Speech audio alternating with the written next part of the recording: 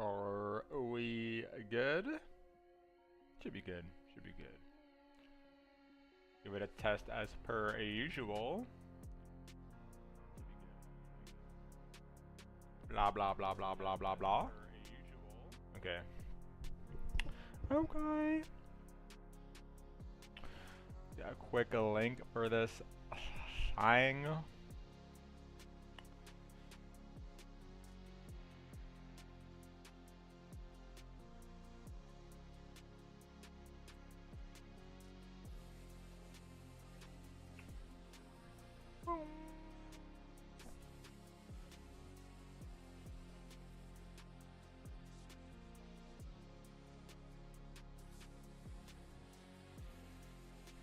Boom, boom, boom.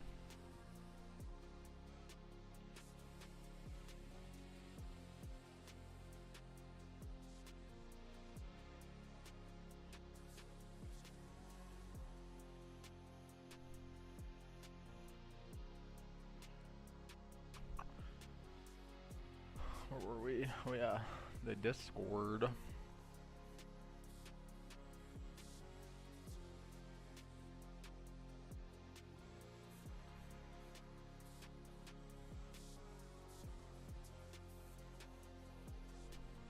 Nice chill day, right? Didn't even look at the charts. Didn't even. I'm just waiting for this alarm and this alarm. I gotta do shit. Also, I shout to anybody that took this trade, right? Bounce to the 7-5, then reclaim the golden pocket. Value yellow and the yellow line, right? Shout to our yellow lines, as per usual.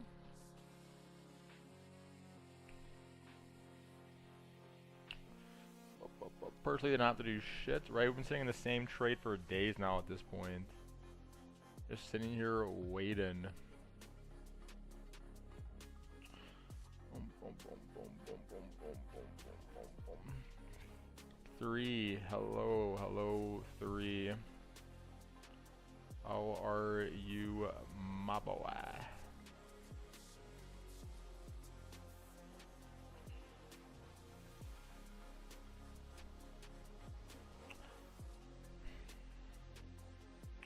Shout out to 3.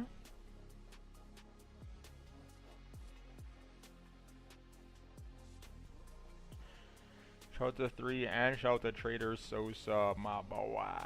My boys. What's up? Nothing. Not a whole lot, really. By the way, if the stream just randomly dies, it's because my house got hit by lightning or something. Supposed to be getting some massive storm. Like, it looks crazy outside already.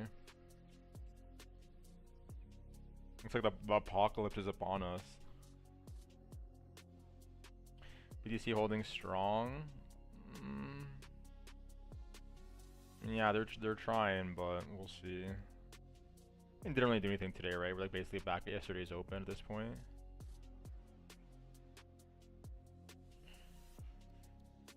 But as expected, right? We talked about this yesterday. Like low volume holiday. Probably not going to see a whole lot. Exactly what happened. Everything went according to plan.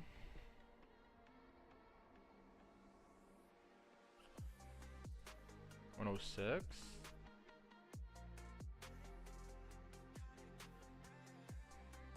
Yeah, I've been waiting to see if that single print gets cleaned up or not.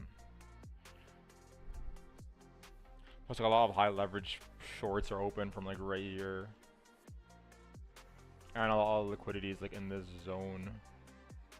Curious if we like come up here and like ding ding or like ding ding. Or maybe both. Some kind of like failed auction forms. Comes into that effect.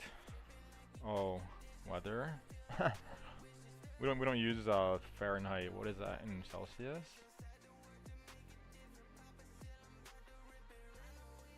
Fahrenheit. How do you even spell that word? God damn it.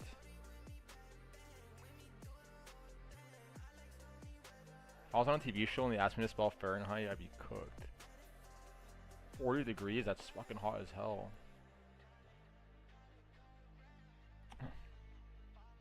That's so hot. Especially if it's like humid, because it's like one thing to be 40 degrees and it's like not humid outside. It's another thing when it is humid. That's like you just feel like you can't even breathe.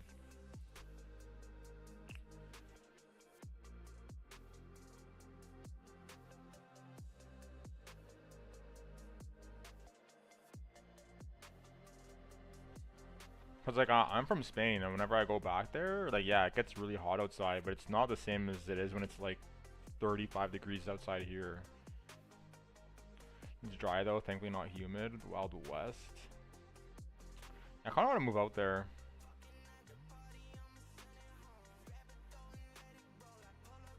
Move to Texas or something. I don't know.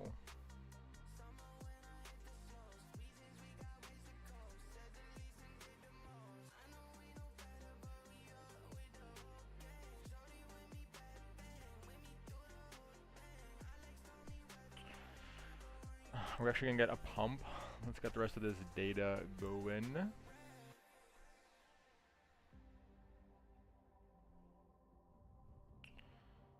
Cali right down the road.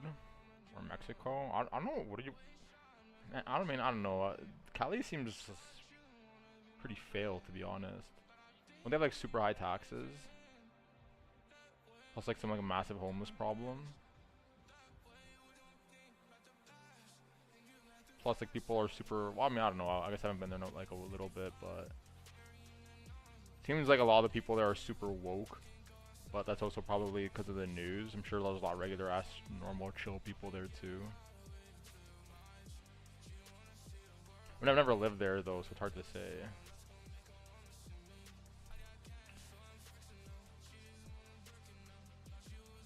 Watching an interview with Elon and Y Combinator. Yeah, there's a bunch of them, like keynotes today on that. It's pretty interesting.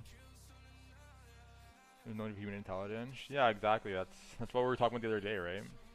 People don't realize like we're fucking, I'm not gonna say doomed, but that's why universal basic income is such a pressing matter.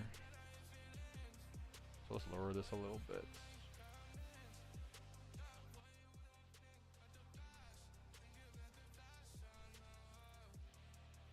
Yeah, people don't realize what's going on, right? Like, I was literally went on a date with somebody like not too long ago, and they're like they're in school to become a graphic artist. I'm like, you should probably like consider doing something different or like pivoting to some extent. And they're like, no, it's gonna be fine. Okay.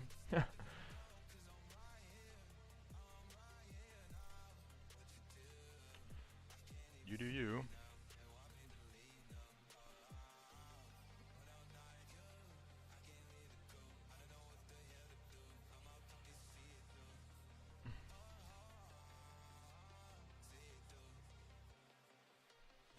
Pretty worrying, honestly. It is pretty worrying because like how are people gonna react to this too, right? I'm sure there's gonna be like a lot of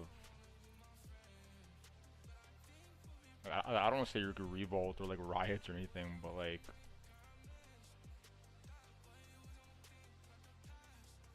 definitely a lot of problems brewing in the future because of this.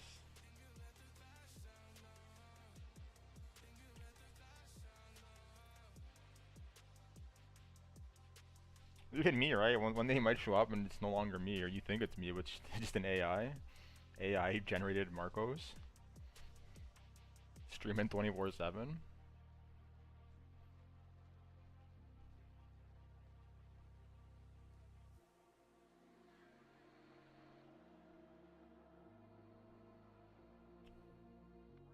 Yeah, I don't know if you ever researched this kind of stuff, but there's a lot of a lot of people that work in AI and tech and know what's coming. Like they are making an effort to like record everything they do and say, so they can literally like, have an AI model of themselves, recording all videos, etc. Like from like their point of view throughout the day. It's pretty crazy. Pretty crazy.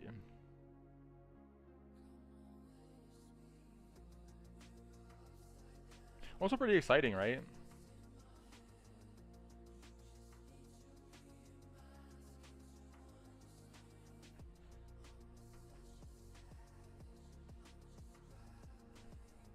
Pretty exciting.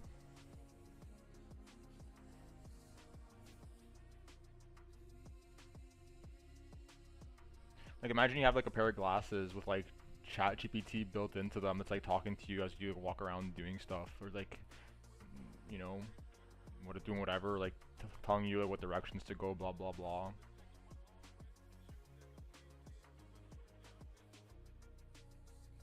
or like augmenting your vision to some capacity.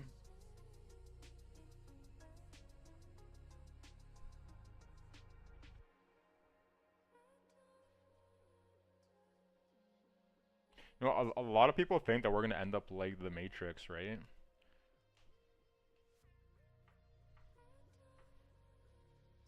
And it kind of makes sense if you think about it. Like, imagine like you're someone that's, I don't know.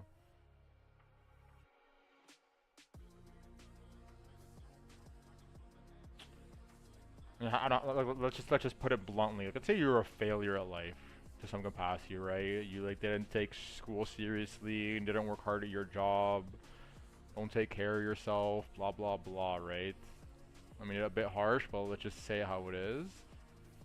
And then you have the option to like continue existing in that state, or you can like plug into some like AR, VR reality where you're like whatever you want to be, right? And there's like interactive AI, like it's a whole world of AI. It's interacting with you in this reality, and you're like whatever, mega rich. That doesn't matter, right? Whatever parameters you want to set for yourself in this fake reality, you can do it. Most people are gonna do that, right?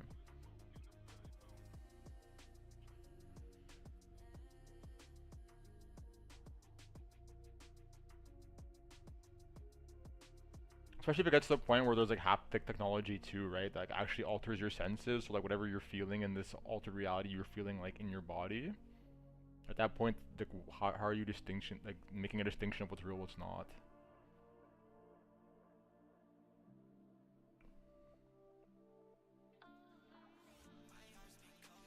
Exciting. I already felt the impact today, guys. I got laid off from my previous job because AI can do it better. Yeah, it's definitely like alarming, right? Like,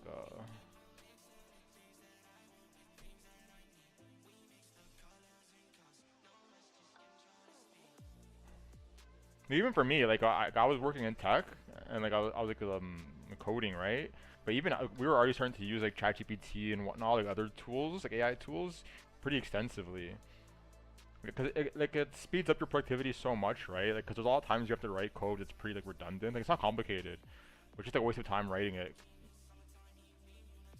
But then eventually the AI would like learn the kind of like things that you repeat often, and like literally you write like you would start to write like the first line of code, and then it would auto generate like 30 fucking lines for you, and then you just look at it and make sure it's right, and then you just press tab, boom, all the things done already, right?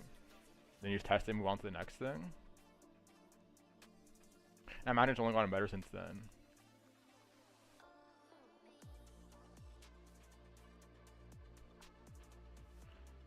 Boom, boom, boom. Neo up, yeah, literally.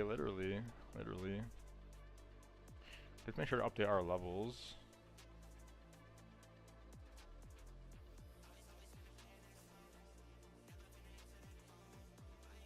And, I don't know, in a weird way, like, is that maybe that's best for society, right? Maybe that's the best thing to happen. Because a lot of people cannot cope with the reality. So maybe it's better that it exists the way it's starting to go.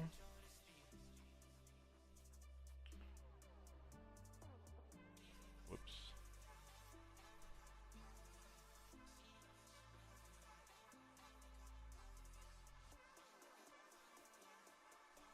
And we might get killed off. For all we know, we might be getting killed, right?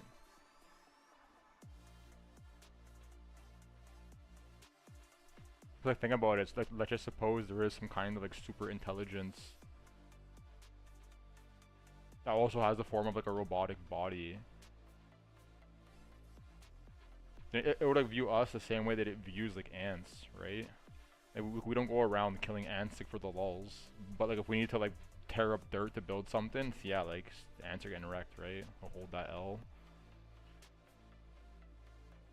So like let's say they need to build a bunch of servers to like support whatever they're trying to do. And they just have to like remove buildings from the planet to do it. Or maybe they need to get rid of the oxygen so it stops like metal from rusting.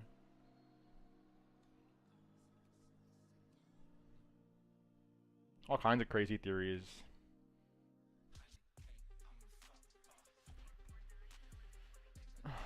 Matrix or Terminator first? I don't, what happens? What happens in Terminator? I don't even know. I don't remember. what's like the plot of this?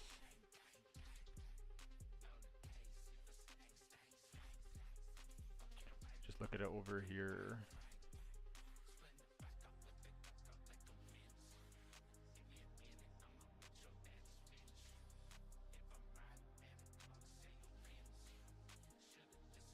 Intelligent machines wage war on humanity.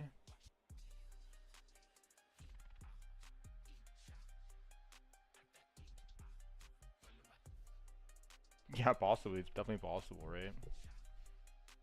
It's a pretty interesting book on it. It's called Life 3.0.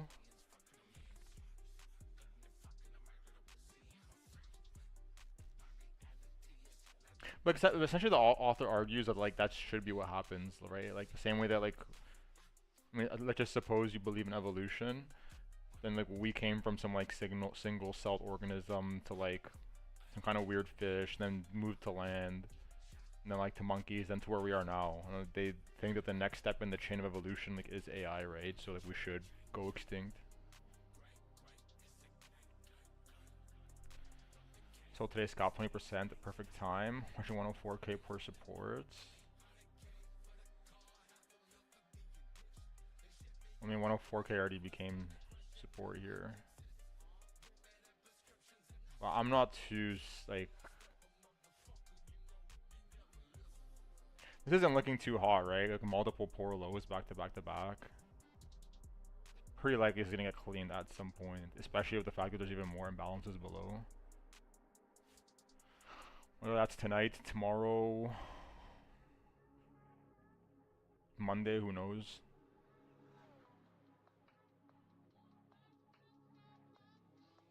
A lot of poor highs too, right? Both sides of this are unfinished. If you gotta watch those movies, they're mega fire. I probably will at some point if I'm like dating somebody and they want to watch a movie, sure. I just don't really watch TV or movies like on my own time. Strictly a dating activity. Leave it written down though as a throwback. I'm pretty sure I've seen like the older ones. It's just like it's been so long I don't even remember.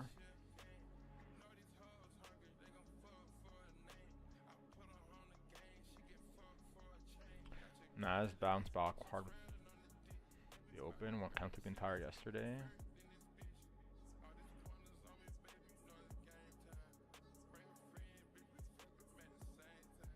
Yeah. And what happens tomorrow, right? Today was like kind of a nothing burger. I wouldn't be surprised if tomorrow is relatively quiet too. I'm sure a lot of people like went on holiday for like the whole weekend, right? They took Friday off, so like they're not here today, not here tomorrow.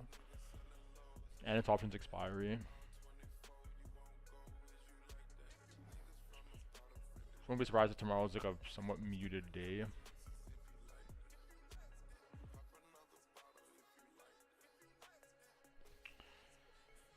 But we'll see, right? We'll see as per usual.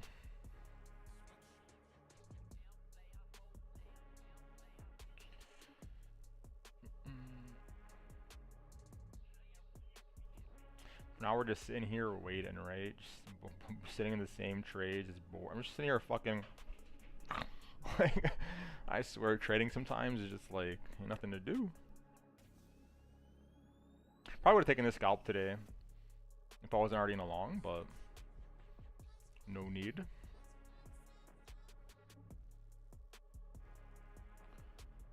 No need.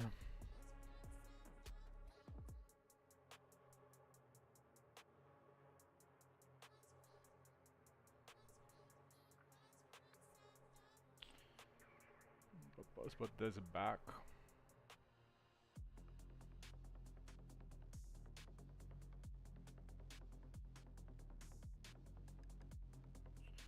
Boom, boom, boom, boom, boom, boom, boom.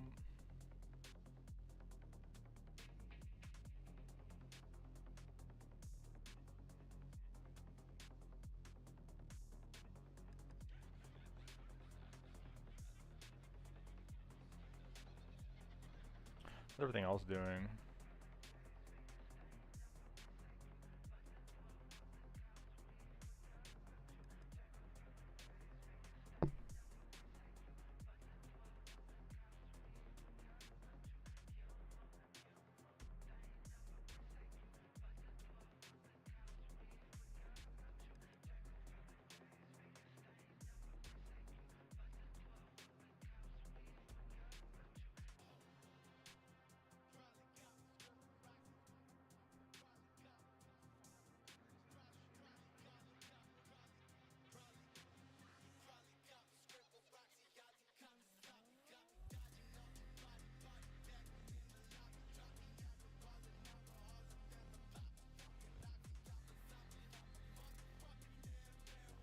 Also, did you guys see that news about like all the passwords that got hacked? That's pretty crazy. I'm curious what the background story behind that is.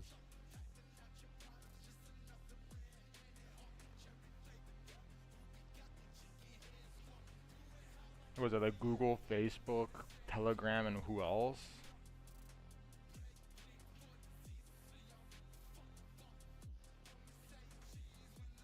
Apple.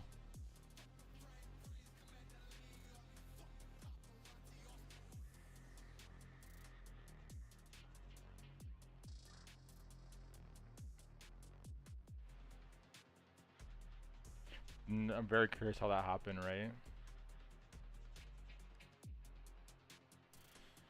Do you see Mess videos answer on Say? No. No, I didn't. Was it interesting?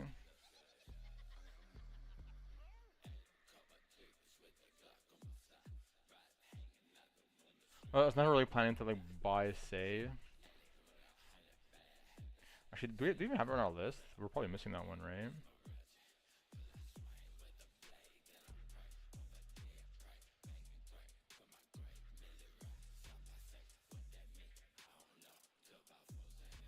I've just been doing anyways.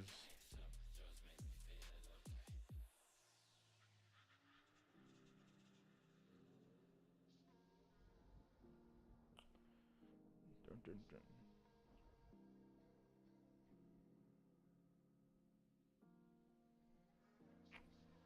Interesting.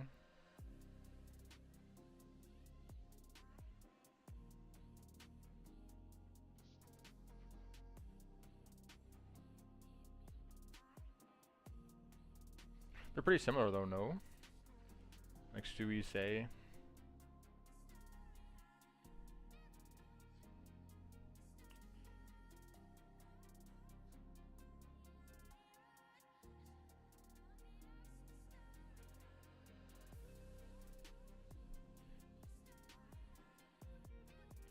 Say beat Sui in his analysis. Got some upside for this token. Yeah, the thing I don't like about like those kind of videos he makes though is he kind of like really underestimates like mindshare, right? At the end of the day, most people that are trading crypto don't give a fuck about like TPS and network throughput and stuff like that. It's a bunch of like mid 20-year-old people that just are simply trying to juice on their trades.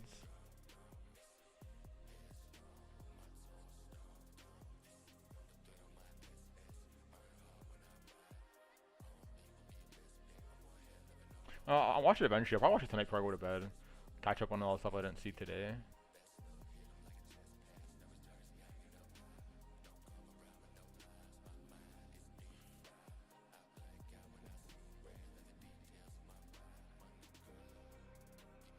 Well, I haven't heard a whole lot going on in Say in terms of like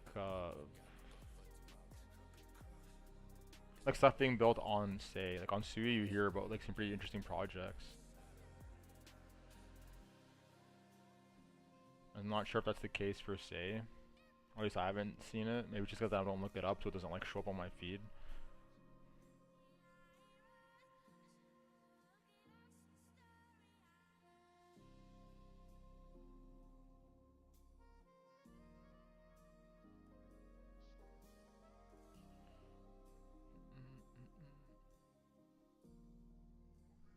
What's the other one? Isn't there like another one? Isn't like what is it?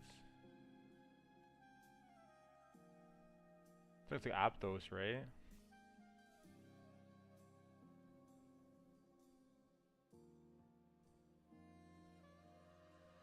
Yeah.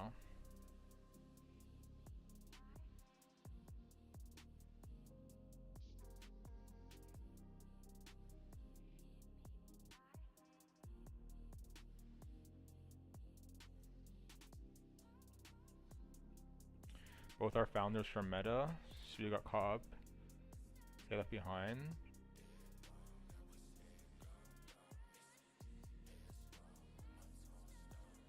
Yeah, possibly. The thing is, I don't know about enough about Say to like really say what's going on over there. I can definitely say in terms of like mindshare, Sui definitely has the upper hand, right? I thought it's important if you're like a founder for one of these projects to try and get like interviews and whatnot out there.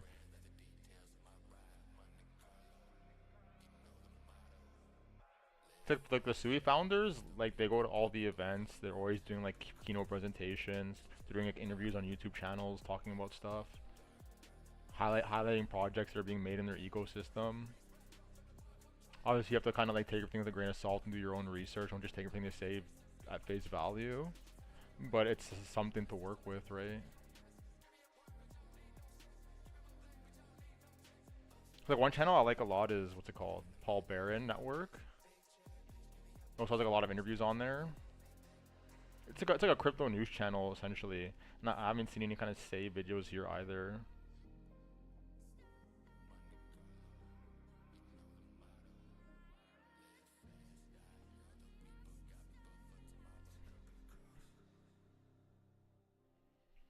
The only useful blockchain for me which I'm currently using is Helium Network. I'm using it as my carrier for the past 1 year. It's great. Yeah, Helium's pretty cool. I have like a some spot of that. Oh, the chart nuked the other day whenever they announced on like that they were delisting the partner token on Coinbase. I think it nuked.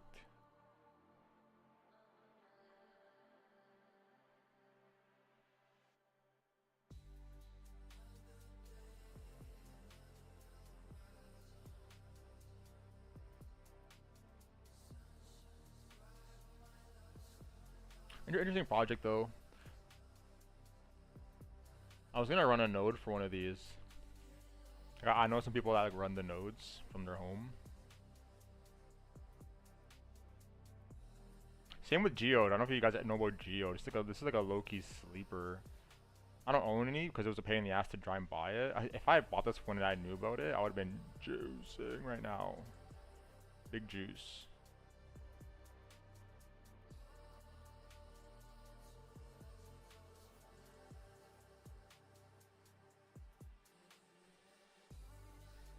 It's the same kind of idea. It's like a DePIN network, but it's for like farming equipment and whatnot. Like essentially, like what they do is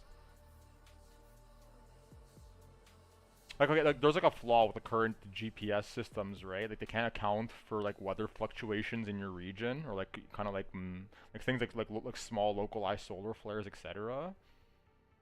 So like this network like works in tandem with GPS systems to provide like super accurate conditions for things like devices to work in that region. And they actually have like a lot of like traction business wise, right? It's like actual business making money. And also like a niche that no one else is doing in their industry. There's a pretty cool paper by Van Eck on this if you want to read it. I knew about this thing at way back, but it was also only on Polygon. And trying to buy it, I was like, man, fuck this shit. It's like bridge here, swap this, bridge back to there. I'm like, yeah, I'm not doing that. Don't care that much. Do not care that much.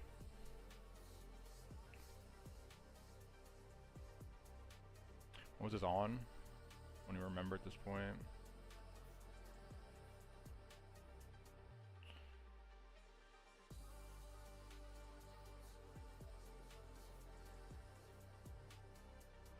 We'll just close it. Fuck it. Helium is pretty cool though, and they have pretty big partnerships too, right? Aren't they partnered with like T-Mobile and whatnot? They do like a lot of network offloading.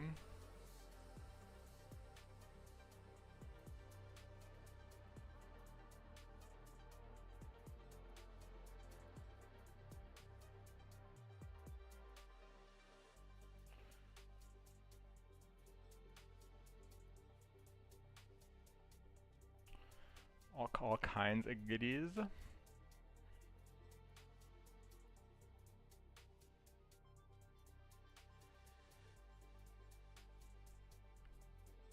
Oh yeah, whoops.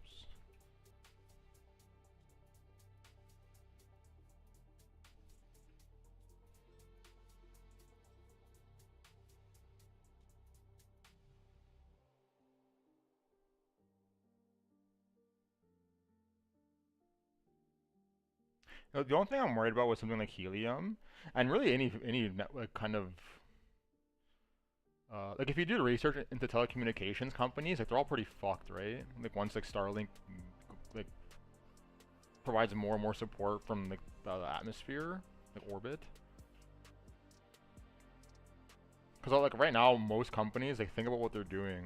Like if you're in some like like suburban slash rural region in the U.S. or like in Africa or in Europe, you have to like walk out there, bring a bunch of massive telephone lines and poles, and build all this like ridiculous fucking expensive, labor-intensive infrastructure. And Starlink's like lol bet, use our satellite service.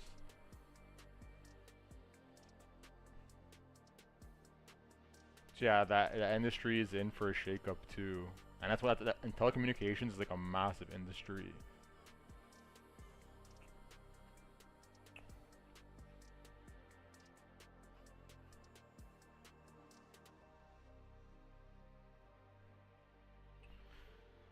Bum, bum, bum, bum, bum. So yeah, that makes me a little paranoid for anything like Helium or any telecommunications company, like even Canada, like Bell, Rogers, etc. It's gonna be pretty hard to compete with that.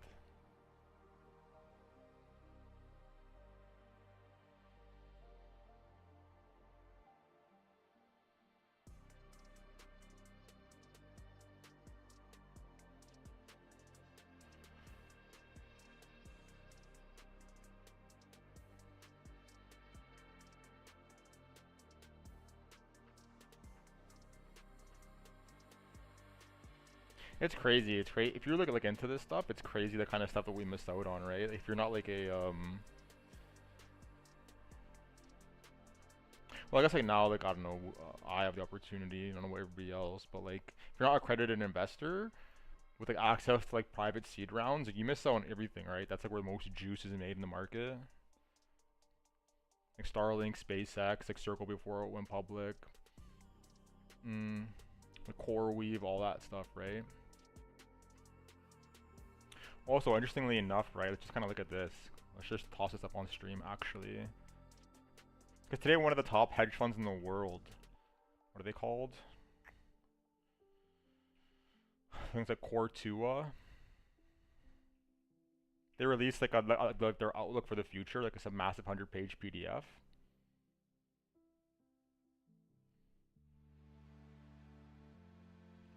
And by 2030, they left out Google and Apple from the top 40 tech companies. Pretty crazy, right? Pretty crazy outlook.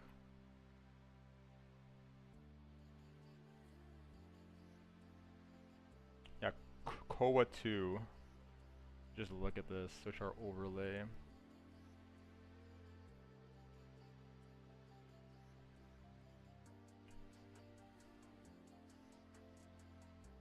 Free juice, right? Free juice. Guys, this is why the internet's amazing, right? 20 years ago, you couldn't get this.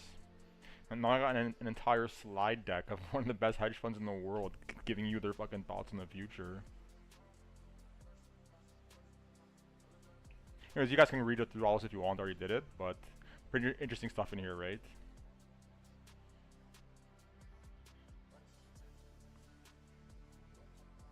This is the link.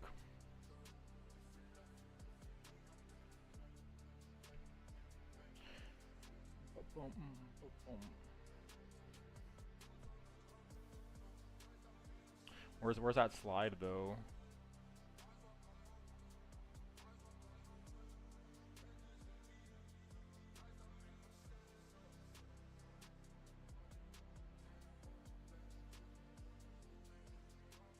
Yeah. They got Bitcoin at 3.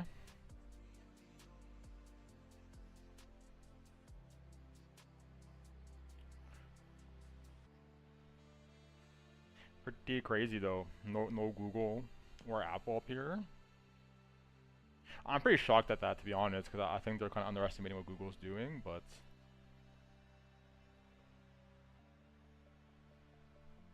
I don't know about Apple. Apple definitely seems a little more suspicious, but I'm sure they'll figure it out eventually too.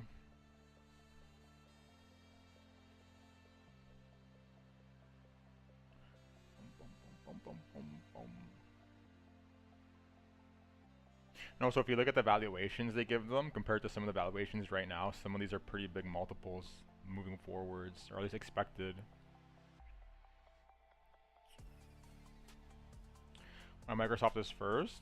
Because Microsoft is just insane. What do you mean?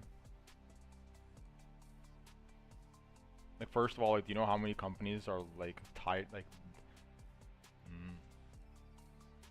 imagine you like a lot of these companies on this list are using Microsoft products, right? And they've been using it since their inception. So if you wanted to unwind and do your own, like, you have to redo your whole company, right? And that's the case for a shit ton of companies on planet Earth. A shit ton. And not only that, but like whenever Microsoft has a competitor, they're like, lol, okay, we're just gonna buy you out, right? So like they're like absorb all their competition. And they have like a shit ton of data, right? Data is king.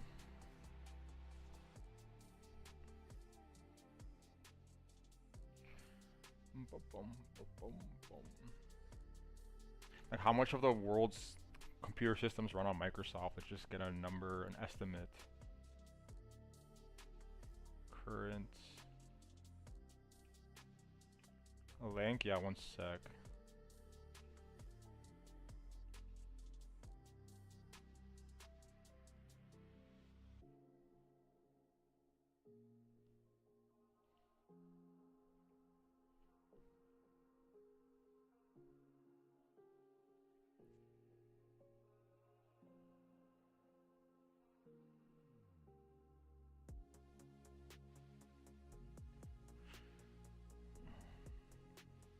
When 70% of computers, and this is estimates, I don't know if this is exact. It's estimated 70% of computers in the world, in terms of desktops and laptops, use Windows. For phones, tablets, etc., 25%. And then for servers, 40%.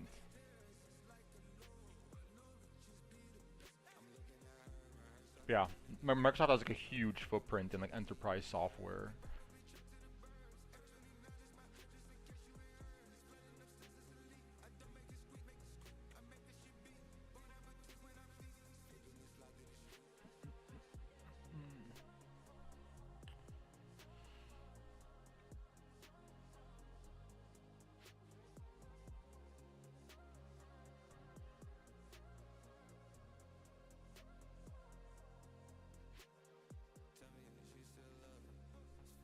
Also, pretty cool interview with the CEO of Google on, what's his name's channel? Lex Friedman.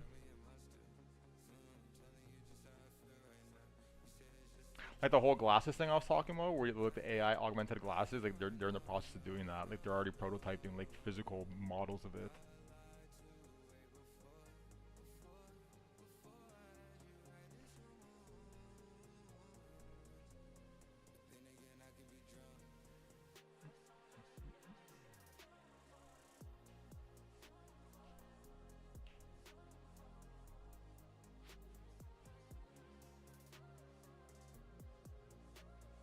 Who else does stuff like this? Like Ark Invest also gives out like PDFs and kind of their thoughts in the future and like data they've collected.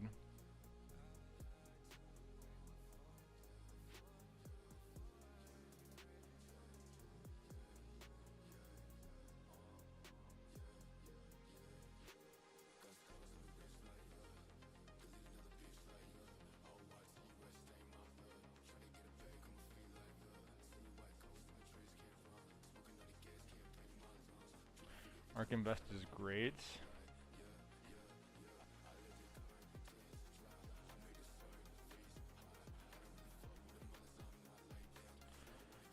And what's it called? Yeah, it's called like Ark Invest Big Ideas.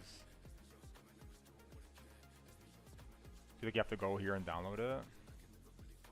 Like they do one every single year.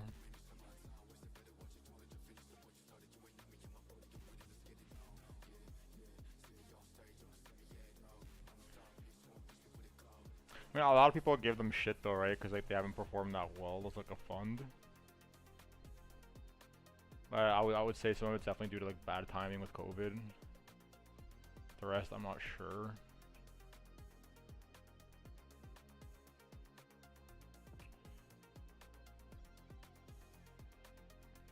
Also, they offer some like certain ETFs that give you exposure to like SpaceX and whatnot, right? If you want to have that kind of exposure, because you can't like buy on the open market.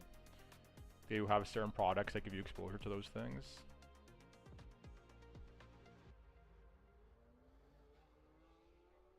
Because if it was up to me, I'd be trying to juice, right? Like Neuralink, like Starlink, all that stuff.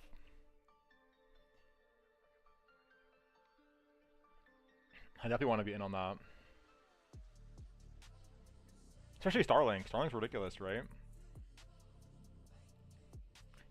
The internet anywhere in the world, on planes, and even the most remote of locations, and it's like high quality, high speed.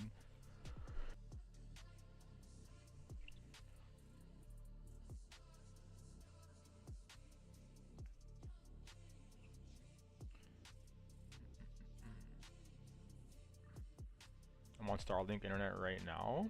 Really? Interesting. Like, did you get that because there was no internet in your area and that was the only option, or like how did you end up with them? It's where I live. It's well needed because in Canada it's ridiculous. We have the highest internet and phone plans like in the world basically because there's two companies that have like a monopoly on everything, and the government supports them. So it's like you don't have a fucking choice. Like they don't allow competition to come into the country.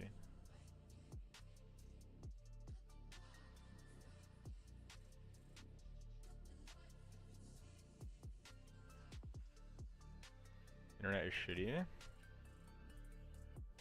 That's pretty cool. How does it work? You have to have some kind of like receiver, right? From my understanding.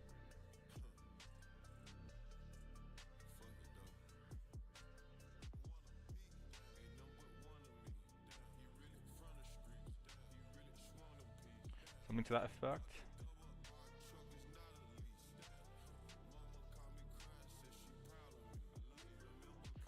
When we're riding at the dunes. That sounds pretty sick.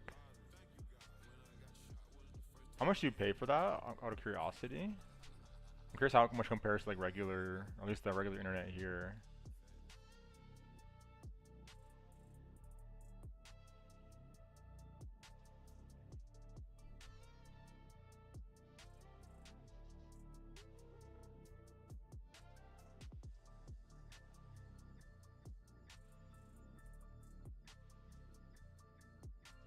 Okay, so it's the same, if not better, actually. 150 a month, 200. Yeah, it's like what I do. Well, I guess yours is a bit more because that's like US dollars. Whatever, good enough. Whatever. Now, I'd imagine there's probably cheaper alternatives, but at the same time, like, whatever. That's why we juice on these trades, right? Fuck internet bill, pay whatever. Put some gold fiber optic lines in my house, a bitch.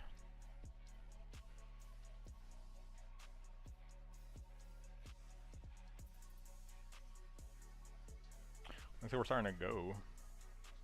Okay, okay. I shouldn't clean these highs, or what? We tried so many times yesterday. Got rejected every time.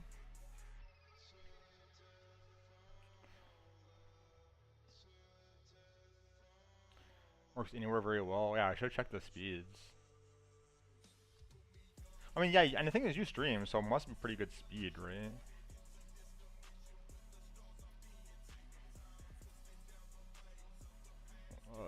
Speed.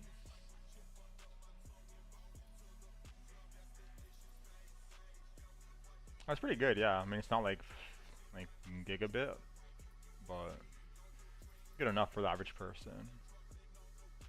Come to Arizona so we can load you up with some big ass guns. Yeah, nothing gonna go. Oh, you probably getting shit, wouldn't you? Like, let's say we were like driving around strapped, and the police pulled us over, and I had one on me. Like, I'm not sure how your laws work there. I guess not, right? I guess you can just say I was just holding it, whatever.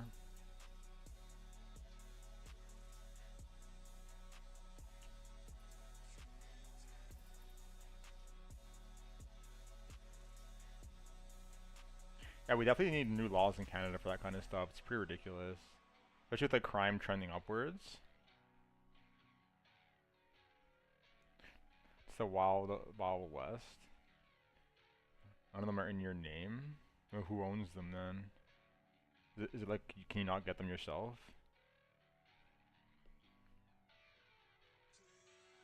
Like here recently, what happened? It happened like this week, I believe it was. But there was some guy in his car, and he had a gun. I'm not sure if it was legal or not. But regardless, they tried to carjack this guy. 4 people got hopped out on his ass, masked up, ready to fucking loot his shit. And this guy got out of his car and started popping off rounds in the air. They didn't even shoot at them. And he's the one getting in shit, not the people robbing him.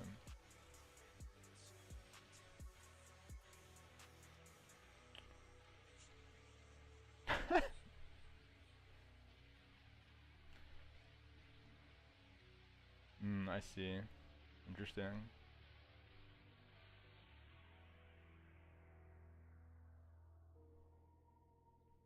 I feel like at the same time it would be pretty alarming though, right? Like in my head I think to myself like, yeah, it'd be nice to have a gun to like defend myself, but at the same time, like knowing how many idiots are out there in the world, maybe it's best to have it the way we have it here. I wouldn't be surprised if you're like out in like a bar one night and you like bump into someone by accident and they just fucking shoot you, right? Just some dumb shit like that. Some absolute idiots.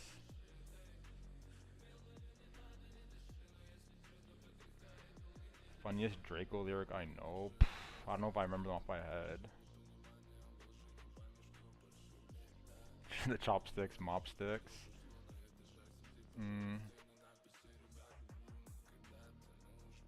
I don't know if there's any lyrics specifically.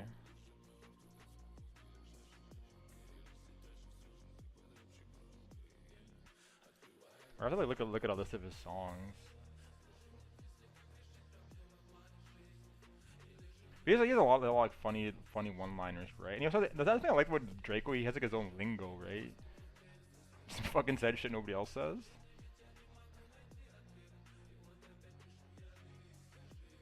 Damn, Draco, that was just a shame, man. Feels bad.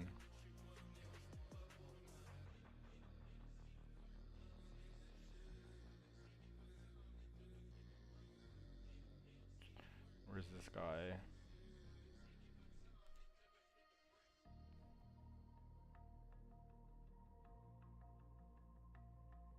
Oh, whenever he talks about the Nina fucking everybody, put the coochie on him. That was a pretty funny one.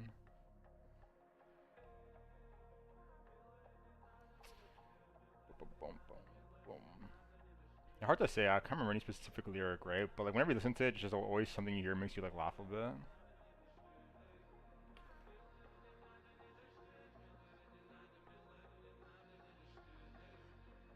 Mr. Foreign Whip Grasher. Cold Devil with the chinchilla on.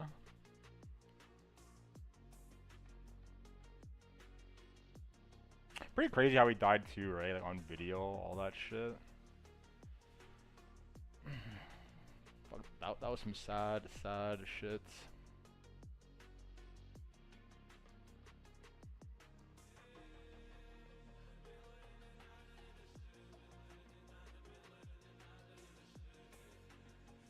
Blue Pesos is like pretty similar to Draco, but it's just not the same, right? It's not quite the same.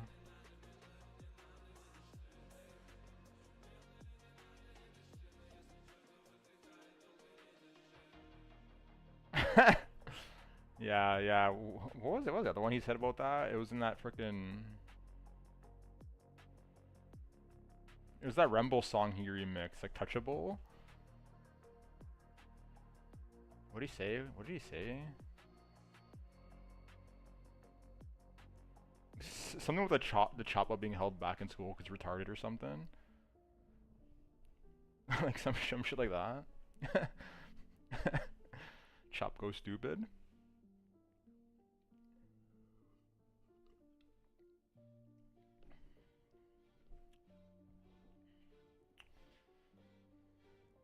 Yeah, Remble, I don't know. That guy never like. I like Remble a lot. That one mixtape he has is pretty freaking good. But he never makes music. That guy, like, I feel like he drops like an album and just disappears for like 2 years, and then he comes back randomly and drops like one song and disappears again. Don't know what's up with that.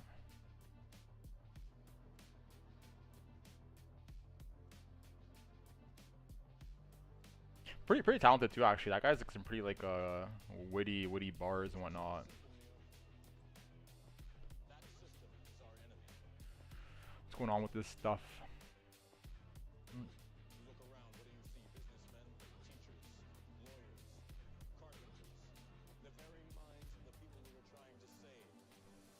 Well, so I was surprised we didn't see more of like a news response to the whole like Iran thing. Like, they freaking they blew up a missile at like a hospital.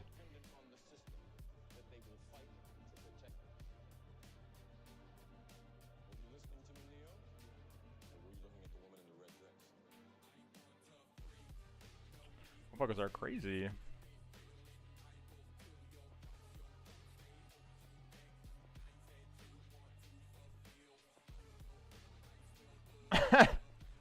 Yeah, it's funny when he says box the chop, right? You ever listen to any of the EBK?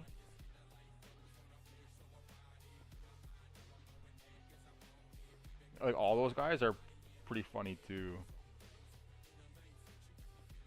Even like half of them are dead at this point.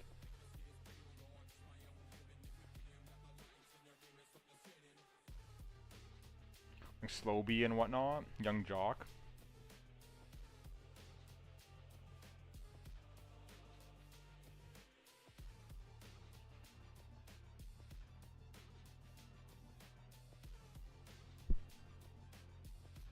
You guys have any questions about this trading stuff, or do you want to just sit around and just yap the rest of the night, right? Ain't really a whole lot to talk about. Plans haven't changed for a while. If anyone doesn't know what they're looking at, let me know, right? We'll get you sorted.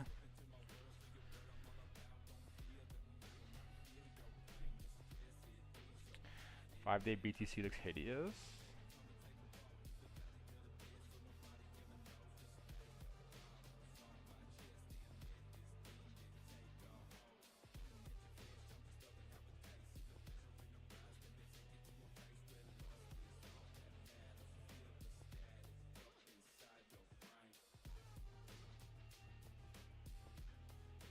Yeah, definitely not looking too hot. You know, I mean, whatever. It's, at the end of the day, it's like we all have like our own biases and whatnot. But me personally, I've been under the impression for some time now that we're definitely going sub 100k, right? They're gonna at least try the move down here. So far, it's looking like in the lower time frames.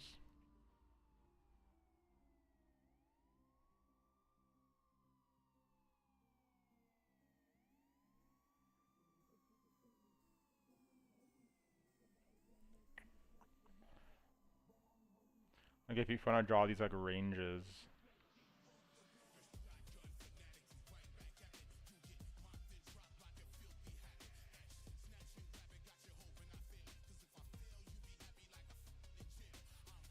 Like just getting lower and lower, right?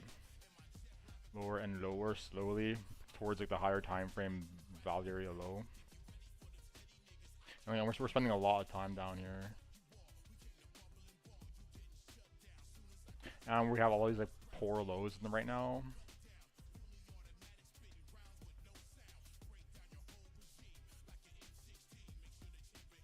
Pretty sure we're gonna make the move down, but whatever, until we actually go there, we'll see.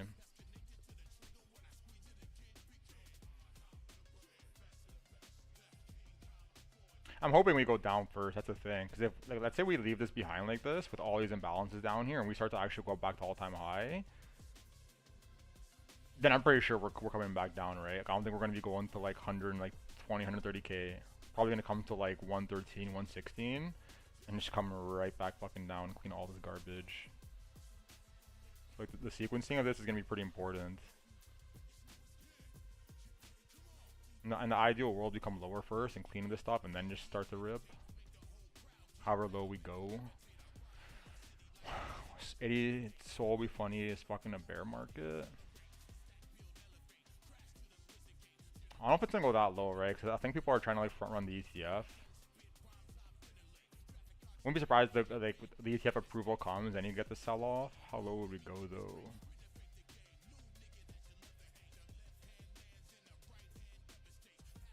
It's not the right chart.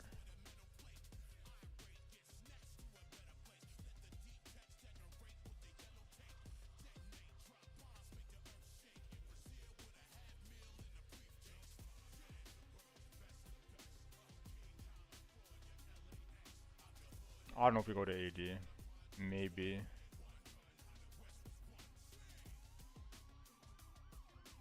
I think that's like somewhere in this zone. The math looking like. Yeah.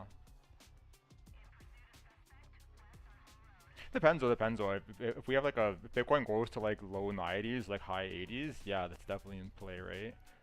Some kind of massive like liquidation cascade into the zone.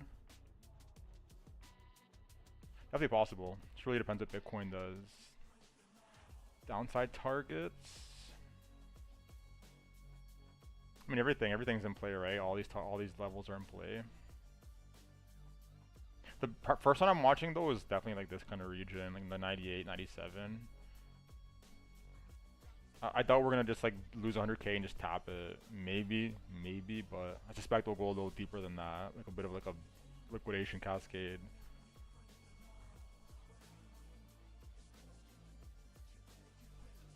But everything's in play, right? Everything is definitely in play. Depends what the data looks like when we get down there. You're a spot holder? Yeah, definitely a spot holder. Definitely a spot holder. Like I have like a pretty mixed up spot bag though. Because the way I did it was like this. I did like large market cap, and then like medium, and then like low. And here I put like 70% of my money, if not more. I don't remember the exact ratio at this point. And this was like 20 to 25, and then the remainder was like in this, like the shit coins.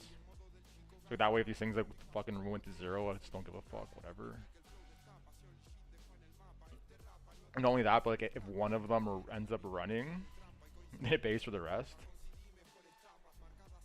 But I've shaved on a lot of these though. Like as if we make the moves up, I've been like I'm just holding spot without ever shaving on them. Taking profit on a lot of these before we got the dumps. I don't use Solm BTC mostly. Yeah, like my big three, it's mostly that, and like Chainlink. I have a lot of Chainlink.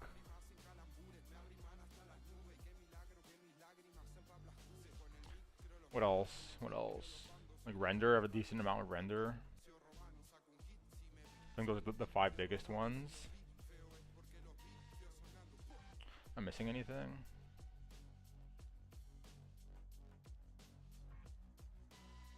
Yeah, it's mostly it.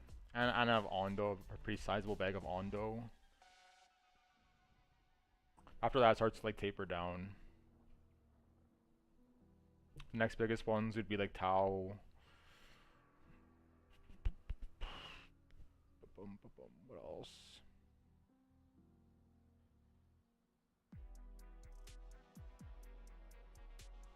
Yeah, like Tau, AOs, like AVAX, stuff like that. That's like the medium level. No butt sex. Is that even a coin? Is that actually a coin?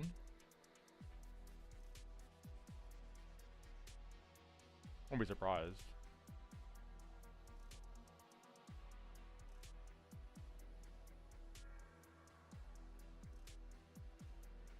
How's the other one doing? What's that one everyone always talks about? Oh yeah, this thing. Pretty strong. Is that on our list?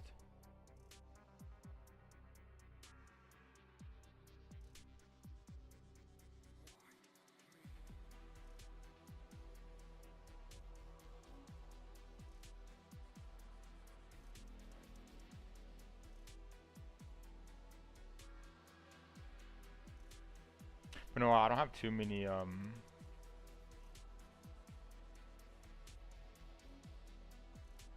like meme coins. I have like Pepe, I have Doge, and I have Whiff. I think that's it.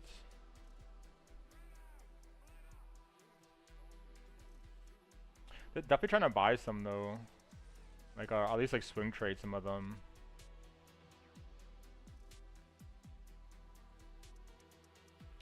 SPX coin, really? You ever heard of that one? That's like the...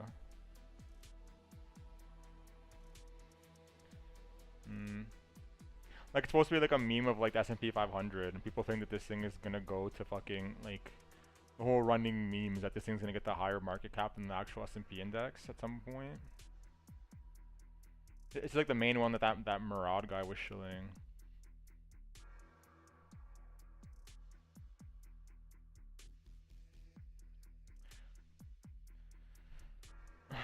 Brett. Yeah, Brett, that must be pretty big still. I thought that was like one of the biggest ones on base. How's that been doing? Not terrible, right? That we got like the sign of life.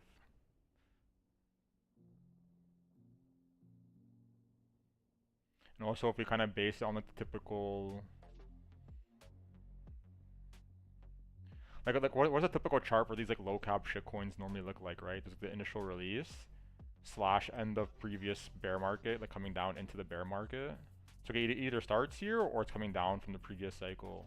And then it kind of just like nukes, puts in some like accumulation base, like runs the fuck up, and comes back down, like nukes lower, and then puts like in another accumulation base, and then like does the initial pump, and like retests its base and goes. So in terms of like this structure, this chart's kind of following that, right? More or less.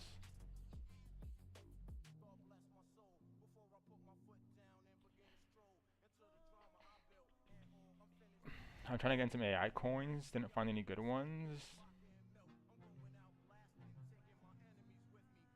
Tau has a lot of mindshare still. Tau definitely has like a lot of mindshare going on. And also like not only just like in terms of crypto, there's actually a lot of like like serious investors who like believe in the future of Tau, right? Like they're talking about Bitensor at like Google keynote speeches and whatnot.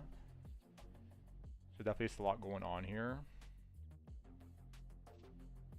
But in terms of other AI coins, I haven't keeping up too much with them.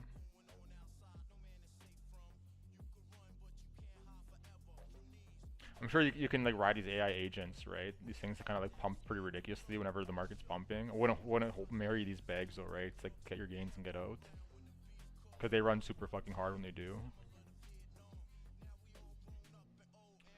Popcat. Yeah, I've been watching Popcat. Popcats. Where's that thing? Yeah, because like, they're all like in that same kind of structure, right? Like putting like a new accumulation base and then like did the one pump, and if Bitcoin starts to break all-time highs, these things are all gonna start to fly, right? Fly hard. And with like this Mudang garbage. Other ones we have on here.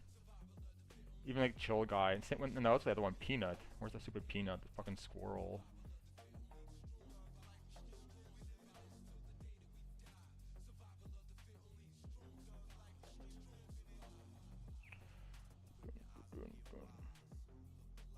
But I'm sure there's more. I'm not like in the meme coin trenches by any means. So I'm not like too in tune to what's going on. But I imagine there's some like other like ones that are running right now. There's always something trending, right? Cause it's always just like everybody on Twitter got their supply early and they're all shilling whatever bag is trending at the time.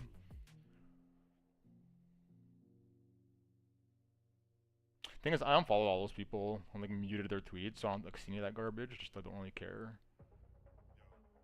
Also, Trump coin, right? Let's not forget about this. It definitely has a place somewhere.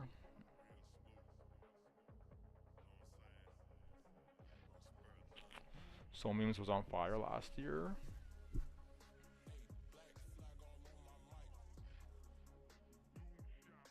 Yeah, I mean they were recently too, right? All these things like pumped pretty recently. Like let's just think about it. Like off the lows, just did 300%. Off the lows, just did what? 400%. 300. Well, Nero's not like a soul one, but also pumped. 1000% on this thing.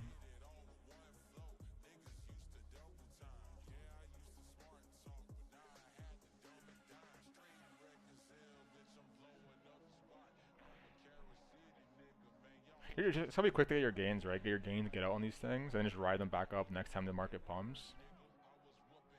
Also good to short, right? These things are good to short whenever like Bitcoin's nuking. AVAX setting up accumulation looks like.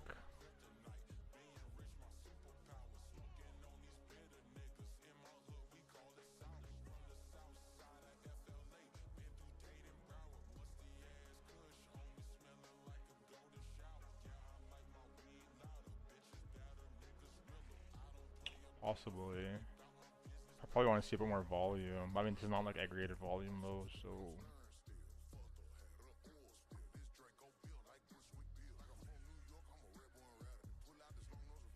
But it is, I mean, whatever, if you want to go with the kind of this kind of shit, it is kind of making like a wedge low key. The thing is, like, AVAX actually has like some like legit use cases going on. A lot of companies use AVAX because like they provide like subnets, so essentially like a closed blockchain for whatever like you need it for. Pretty easy to build on. Don't know enough about their usage metrics though.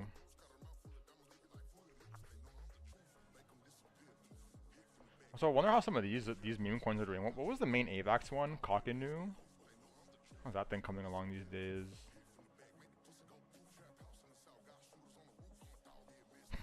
Basically nothing. Rejection on 15-minute BTC.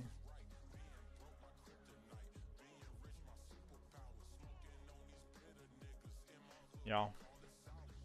Not looking too hot. I don't know if we're gonna go lower tomorrow. Whatever, assuming we go lower. I don't know if it's gonna be tomorrow or Monday. Cause we might get like a scam pump on the weekend to like stop everybody out and then do it.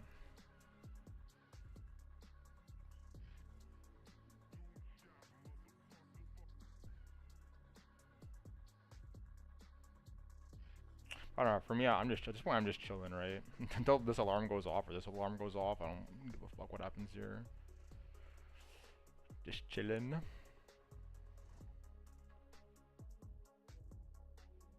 Speaking of the weekend.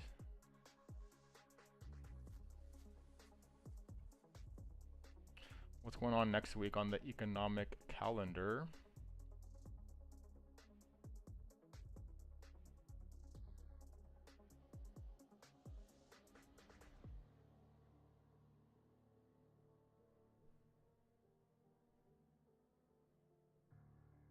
Interesting. Fed Chair Powell testifies on what?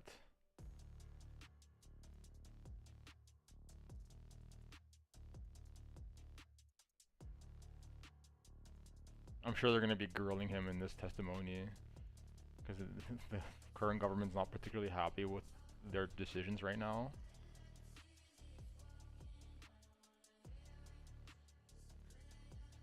Unemployment on Thursday, final GDP as well.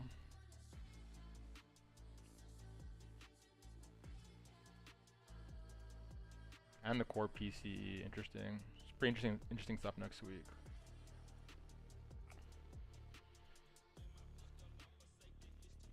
Weekend might see some action. Hopefully. We'll see though, because it's like, I don't know, it's I imagine most people are going to be enjoying their long weekend, right?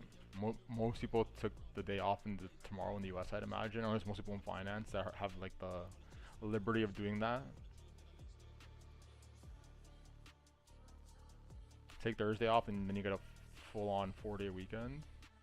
Go wherever. Go chill in the Hamptons.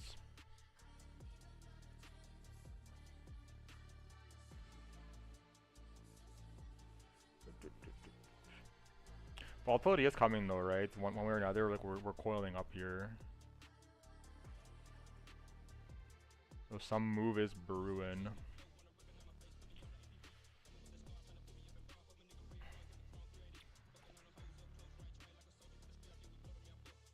Volatility is dropping off. Next step is expansion.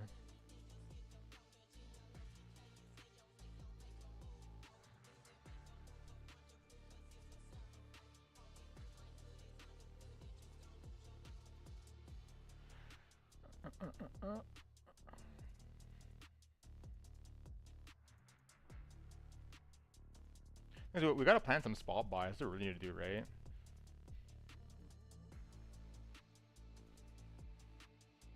I plan out some spot buys. Assuming Bitcoin, we could do like that dump. Load up some spot bags.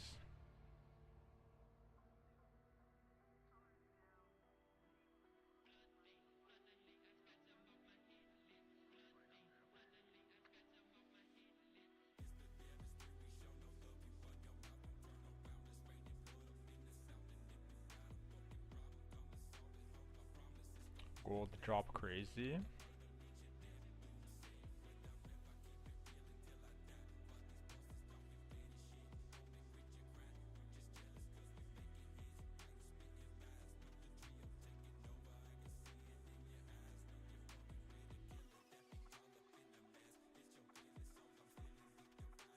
Not really. It's pretty similar to Bitcoin was last year, actually, right? If you look at it, it's pretty similar. Like, not like one for like look at fractals, but it is a pretty similar structure right now.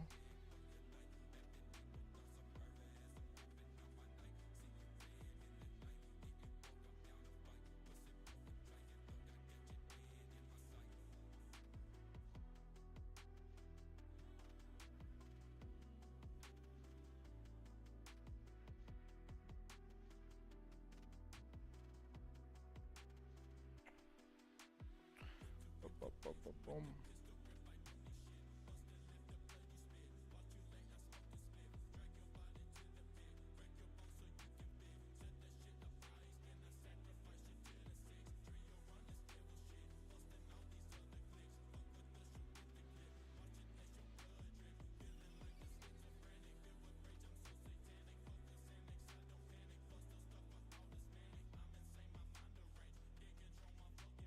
Curious to see how this resolves though, for sure.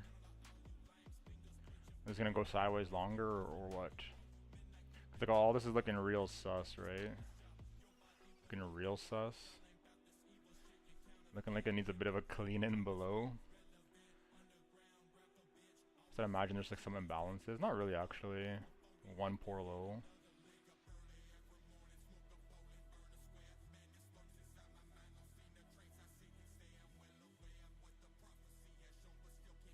Wouldn't be surprised if it came down here just naked point of control.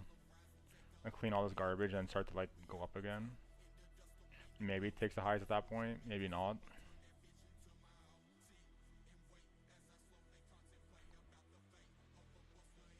Cause like, it made a pretty aggressive run up, right? Like a pretty like high time frame move. If you looked at like all the higher time frame data.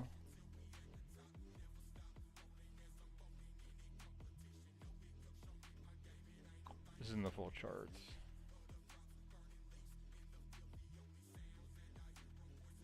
Like if you kind of look at this, like that's why I have this line here, right? It's pretty like if you go back and look at the oscillator whenever it gets this high, it's pretty fucking rare it doesn't sell off for like some sustained time afterwards. So like not wouldn't be surprised at all for something like this to happen, right? Like to kind of digest the move for a little bit, and then do another leg up if it's gonna make one. I don't know. Seems like it will be making that another move up at some point, but when that is, I don't know.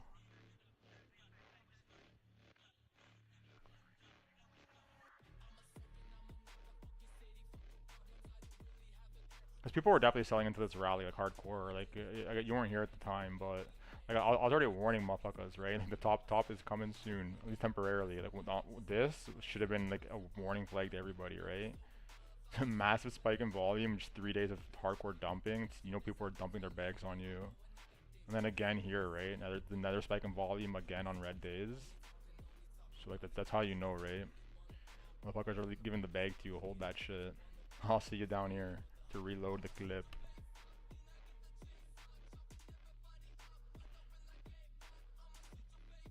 And you're still seeing signs of it on the lower time frames. Makes sense, right? Gold has made a pretty aggressive move this like past year and a half, 2 years. We want to secure some of that juice.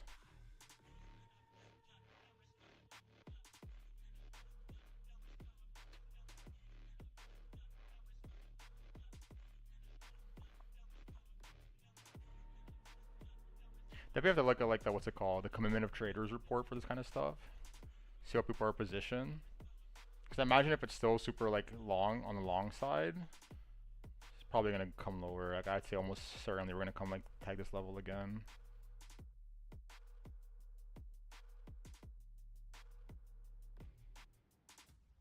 No guarantees though.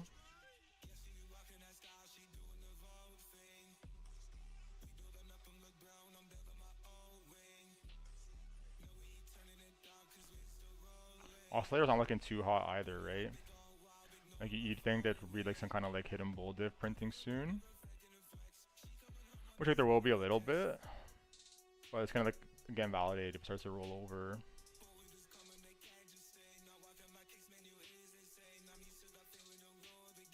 Also depends on what happens in the Middle East, right? If like a full on war breaks out there, who knows what's gonna happen to this thing. Already start sending.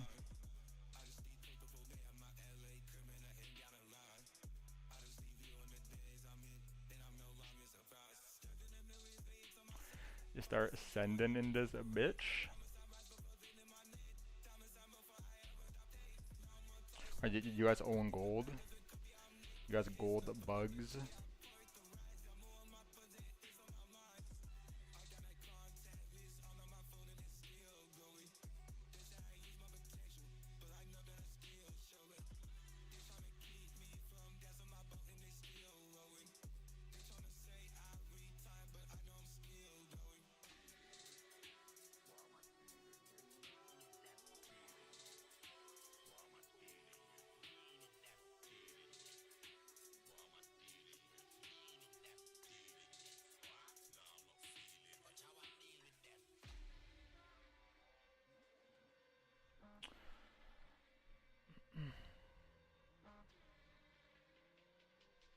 So pretty interesting news coming out of this whole like Iran situation, right? Like clearly they want to blow up these like nuclear facilities. That's like that's like their objective. And now Russia's claiming that they have like employees working in there that they're not gonna leave, blah blah blah. So some political chess games being played.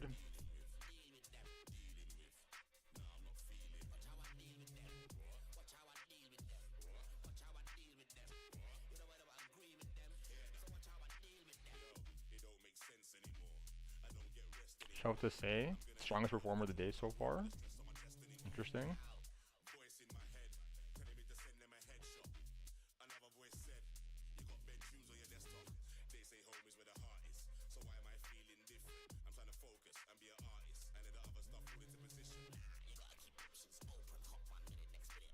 I don't know how much influence that Invest Answers guy has.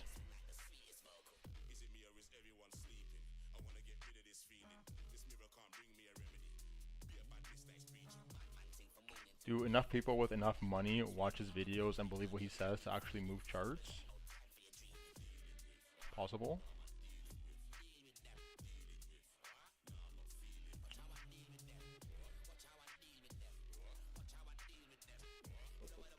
Anyways, I guess I'm gonna snack on real quickly. Back on in like 2-3 minutes. I'm gonna toss some fruit in the bowl, get some more water, and we'll nerd out on something new.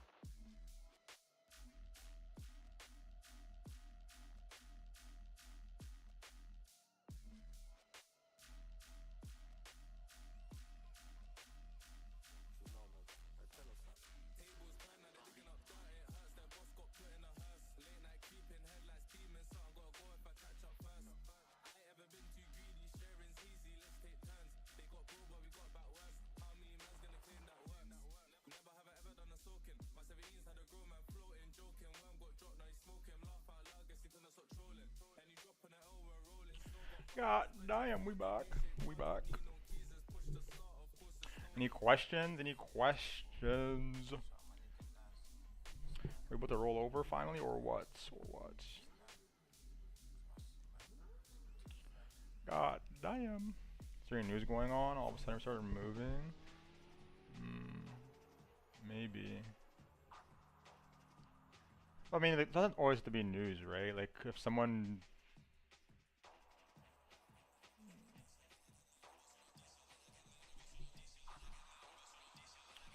Like, if someone just unloads like a clip on SMP, SMP is rolling over and then everything else is rolling over with it. Doesn't only have to be like news related.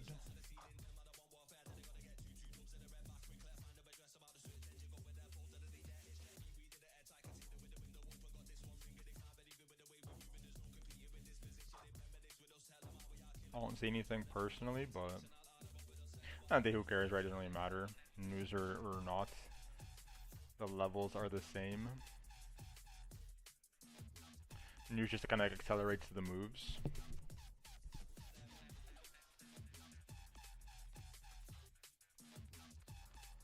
That's why we don't trade the news. It's a bit pointless.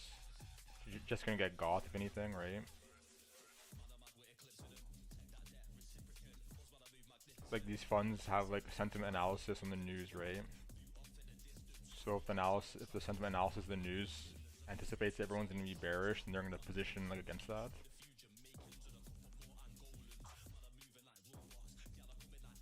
Just kind of gotta stick to the math. Did you ever check out Meet Kevin? No, I followed him. I haven't watched any videos yet though. I should probably follow him on my other account. Cause I like the YouTube. I followed him on the one that I stream on, like this channel, but when I'm on my phone and whatnot, I don't watch YouTube on this one, so I'll probably follow him on the other one. Meet Kevin.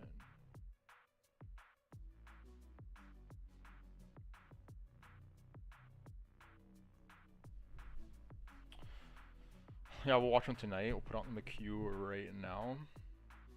Looks familiar. This guy's look familiar though, I will say that.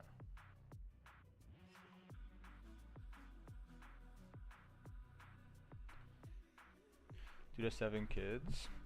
Shout out to him. Yeah, more people need to be having kids though. It's actually like we're having like a demographic crisis is upon us. Especially in places like China. Cause like they limited how many kids you could have for a while, right? To only one kid. And now like their parents are growing old and no one to take care of them, right? One child cannot support both their parents aging.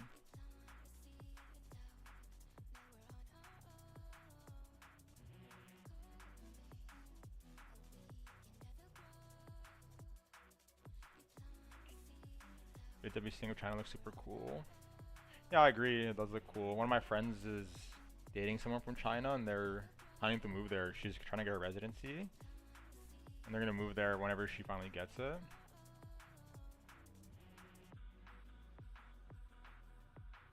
China does look pretty cool and pretty like advanced in many ways too. Never been personally, but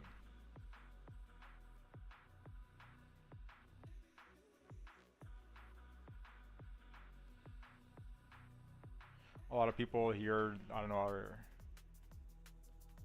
seems like a lot of people in North America are like brainwashed. They think that like China's some kind of like, I don't know.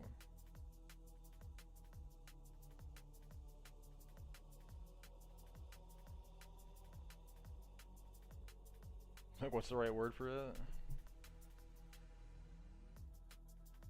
You have like no freedom kind of thing.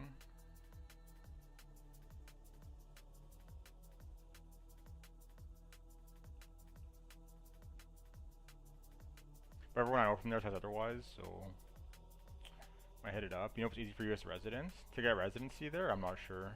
I have no idea what the process is. Like for her specifically, she went to school there for a while. She like earned all of her schooling in China. Like post high school education was done there, so I'm pretty sure it's like part of the factor. I don't know if you can just apply for it randomly.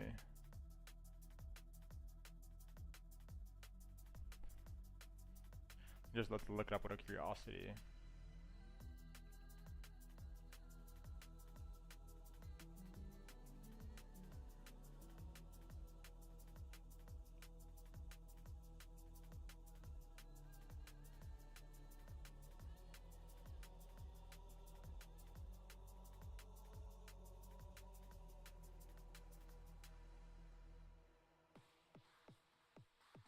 Apparently they're quite selective about permanent residency. They definitely want people that have been there before anything else.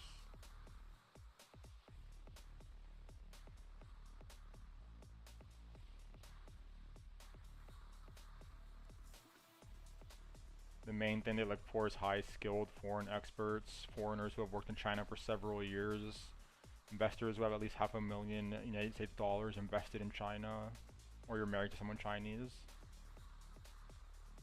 So if you can find you a Chinese baddie, you need a cheat code, right?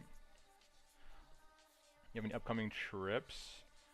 Not really, because I have to do a bunch of shit here, it's the thing. I'm probably gonna go to Turkey pretty soon though. Go to Turkey, get a hair transplant. Kind of look at like all the balloons flying in the air. The thing is, like the house that you see me in, my basement flooded randomly like a month and a half ago. So I have to get like my entire basement redone. And I also had like a tooth break recently from like a poorly done root canal from some brain dead fucking shit dentist. I almost slap the shit out of whenever I see them. But anyways, so you have to get an implant, and that's like some like multi-month procedure that I need to be here to do. Cause I have to do it in like steps. So I'm kind of like held hostage here right now. I'm gonna get some guns from Turkey. You don't have enough already?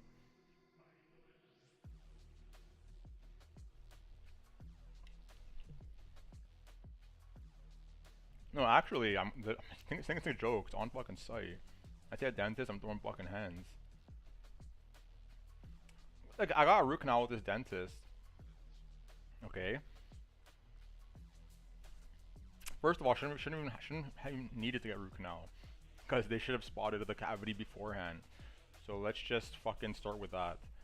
Secondly, I get the root canal done, and I continue seeing this dentist every like 6 months for the regular dentist routine. And this tooth, the crown is starting to show some like black shit right at the border, and I'm like, that's fucking odd. What is that? So I go ask them to inspect the tooth. And they do X-rays and whatnot, and it's fine. Allegedly, it's fine.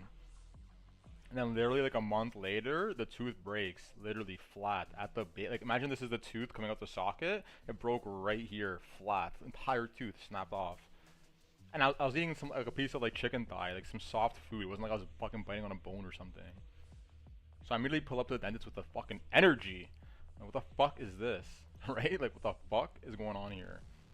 And then they're looking at it and they're like, oh, the root canal wasn't done properly. Like the inside of the tooth was like rotting slowly, becoming more brittle. You have to get a transplant. That was it. And it's not like a complimentary transplant, right? So they're not doing it because they fucked up their work. It's like, by the way, you need to get a transplant. If you want to do it, it's like 5 grand. Not hold that fucking L.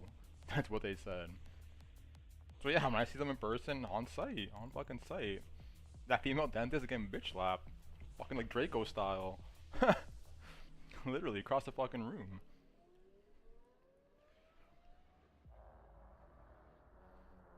It's ridiculous. Because it's not some like joke procedure either, right? Like you have to go, you have to get the base of the tooth removed, then that has to heal. Then they need to put in like the screw portion that the tooth screws into, and that has to heal. And then you have to get the crown in. So this is like a 6-month procedure. It's ridiculous, it's ridiculous. How much does it cost for a transplant in Turkey? It depends where you go. For my research, it seems like 3 to 5 grand depending on where you go. Also, which kind you do. Hard to say though. It's hard to research that stuff. Like I would have gone already if it was so easier to research, but it's not. You have to like hunt these people down on WhatsApp and then message them asking all these questions. If there was just like a website I could go to and sign up and just get it over with, I would have already been there by now. Like I can't be bothered. Like there's so many things in my life that I just can't be bothered to do because I'd rather spend my time learning about trading stuff. Like if I have the choice of sitting on my computer all day looking up hair transplant facilities or like learning something about trading, I'm just gonna do the trading stuff.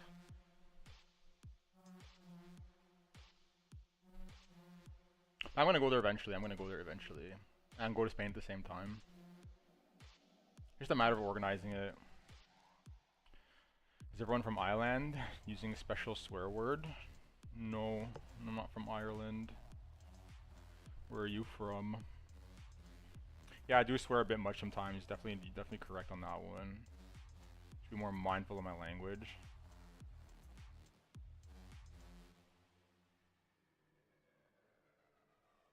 Getting like worse and worse speaking habits. Cause I don't work a job anymore, right? I don't work in any kind of official setting, so now I just say whatever I want. Doesn't matter. Ain't no canceling me either. My own boss. But you are right.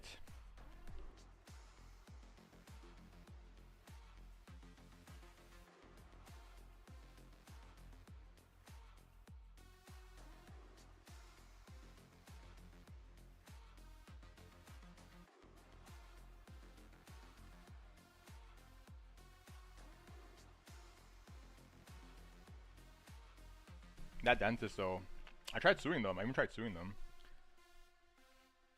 Cause it's not the first time I've had problems with that dentist. Like I've had like fillings that have just like randomly broken and whatnot. But yeah, the lawyer said you couldn't really do anything. Like they're covered against those kind of malpractices.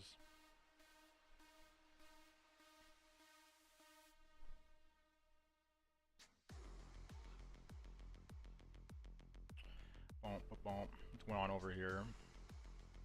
Bouncing right off the valley area, low pixel perfect. Okay, okay. Show to the math.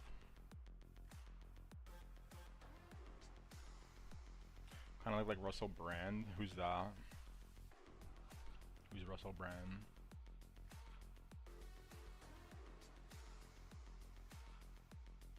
Oh, this comedian guy? No. I could see it though.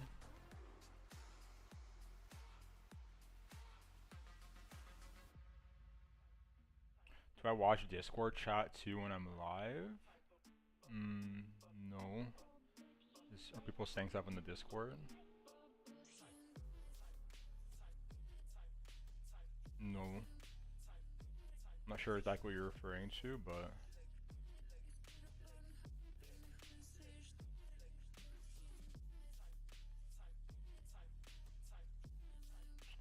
Also brand. Didn't they try and cancel this guy?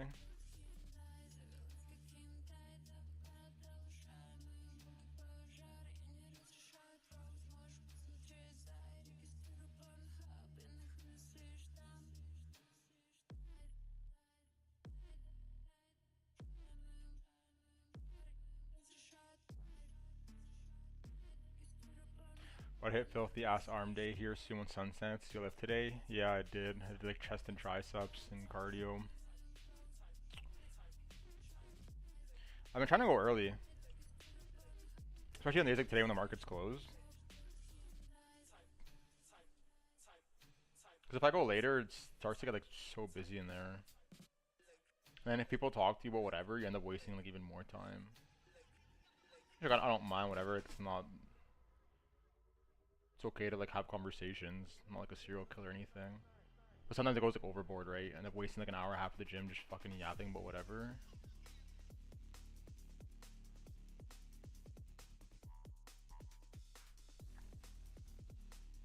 Tries for the guys. Yeah, yeah. Well, it's important, right? If you want your arms to look big, having like the long head of your triceps pretty important. They give your arm a lot of size.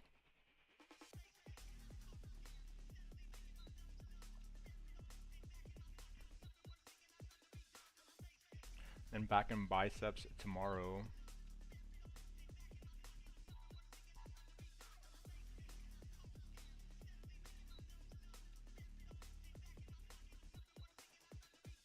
The horseshoe? Yeah, pretty decent sized triceps, we'll say. Although I feel like I'm starting to become imbalanced. I feel like my right one's looking better than my left.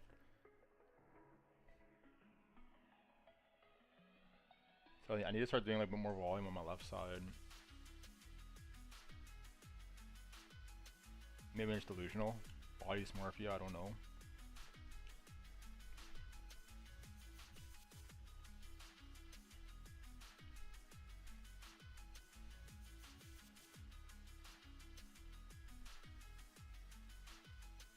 Plus doing triceps is like fun. All kinds of good ass exercises for the tries. Crazy burn.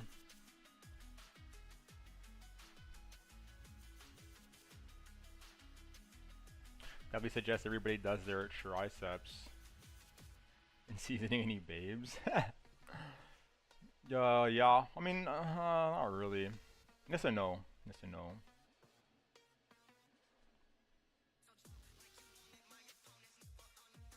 Like I've been, we'll say seasoning someone lately, but they don't live here and they're only visiting in the city, so it's not like anything particularly serious.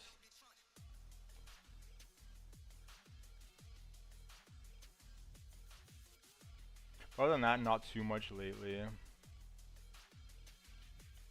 It gets too time consuming, right? Like I used to go on like dating apps and match like 20 people at a time kind of thing, right? And message all of them at the same fucking time. But then you realize like, fuck, I just wasted 2 hours of my day today, or 3 hours of my day just messaging these people. I got nothing done. So like as fun as it is, it's like it becomes like a chore almost. Like fuck, I have to respond to this text. Fuck. So whenever I start to feel like that, I kind of just chill off, get off the fucking gas pedal a little bit.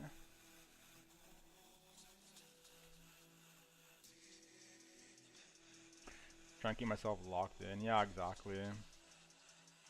No, but I've been talking to someone pretty seriously. But they live in a different city. Like they live in Toronto, and like usually I don't live here this long. Like this is the longest streak that you've seen me streaming here. Usually I'm not here this long. It's only because my basement flooded. Like when I was there, I was seeing her, and we're still talking to this day. And I've been here for like 2 months now.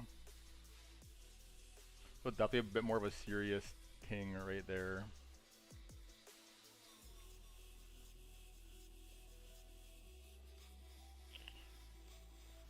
But while we're here, gotta do our thing. Is she watching my streams? No, she just doesn't know. I don't like telling people what I do. Then they start acting all kind of weird.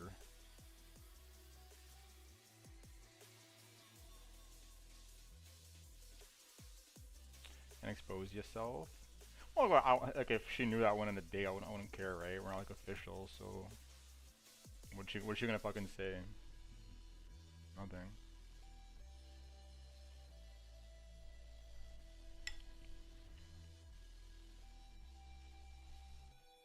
She's just like, I don't care if she's doing shit too.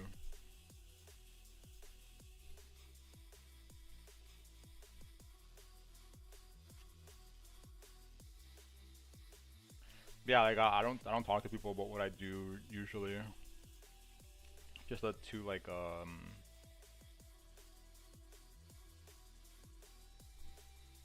opens the door for fuckery, right?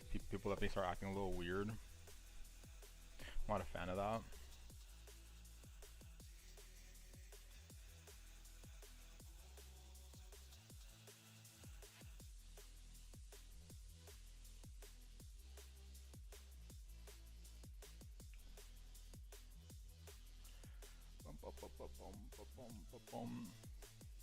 Most people that I know, like that are my friends, don't even know I stream.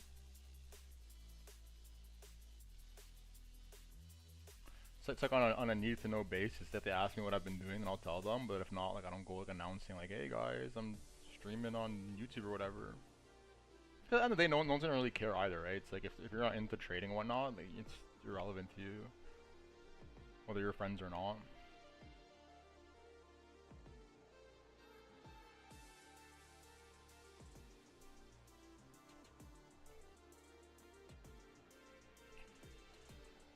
I do it low key. Like there's some people I've told about it, but that's only if they like seem very interested in what I actually do. But some people like you tell them what you do, and the first question is how much money do you make, and right away it's like a bit of a red flag to me. Maybe I'm just paranoid. I don't know.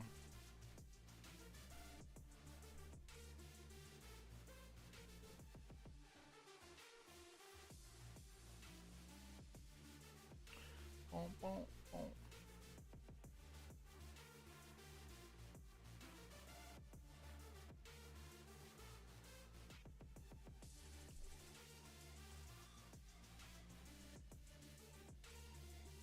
Yeah, exactly. It's just like an odd thing to ask, right?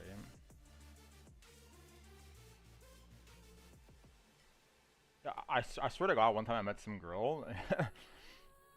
It's not even that long ago. And I told her like what I do, and she's like, "How much money do you make?" And I'm like, "Why do you care? Are you a gold digger?" And her response was, "Do you have gold to dig?" And I'm like, "It's on a need to know basis." She literally stopped talking to me. Literally, that was it. That was in the conversation right there. She was not fuck. I mean, I can respect her the honesty though, I suppose, right?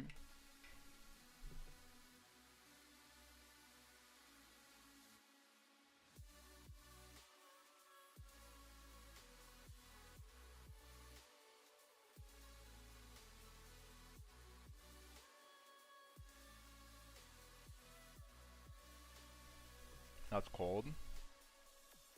Some girls are all like that though. I don't even mind it, right? Like if you're, at least like they're honest about it. Like their goal is to find someone that's gonna like take care of them, provide for them, and they can just be a mom, do whatever.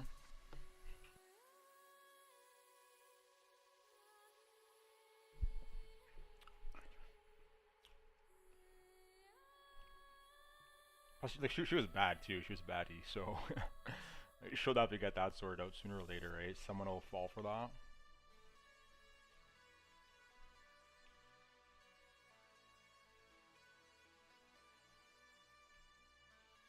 Wait for dinner. Yeah, I usually do that on a first date. But the way I look at it is like if I invite someone out and they take like all the time to like get ready and like do their makeup and like get dressed up, like yeah, whatever, right? I'll pay for the dinner. Who cares? Or like whatever we're doing.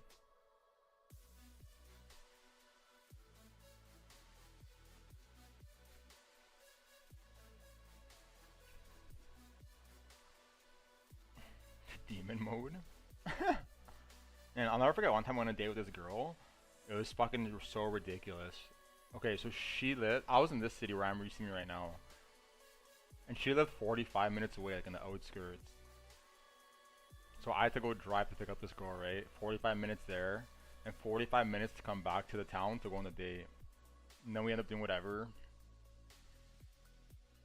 And the date wasn't that good. Like it just wasn't like vibes were not like that great. She wasn't like terrible, but just I don't know, I wasn't really feeling it.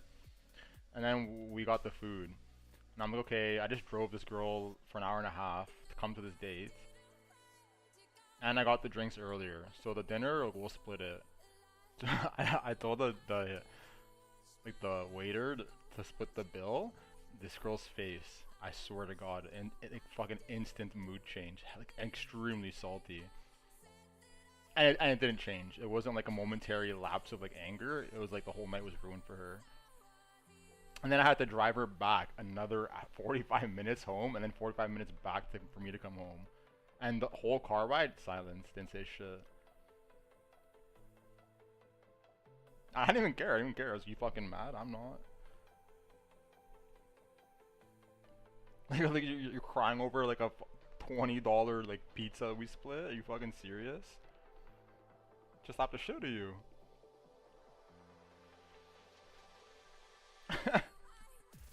She was so salty. I've never seen someone get so mad over nothing, right? Over nothing.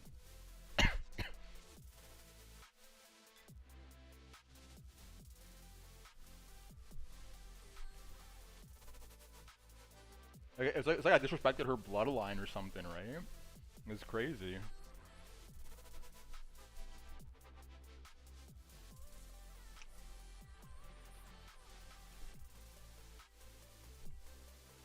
I can't stop running my mouth about markets and stupid shit when I'm with chicks. They loved it. It depends. It depends who I'm with. Some people like generally don't care, right? Like usually they want to usually yap, and you just sit there listening.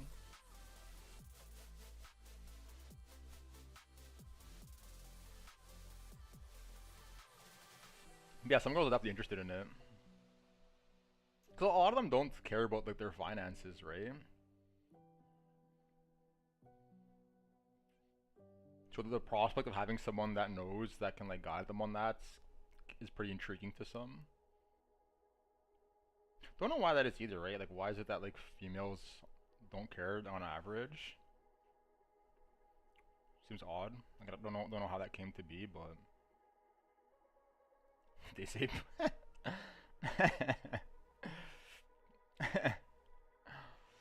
that's how you run game. Tell them about Fartcoin.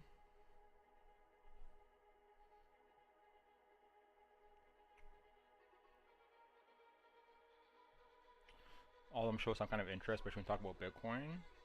Yeah, I feel like that's yeah. I've experienced the same thing. Lately, people are definitely because it gets bigger and bigger every time, right? It's like the first time that I'd say it's like the social awareness of Bitcoin in like 2017, and then in 2021 it like grew, and then each time it like contracts afterwards, right? So it gets smaller, and the next impulse is like bigger, then it gets smaller again, and the next impulse is like even bigger. So it's like each time it's becoming more and more socially aware of what's going on. You sound like a wizard. Man, everyone should know about it, right? It is like, especially in times like this where like it's getting harder and harder to get by. Because I'm not kidding, like I would say, I don't know the number. And it's not even just girls, just people in general. A lot of people that I talk to, when I ask them what they do with their money, it's sitting in the bank account, literally doing nothing. They're just sitting there in like a savings account in cash, and they're getting some like small percentage like yield per year kind of thing. I'm like it's literally the worst thing you can be doing. And that's like an extremely common thing. That's what most people are doing. It's pretty crazy. What I think happens when all the BTC is bought.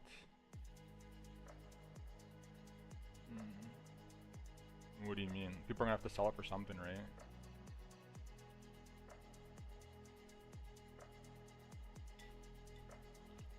There's no point just hoarding a bunch of BTC and never selling it. Like, I'm sure if someone wants to buy like a home, and like let's say in the future it costs 0.5 Bitcoin to get a home, someone's gonna sell that 0.5 to get a house. At some point you do want to do something with this digital asset, right? Do something in the real world.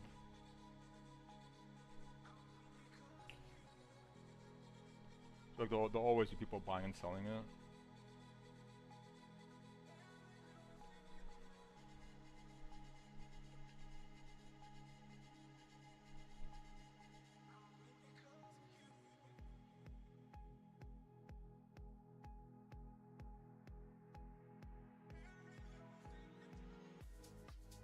When they made it?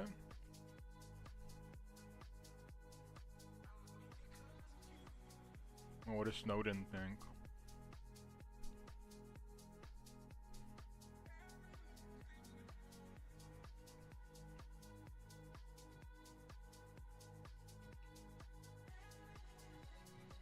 Let's look this up.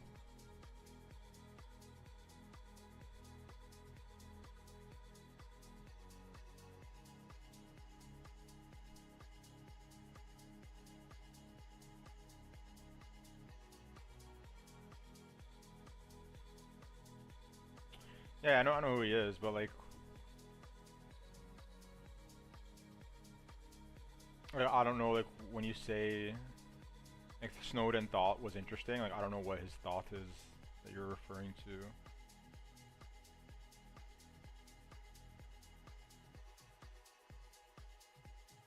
So I'm trying to, like, do some quick research.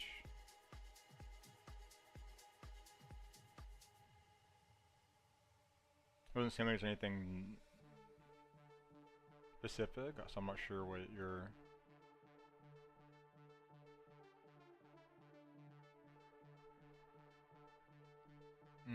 Let's see. No, in terms of who made it, I don't know. Obviously, it was like some...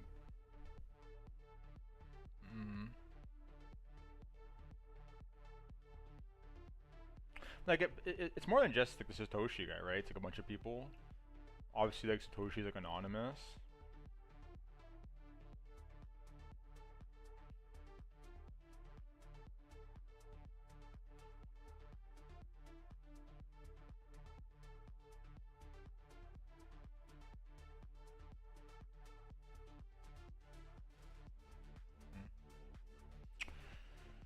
Someone see, yeah, that's definitely possible. Some kind of like, because it's pretty like well thought out, right? Or maybe it was just some kind of like,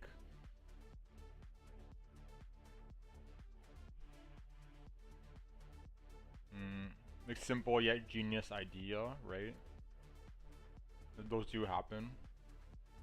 But I mean, I do suspect there was a group of people, and yeah, I wouldn't be surprised at all if it was some like low key,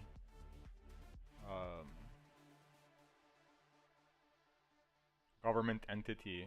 Cause your thing about like if you kind of know about how ETFs work and whatnot, like Bitcoin would not have been allowed to be an ETF if there was a creator, right? Like commodities have to be something that's like naturally occurring that no one has claimed creation or like ownership of.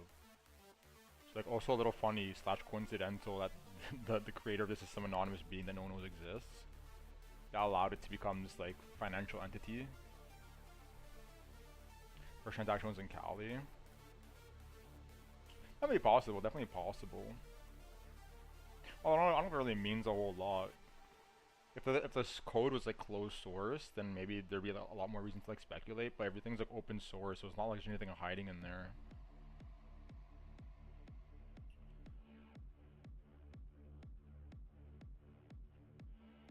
You're saying about the breakouts?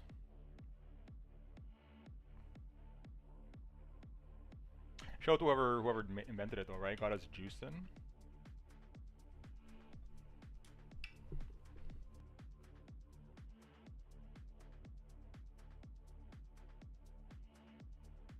Thing is, I wish I had gotten into it sooner.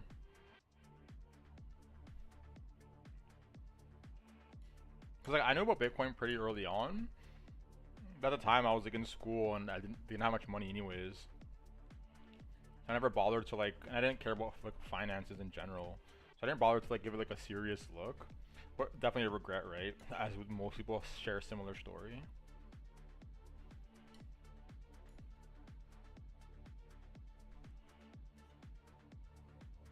Could have already had my super yacht.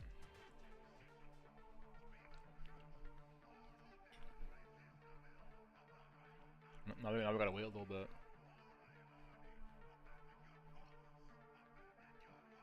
Was it released in Cali? Is that true?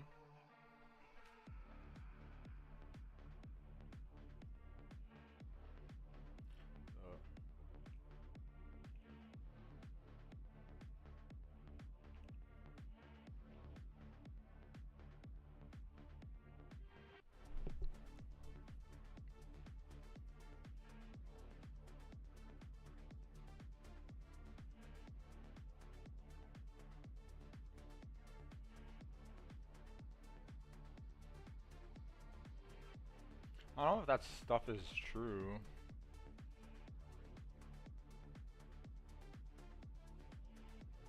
Seems like it's like speculative at best.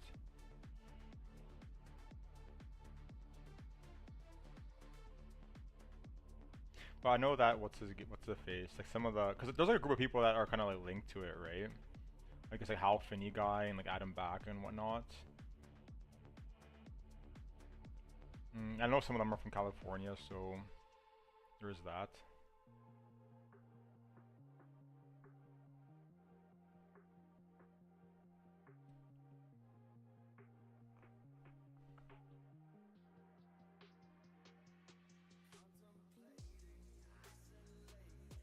Pretty crazy though. Can you imagine someday if like and there's actually a clause for this. If you read through the ETFs filings for the Bitcoin ETFs, there's like clauses in there talking about like if Satoshi were to come back and activate his wallet, how they could like fork the chain and whatnot.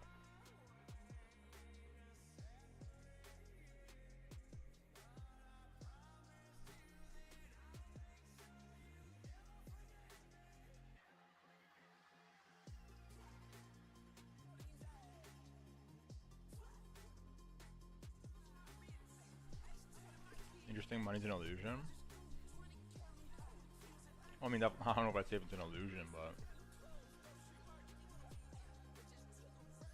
got rich off a butt sex coin. Yeah, that's the thing, right? People will trade anything, right? People will trade anything. I'll sell you sand at the beach. Get it by any means.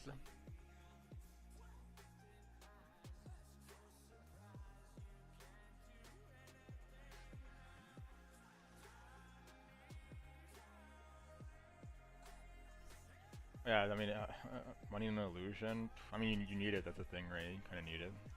Just can't do anything.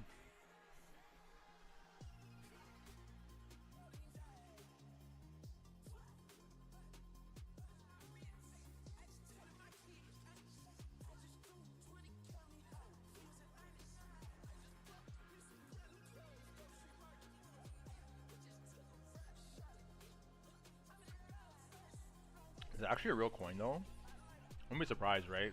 Let's go look on Dex Tools.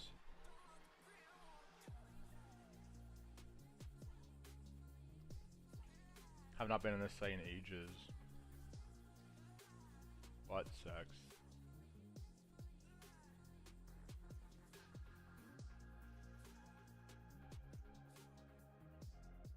You don't think so? It definitely is. I'm looking at it right now. Do you think this wouldn't already exist? Think people haven't already thought of this shit? You were funny. 50k market cap. 700 holders.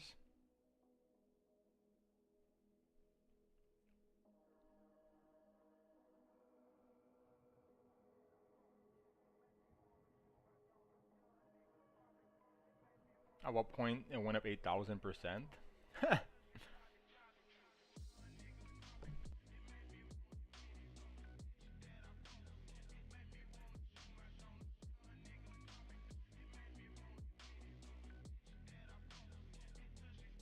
with you? No shot. No shot.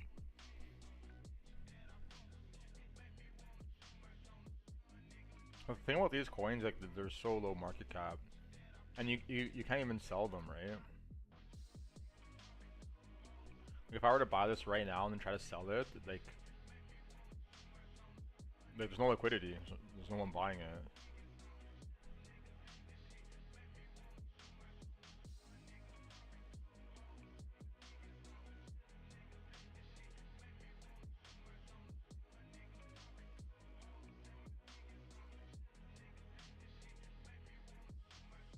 That's why I don't dabble with these things, because it's like, first of all, they're just like low market cap.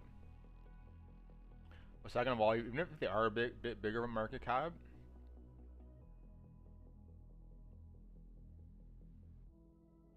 like let's say you got in super early when the chart was like looking like dust. Like, let's just find an example one.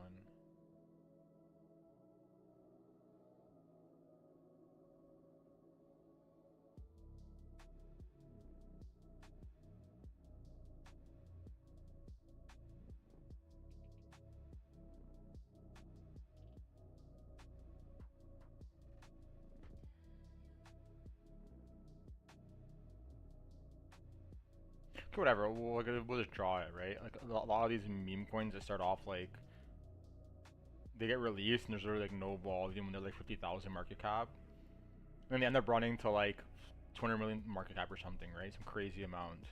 But if you buy here, let's say I bought 50 grand worth of it here, and the thing goes up like 100x. When you go to sell it, like you're gonna single-handedly push the price down a lot. So you're not gonna realize nearly as much as you think you are.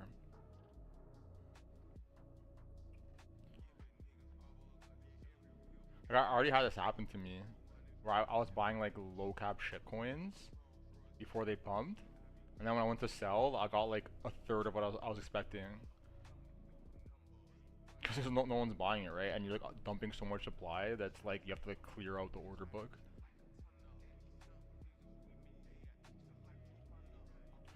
Illiquid, as they say.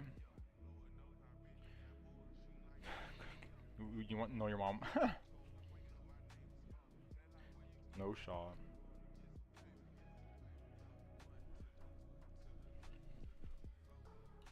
I mean, they wouldn't care. They wouldn't care. Well, my parents probably laugh. My dad was asking me about meme coins. Like, my dad didn't know anything about crypto, and then I started to like convincing them to like buy Bitcoin and stuff. Now he's like follows like Spanish like crypto channels and whatnot, and he's like stays informed on it. And he'll fucking whole like ask me about like Farcoin and stuff. This is fucking ridiculous.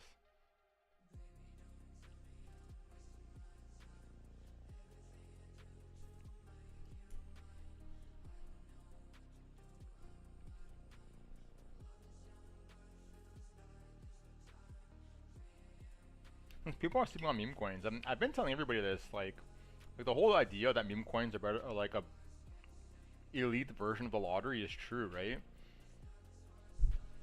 At the end of the day, you can spend $20 on a lottery ticket with like a 1 in Lord knows what percentage chance of winning, like 900 million or something, some like absurd odds. Or you can buy $20 worth of meme coin and get like 10 bucks out of it, 15 bucks out of it. Much more realistic. Well, it's a good time, brother. About to go serious arm game. I'll see you tomorrow, G. Have a good rest of your night. Yeah, you too. You too, my boy. Shout out to Trader Sosa.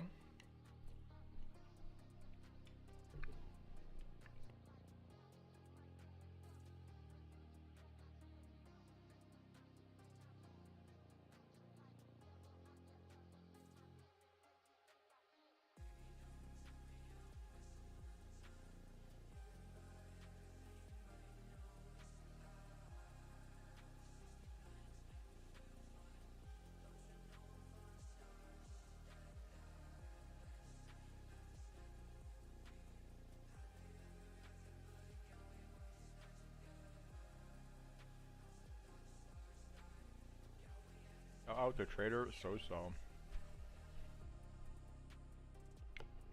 You guys got any questions, right? Anybody here got any questions? Obviously, you're waiting for these trades to juice.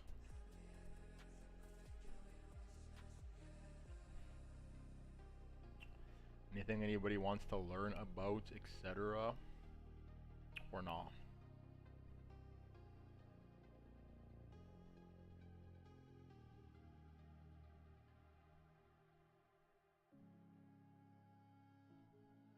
Because if not, we're about to enter that nerd out mode. Start reading. Nerding out. Ranking up. Just look at this data real quick, see what's going on.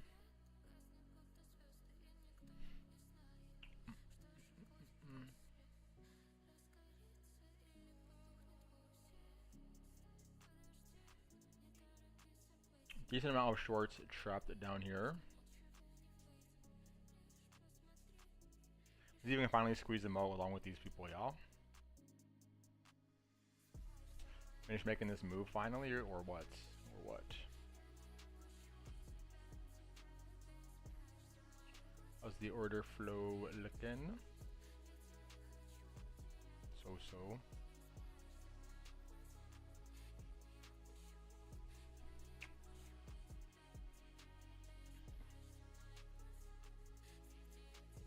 Also.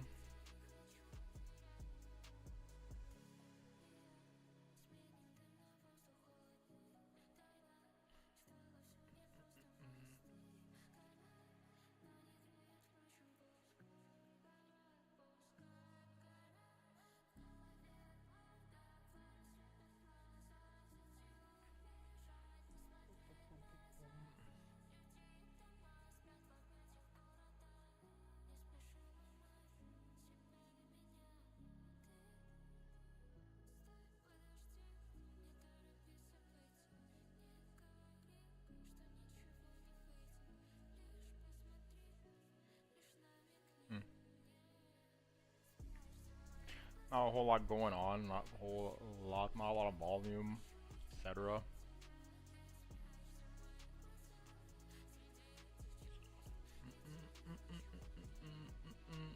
Open interest is starting to ramp up pretty aggressively here though.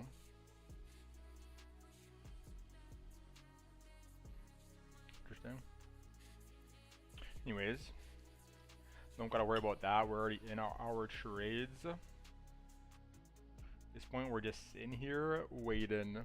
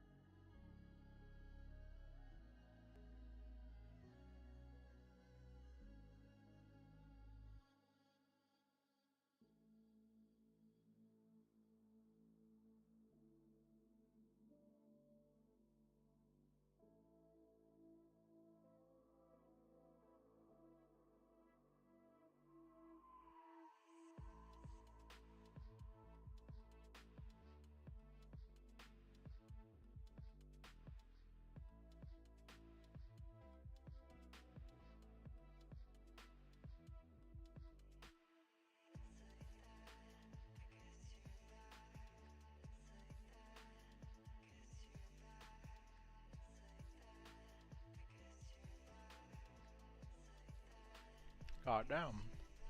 Goddamn. Let me stand my ass up.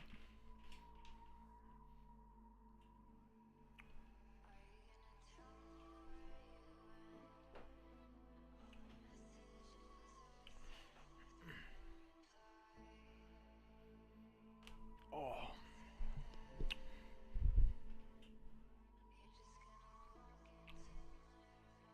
No questions, no questions, okay. In that case, we'll do our thing.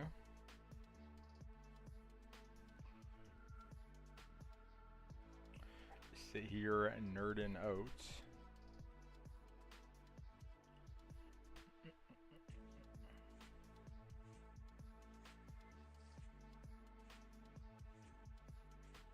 Doing the math.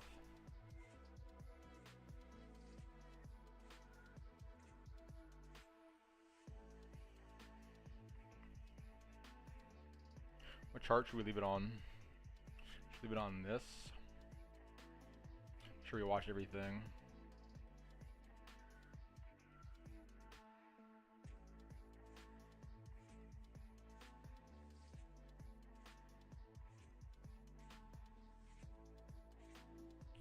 What's this stuff all doing?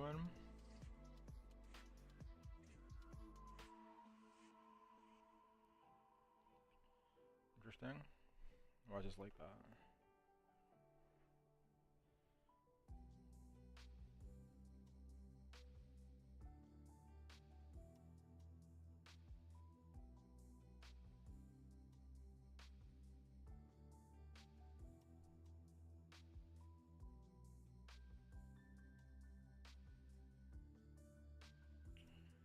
Bum, bum, bum, bum, bum, bum, bum, bum.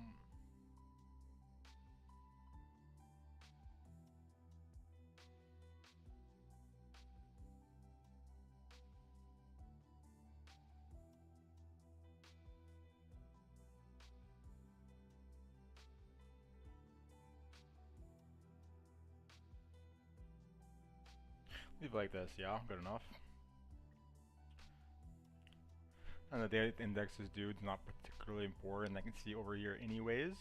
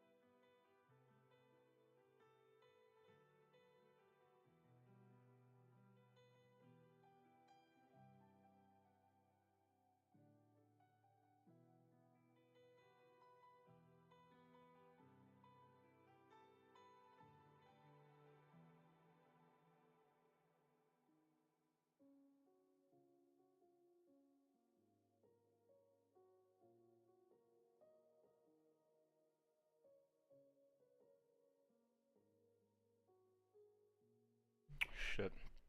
Well, I'll be back.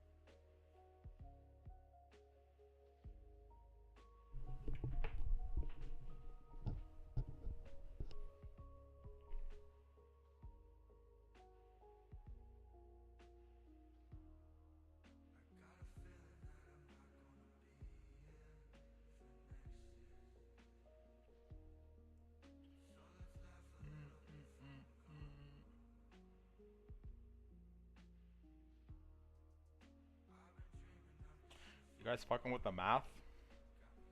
Or no? Because personally, I am fucking with the math, right? Are we gonna get this squeeze tonight or no? Or no? How much have I paid in funding, by the way, right? I've had these trades open for days at this point. At the same time, I'm getting paid on both, so like paying funding on one and getting paid on back on the other. Not the biggest of deals.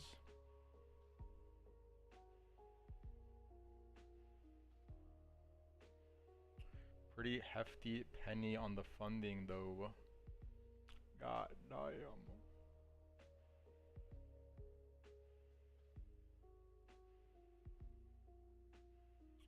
Would be nice to get some volatility.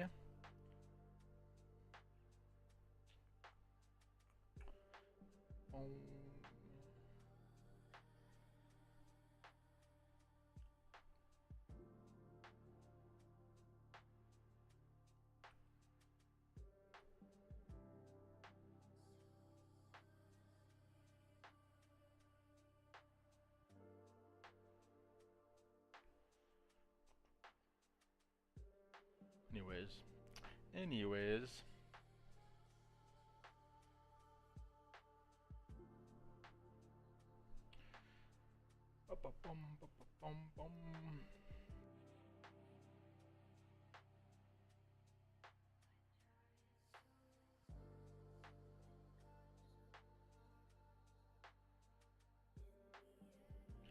Terry, what is up? Just chillin',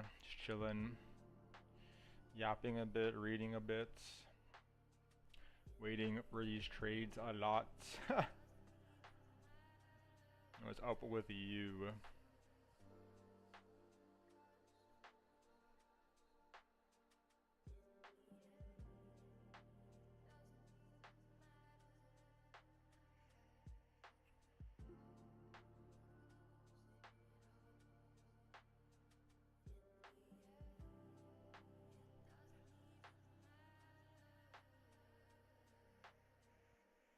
Watching the NBA Finals.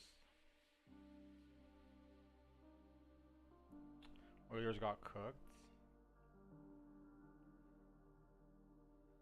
Yeah, they did.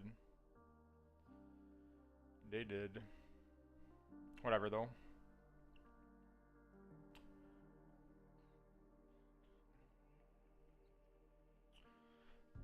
Yeah, it's true. The series might be over tonight. Well, I mean, it looks pretty like a kind of a blowout right now. Potential game 7.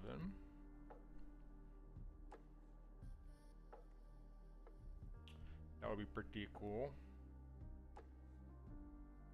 When would that be? On Sunday?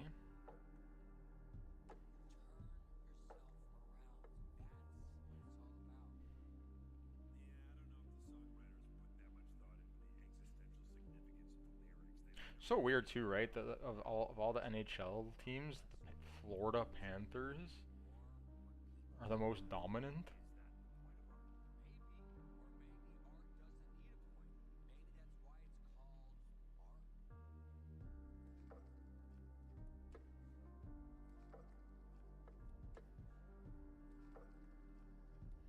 You would not expect that. I'm curious how their attendance and viewership is like, throughout the year. Out of curiosity, to look that up.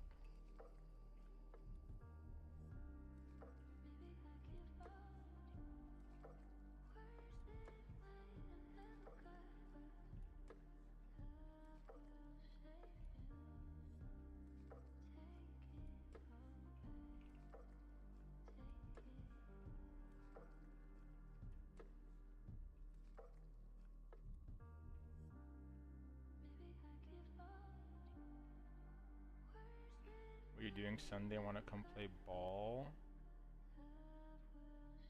Day is Sunday?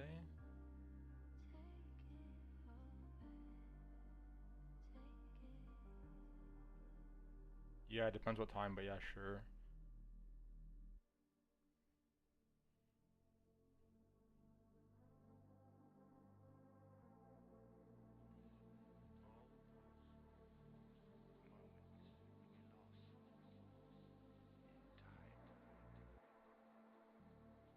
Oh, interesting. They actually like sell out most of their games.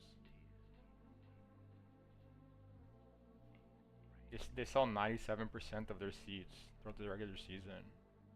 Interesting.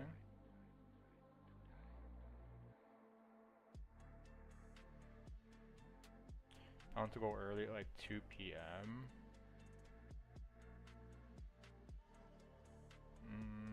Probably earlier, to be honest.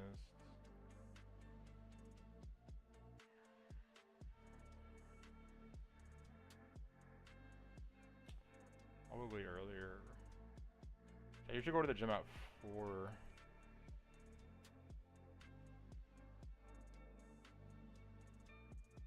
So I want to be like done by 4 kind of thing. Oh, so I think I had surgery on Monday, I forgot.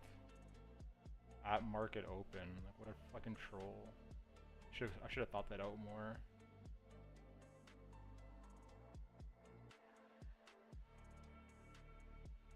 I'm with Vinny, he's gonna start learning what to play basketball.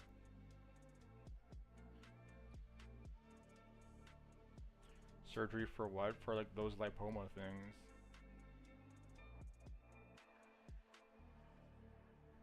Get dumb lipomas removed.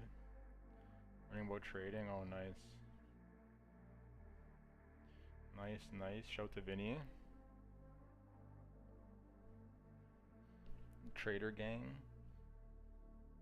Math gang. Throwing up thumb M's.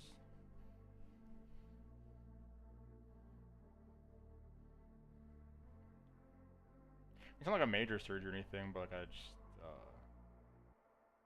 yeah.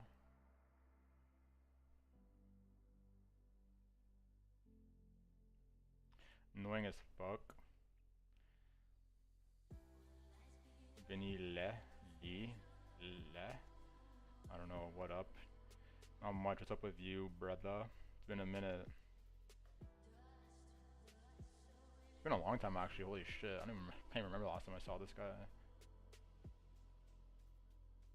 think it was like a party at your house or something.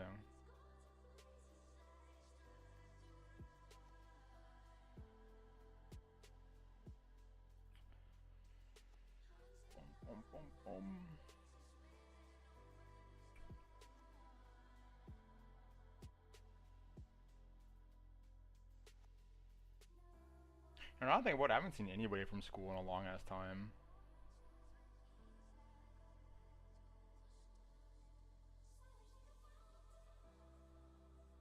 My birthday 2019. Yeah, it sounds about right to be honest. Sounds pretty accurate.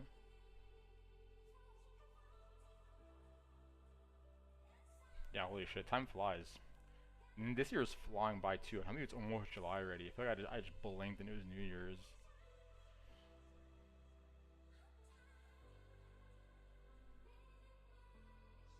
Definitely need to do more stuff on a regular basis, right? My days are just blurring into one slowly.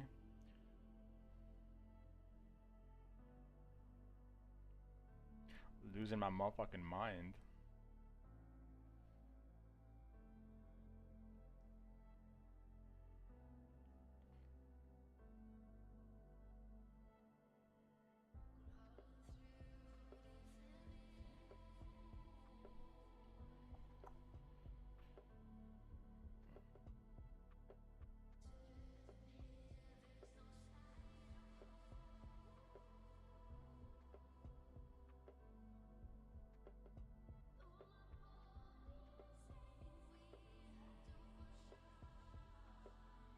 Who else was part of that crew? Wasn't there other people that we knew that was friends with Vinny? I'm trying to remember. I can't recall though.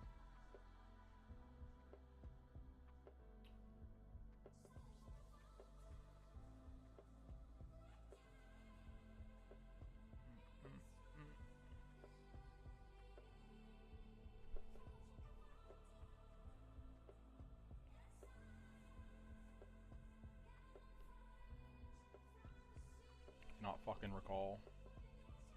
Brain dead.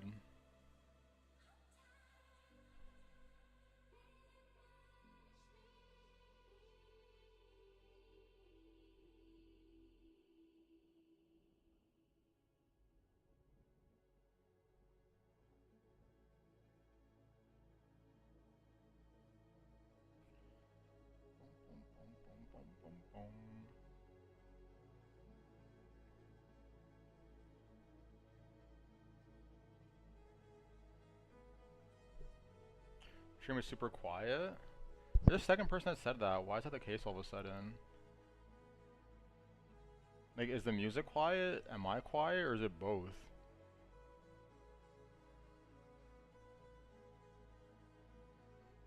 Someone said that the other day too, and then that stream on YouTube ended up being like fucked up. It was only that specific one. So I'm not sure what's going on with that.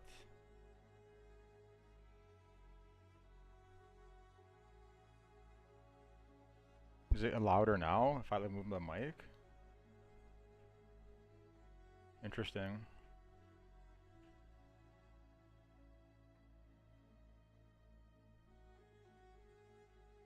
It's better?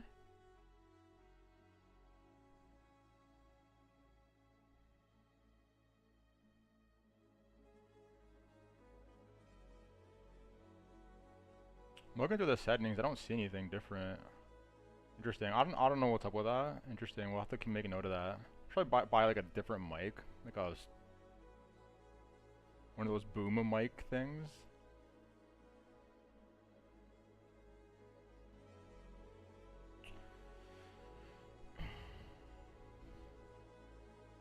Or I'll have to start fucking deep throating this thing.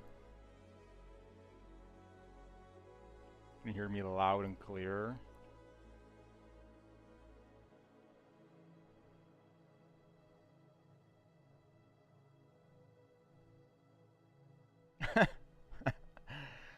Might as well. Yeah, I was looking into it actually. I looked at it like when I first started like streaming.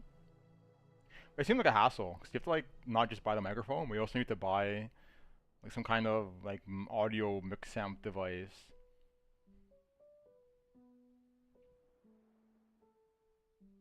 And then like configure all that stuff. And I was like, fuck it, I'm just gonna use my headset, who cares? Maybe I should invest some money in that. Fuck it, why not?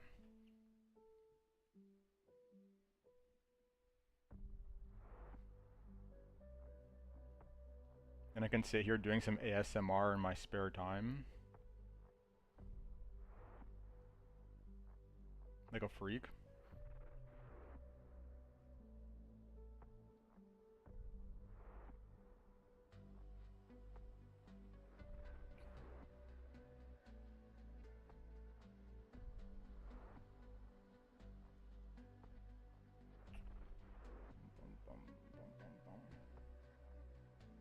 And that stuff is crazy. I didn't realize like how popular that kind of stuff. There's like a whole section on Twitch for that kind of crap. I was mind blown when I saw that. I was like, what the hell? Mind blown.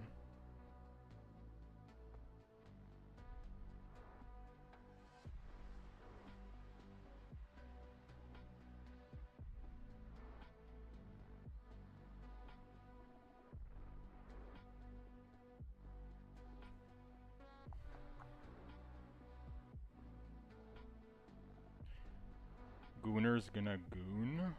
What's a gooner? The thing is, I don't know, like, what the... Like, personally, I don't find it particularly interesting to hear someone, like, scratching a, like, a piece of styrofoam or something, right? Maybe to some people it's, like, satisfying, I guess. I don't know.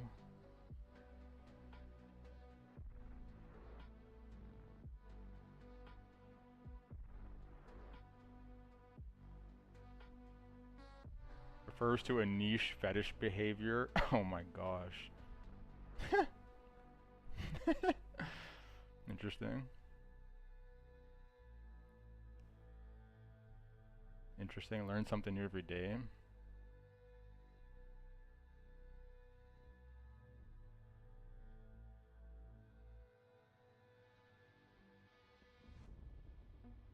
I mean, shout out to whoever's doing it though, right? They're probably making a bunch of money from that stuff.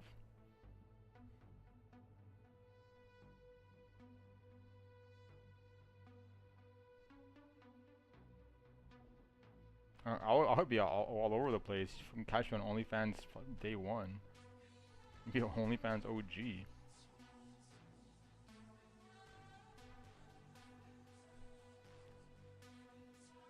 Can you imagine buying like a fucking Lambo because you sold pictures of your feet to somebody?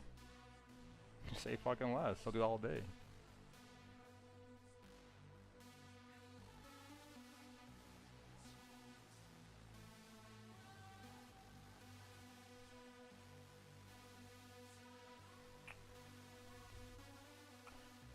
Say less.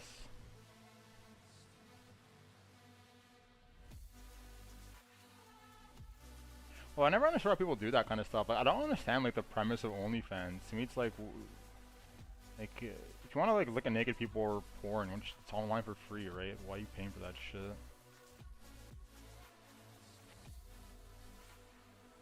Or you can literally go like pay a little prostitute. I feel like buying stuff on OnlyFans would be like at the bottom of the food chain of options.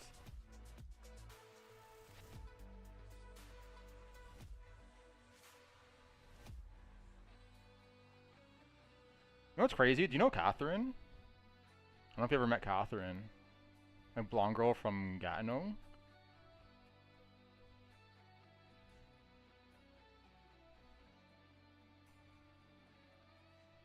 She was like friends with Ferd. I think she came out with us a couple of times. I think you might have met her. I'm not sure. But anyways.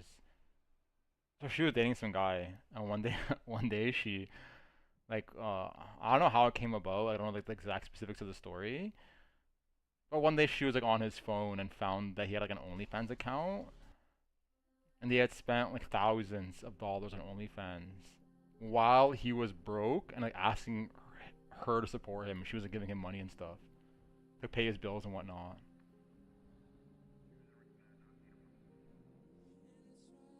I was fucking dying when I heard that. Can you fucking imagine? Can you fucking imagine?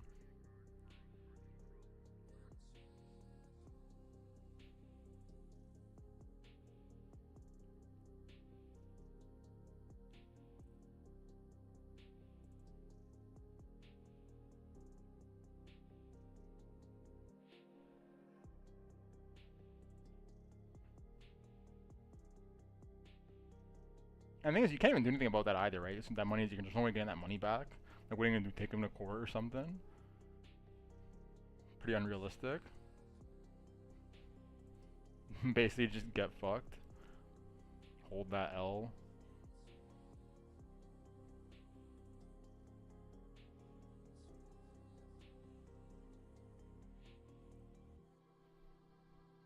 Definitely feel bad. But at the same time, like, should you be in that situation in the first place where you're doing that? Probably not. Probably not. Bum, bum, bum.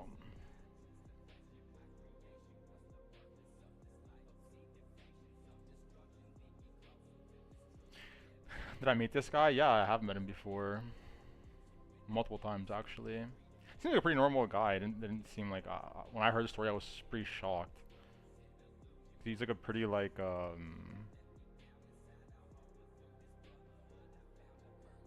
clean cut, like Canadian white boy kind of thing, right?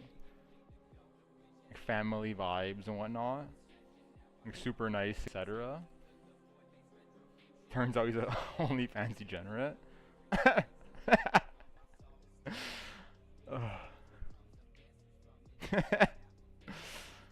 Oh my gosh. 3 grand too, like, I mean, I don't know what like the average cost something on there is, but I can't imagine it's like the average user spends that much on there. You must be in the upper percentile of OnlyFans spending.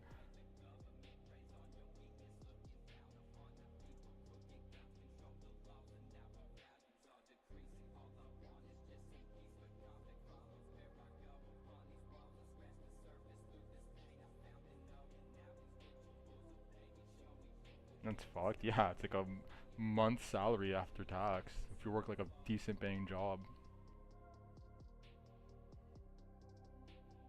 while you're broke.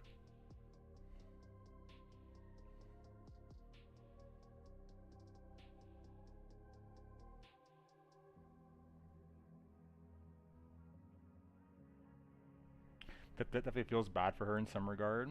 Yeah, I've heard some crazy stories, right? Like girls that like dated guys and like they end up in those kind of situations where they're like paying for a bunch of shit and then like shit goes sour and they end up holding the bag, like getting wrecked.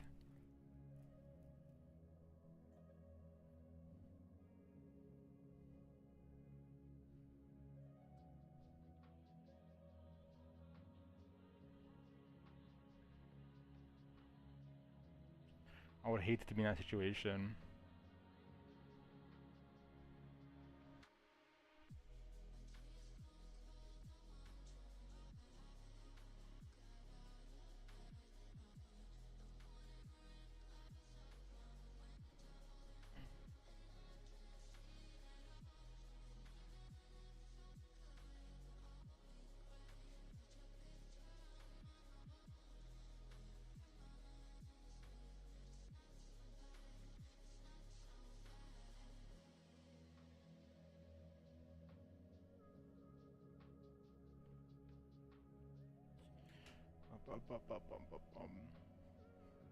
If some girl did that to me, or you know, I'm pulling up with a ski mask at night, taking that shit back, hitting a lick, kicking dozing.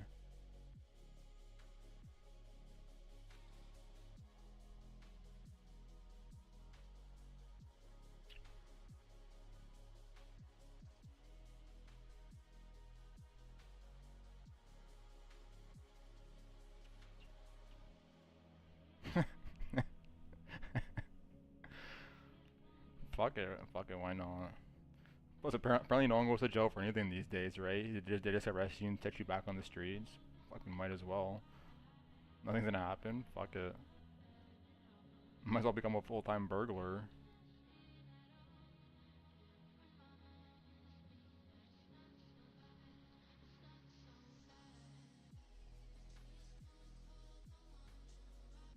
Plus, like, not saying I'd ever be a criminal, but if I was, I think I'd be a pretty good one, right? Probably wouldn't get caught.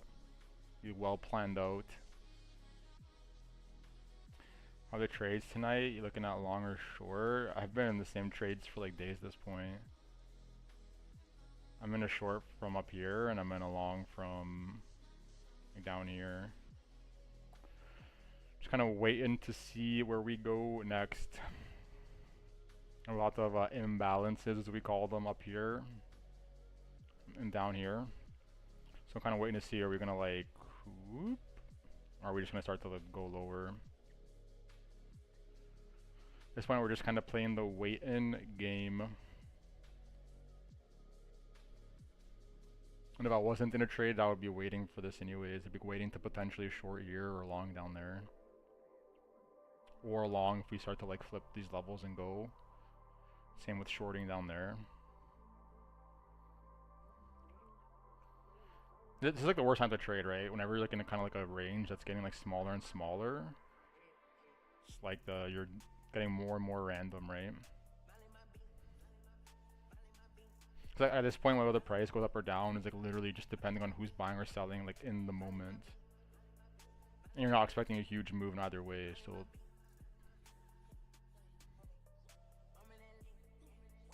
not the best place to be positioning yourself.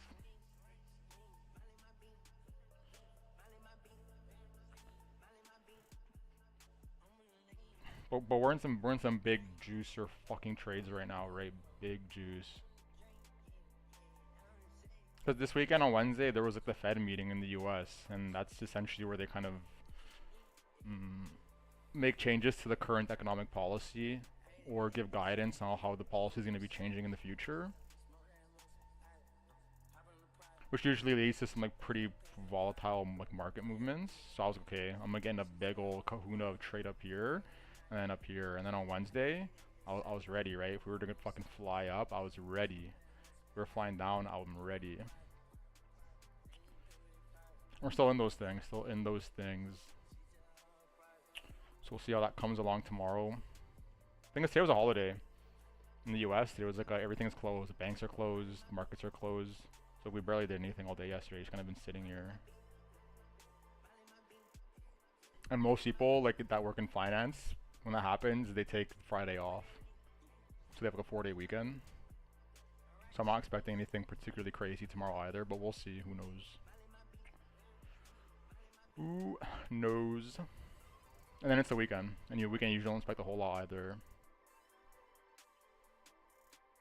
Only difference right now, we got the potential war breaking out, right? Motherfuckers are blowing each other up in Iran, in Israel.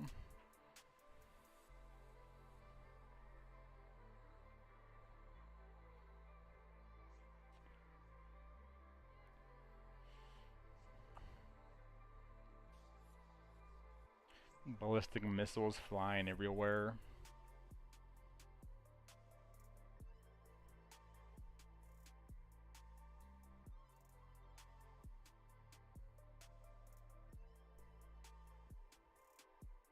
And apparently the US has to get involved. Like, maybe not officially, but they need one of their weapons. They have these bombs to kind of like destroy deep underground targets. They're called bunker busters. And apparently like one of like the Iranian nuclear facilities is like deep in the mountain. And the US is the only country that has these things. So just one of two options. Either that they march their ass into Iran and take that shit out by hand, or they blow it up with one of these bombs.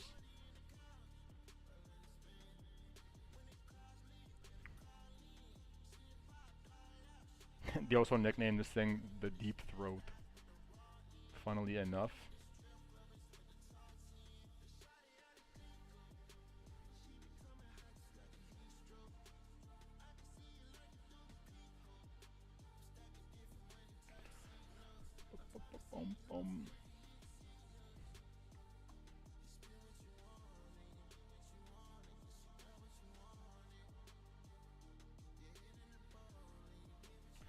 It's gonna happen if war breaks out. Crypto usually drop.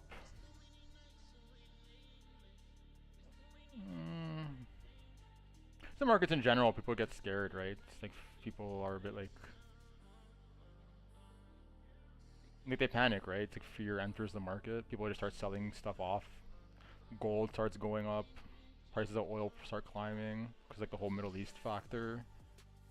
And yeah, usually the markets in general like see a sell off.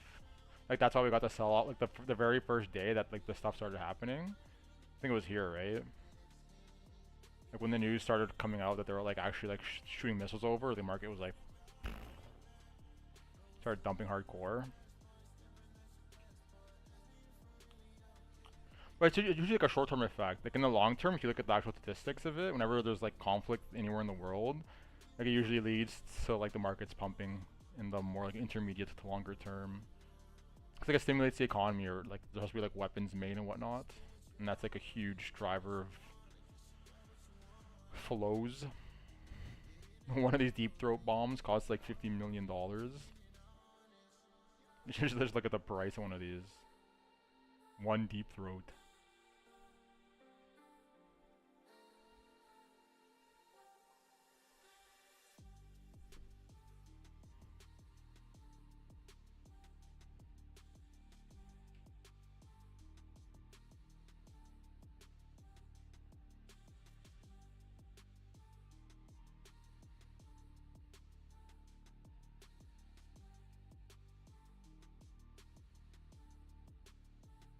Costs 4 million per bomb to make one of these things.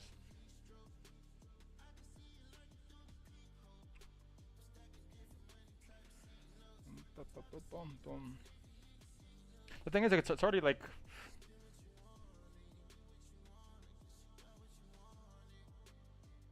this was the initial shock, like holy shit, there may actually be a war going on. Now it's kind of like everyone's like, I don't want to say that they don't care, but like the initial like shock factor, like wow, what the hell? It's like kind of over at this point. Because they've been shooting missiles back and forth non-stop every day at this point, blowing up hospitals and whatnot, and nothing's really happening here.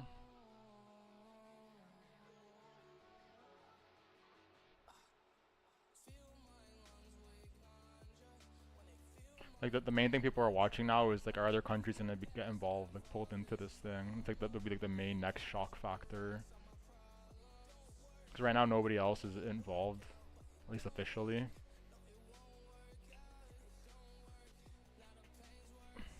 Regardless though, I suspect we're going lower for like various different reasons. Like I don't know if you want to go over them or not, but I do suspect we're going to be going a little lower here.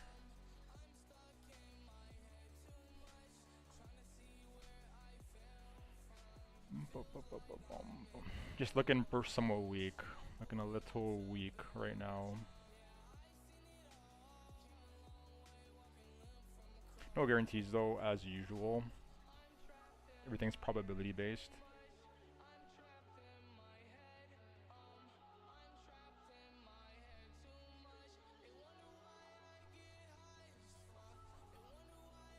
What's the reasoning? Couple things. I think one, just summer in general, like seasonality. Like there's like a saying, like sell in May, go away. A lot of like big money managers are like their children are on holidays, etc. Now's the time of the year where they travel and don't move as much money. So it's been like a statistically noted effect that like from like markets to or from May to September, markets kind of just slow down, don't perform as much. Not guaranteed, but that is the trend. And like this was literally May, right? This was May 22nd. So we've been kind of grinding down ever since. Kind of, because you kind of expect that for the rest of the summer. Two, the Fed meeting yesterday or Wednesday. Everyone's hoping to get a rate cut, right? Lower rates means there's like more money flowing in the system. People can get loans for cheaper, blah blah blah. And they announced no rate cut. And then not only that, but they did not announce a rate cut in the future Fed meeting either. So it doesn't seem like we're going to be getting rate cuts for the next like few months. So that's another kind of like sucks the wind out of the market a bit. And three, just in terms of like this chart.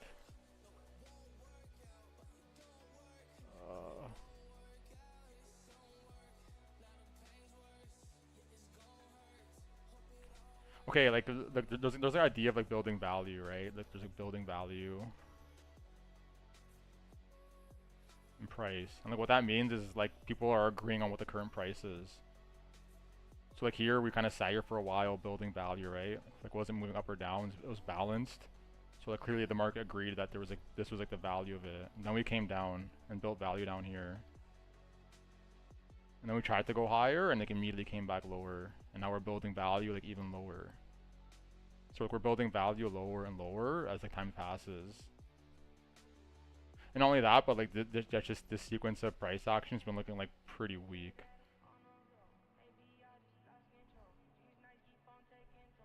So,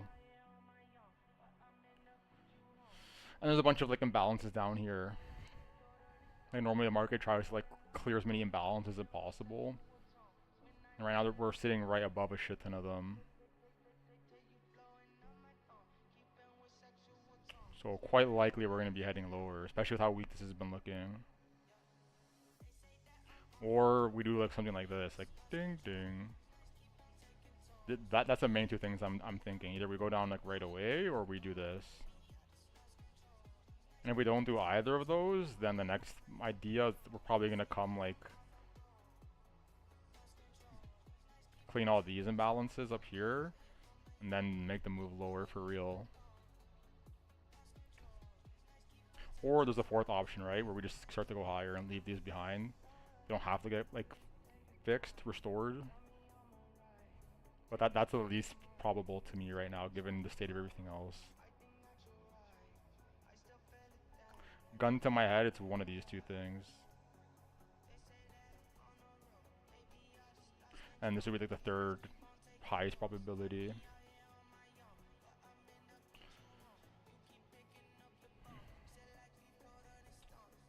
CBTC is doing the same, nothing it has been. Yeah. That's what we're talking about, right? It's like options expiry tomorrow, holiday today. Most people are on holiday tomorrow as well.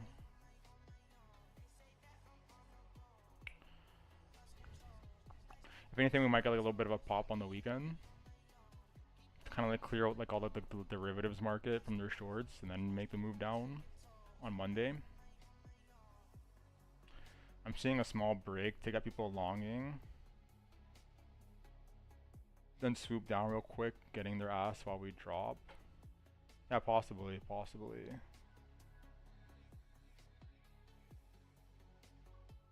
I think it's more so just to close all these shorts. There's like a lot of people that open shorts. Like from like for instance, like I got in up here, so did a bunch of other people.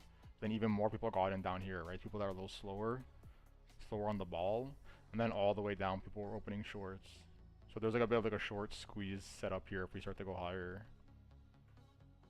So in the ideal world, right, if you were playing like a one-on-one in the market with somebody else, and you wanted to make a move lower and you had a strength to do so, ideally you'd want to close out the people that are in their shorts so they can't make the money on the way back down. Ideally, but no guarantees, right? It's not as simple as just saying, yeah, just close the shorts and go lower.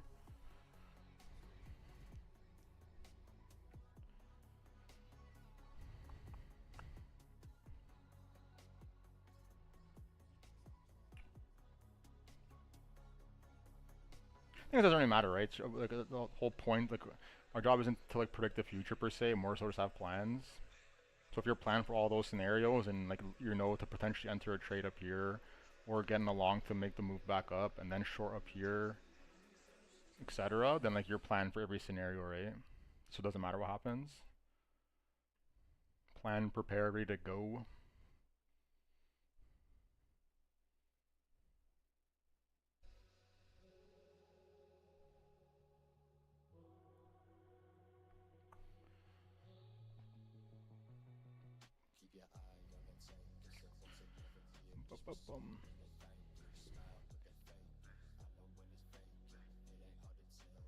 Depends how the break up is, since the past couple have been pretty slow. Tell me these bears are out of hibernation, even from the lower levels. If we go up, it's gonna be pretty quick. Because it's gonna be like a short squeeze, right? Like if you... a short closing is like a buy, right? Like this is the result. A buy. So if we start to go up, all these shorts are gonna like buy, right? It's gonna push the price up even more.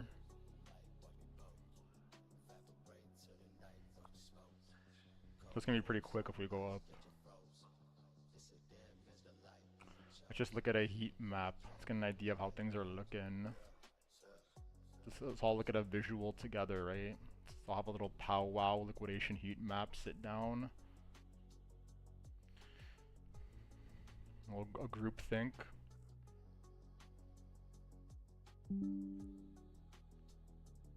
Whoops.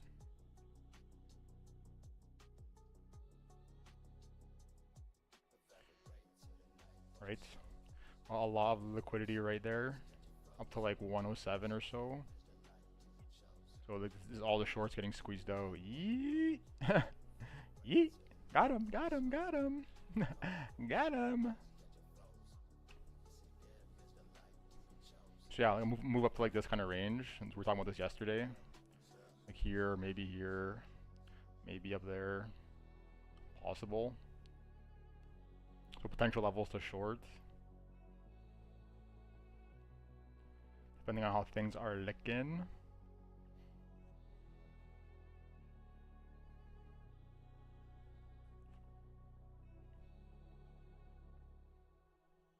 And you'll know pretty quick too, right? Because like the TPO, right? Are we all aware of buying and selling tails on the TPO? If we start to come up here quickly and get rejected hardcore, there's gonna be like a long tail of single blocks. Just find an example. Let's just find an example.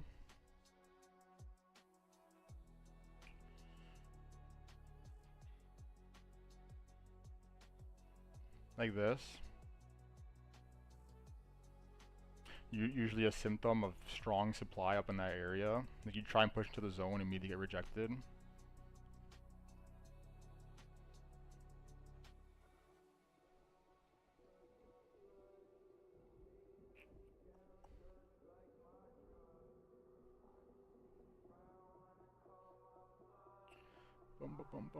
Because there's a lot of ways this can play out, right? Like if we start to come up to that area, like this area is It's like what, 106.5? It's like at this daily level, right? Right here. Like either we're gonna come up here and do like a ding ding, or we're gonna come up here and do like a ding ding ding ding, or we're not coming back down, right? We're coming up here and sitting sideways, building value, and then we're making another move up. So like, it's kind of, when we got here, you just have to wait and see which one it is. Trade it accordingly. Chopping up early today. Good night. Good night to you, my friend. Shout out to 3. Shout out to 3.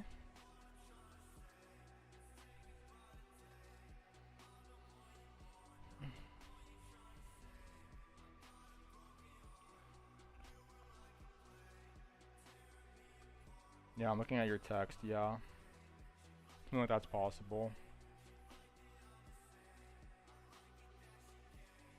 Really depends, right? Because the other thing is like the ordering of how this occurs is going to be like kind of telling of what's going to happen in the future, or at least like change the probabilities. Like let's say we do start to go higher here without cleaning all this garbage. Quite likely we're going to be coming back down pretty soon, right? Like sure, we might come up here and like break the all-time highs, maybe come to like 113, 116. We're probably coming back down because this is considered like an unfinished zone. But if we do come down here first and then start to go, that's like definitely more bullish for the long term state of the game.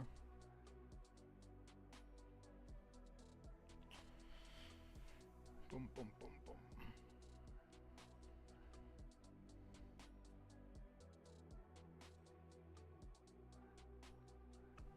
Boom, boom, boom, boom, boom.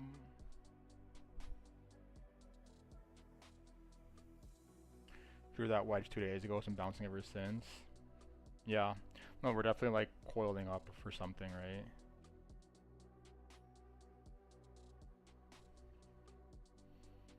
Like price does two things, that like compresses and then expands. So like you see like the volatility decreases and then it expands afterwards. So some expansion is brewing here.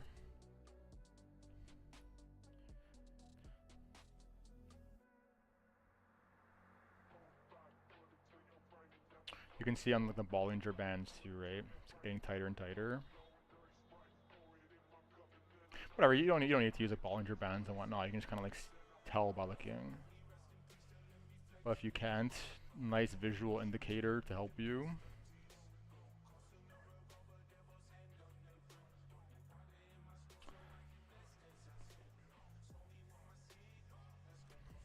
The thing you have to keep in mind is the fact that it was a holiday yesterday, right? Like, yeah, sure, we are getting tighter and tighter, but like, this doesn't really count. Like, suppose yesterday wasn't a holiday, this could have been just like doing whatever, right? So we'll kind of label this as like artificial price action.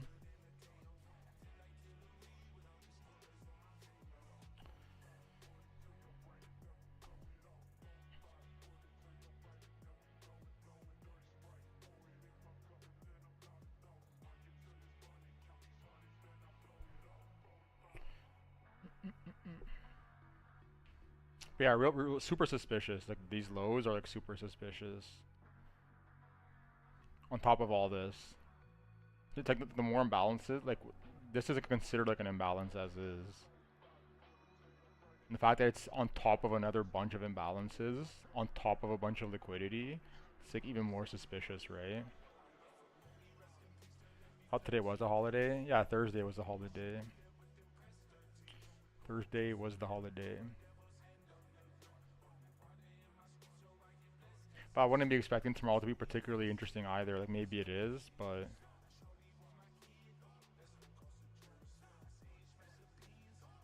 it's very common for people to take the Fridays off if Thursday's a holiday. At least from what I'm told.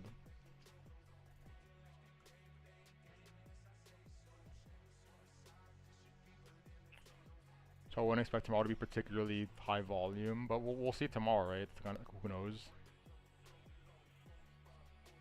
We'll know when the market's open. We can just see the volume with our eyeballs. been like this since Wednesday. Yeah, but like that made sense, right? Like, because this is pre-FOMC, you don't expect the market to just be like, like right before like a rate decision.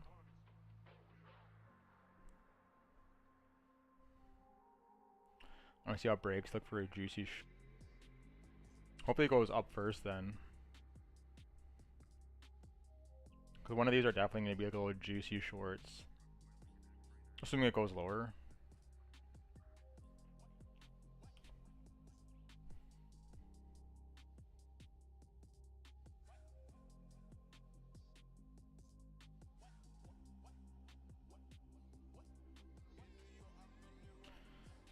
But it's gonna depend on time, right? It's gonna be like times. If we like this kind of the zone right here is.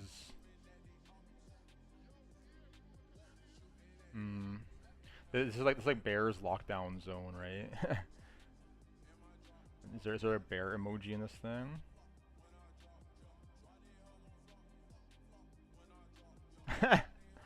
This is the fucking bear lockdown zone. You do not want to be spending time above this region. Because if so, it's the all-time high, right? Back in the cards.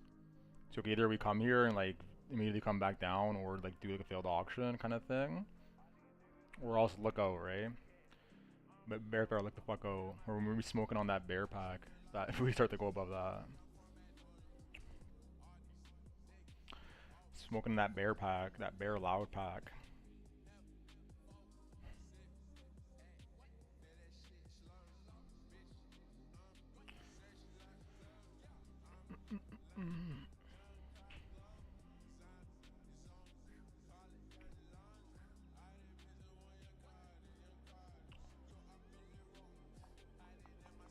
Also, that's not going to be deciding what to do with my trade. If we start to like come up here and spend time, I'm going to close out that short.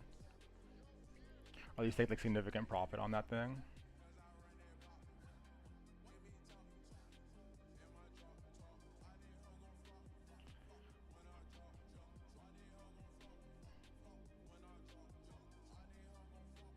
Seeing the bounce off the daily level after breaking up.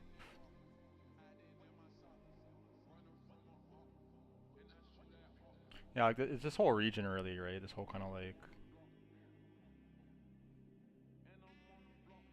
everyone knows what's good here, right? Everyone that knows what's going on knows what's fucking good in this zone.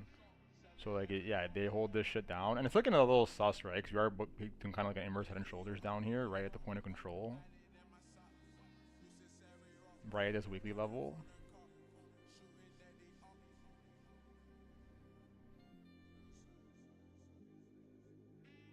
But yeah, everyone knows what's good up here.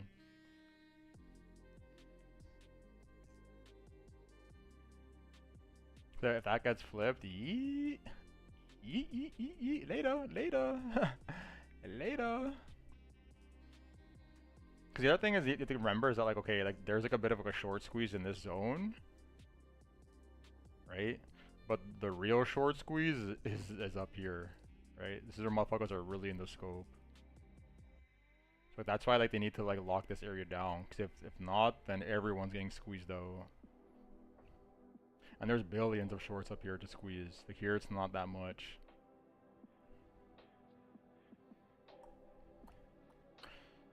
Bum, bum, bum, bum, bum, bum, bum, bum. Well, personally, I'm prepared for both, right? Ready to ride both them bitches. Ready to fly up or nuke down. With some big kahuna ass fucking trades right now.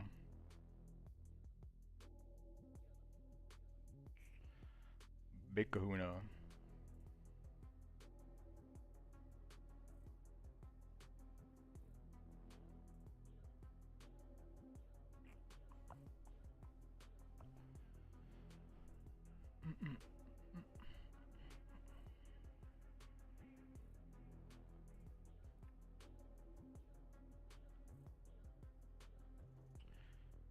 That's what I will look for.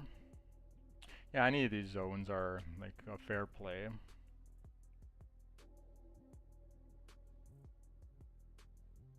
One thing that might be a little tricky is if it is like kind of like a swing fail, because it's gonna be quick if that happens. So if you're not like around your computer as it's happening, you might miss out on the initial move.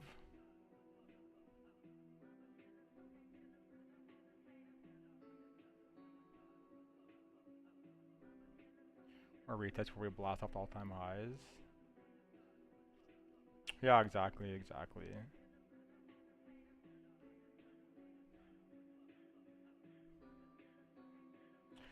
Precisely.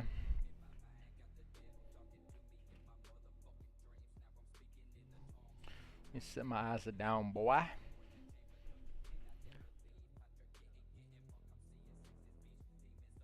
So we don't plummet right away. That's possible. That's the thing, right? That's the thing. That's what I'm saying. Like you might miss it.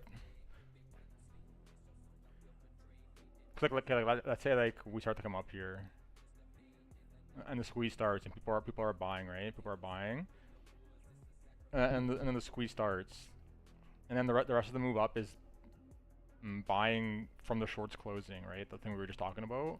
It's not anybody actually buying. There's no like actual buy pressure. So as soon as the shorts are done closing out, then like the market's sitting up here in free flow, right? And it's like, is anyone trying to buy this? Like, hello? Is anyone trying to buy 106? And there's no one buying, right? And just a fucking immediate wave of sell pressure just fucking nukes it right back down because there's no buyers up here. So that's what I'm saying, like swing fail pattern, like definitely more likely to be in play. So a situation like that.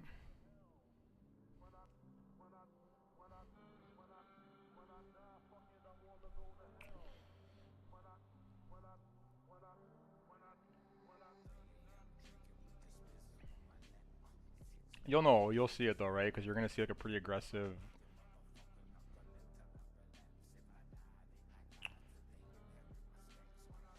There's a look for one. Like it'll be like this, but like in reverse, right? It's just some big ass wick to the upside, and then it comes right back in and closes below the level. So okay, so let's imagine it's gonna happen at this level. Price is like coming up, coming up, coming up, and this is like the current candle. The candle like starts to go up quick because it's like a cascade, and like by the time the 30-minute candle closes, it's looking like this. It's like a tiny body closing beneath the level with like a big ass wick.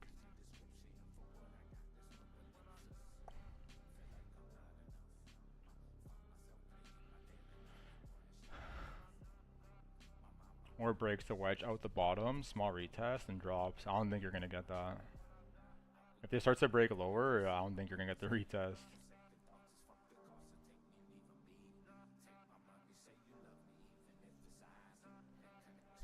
like this is like the fucking like market's about to have fucking diarrhea if it gets past this line. Just gonna fucking shit itself straight down. Because everyone has their stops here, right? Everybody that's in longs in this region has their stops here, or like most people do. Most reasonable traders, right? Because like this is the break-even point. So as soon as it comes to tag the zone, that's it. It's the reverse. It's like a long squeeze. On top of the people that have their stops down here, on top of this like pre-existing cluster from before. Market diarrhea. It's literally what it is. Literally what it is. Literally what it is.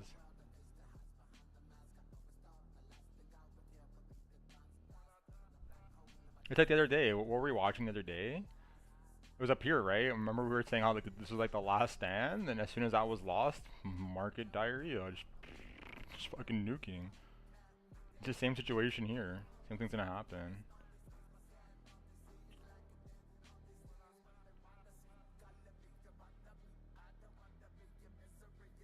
And I'd also be careful because at that because there's a world where you do this, right? Because the question is, okay, suppose you do go lower. The next question is, okay, how low are we going to be going here? Because we might do this. At that point, like you don't want to be taking the retest, right? Like, depending on how things are looking.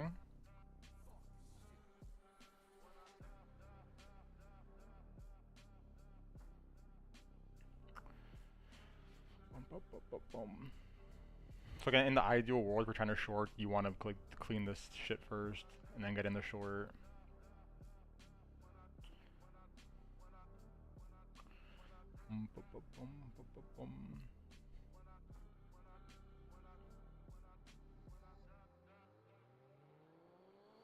Because this could end up being like a pretty like sizable move to the downside, right?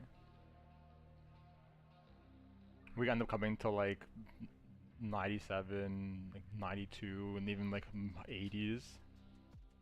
A prolonged move down. Or not, right? And look at this thing, no one really knows. The whole point is to come down here and like test the demand. Like, is there really demand down here or no? If there's not, then we're gonna nuke harder. And that we will not know until we actually get there.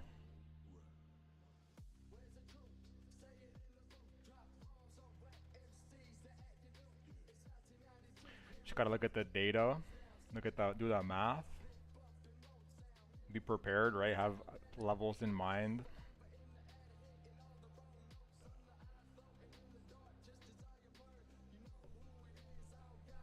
Because there's a big, juicy, glowing pocket of liquidity. Let's just get a look at this thing.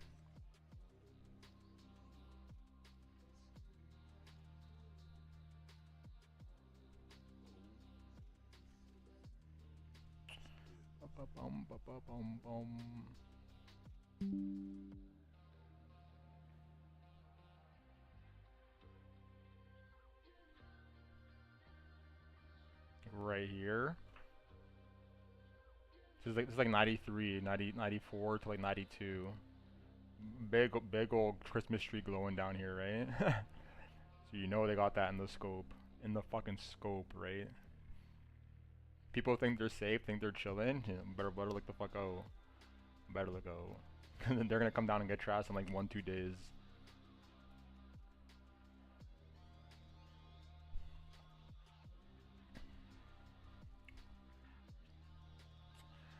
Better look out.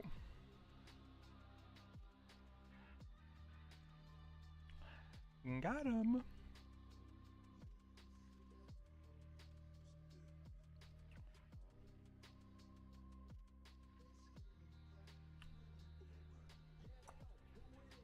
That's how they always get you, right? That's how they always get you. Like, these people have been in these trades for how long? Let's just think about this. They've been in these trades for 40 fucking days, and they haven't taken profit on those trades yet. The same thing happened here, for example, right? People were in these trades for how long? 40 days, and then literally in 2 daily candles, or 3 daily candles, like how we just nuked lower, right? $14,000 lower in 3 days. Or some crazy move like this, right? 5 days, $20,000 lower. So it's not out of the question at all. And it's usually how they get you. If you agree to this whole time, didn't take profit, you're in the risk of getting it all taken away in like a day or two. Greedy motherfuckers get got. If you don't take profit, the market will take it for you. Take that shit right back.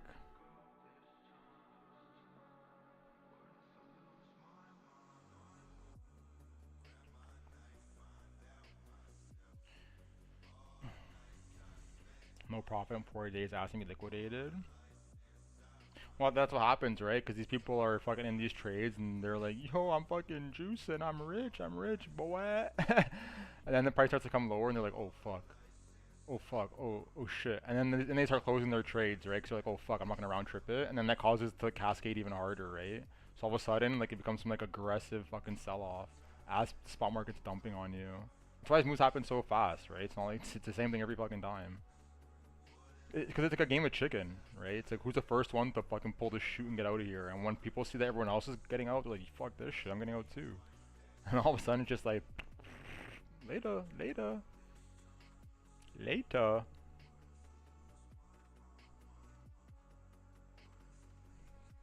Not only that, but these are pretty like big imbalances. Like, if you look at the volume on this,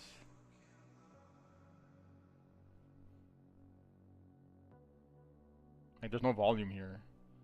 No volume here. So So like you can very easily melt down through this zone. Very easily.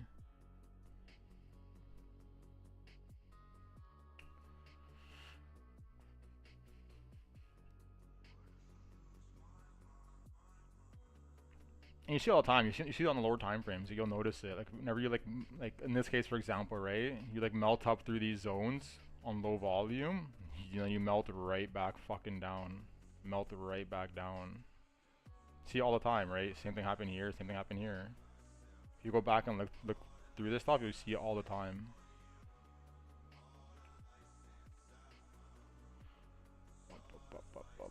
Just melt it down quick.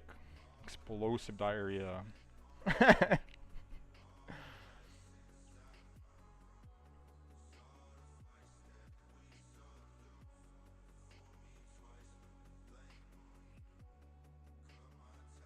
And the day doesn't have to happen, right? Let's not get carried away. That's not guaranteed to happen. All I'm saying is be prepared, because that kind of thing is not unusual to happen.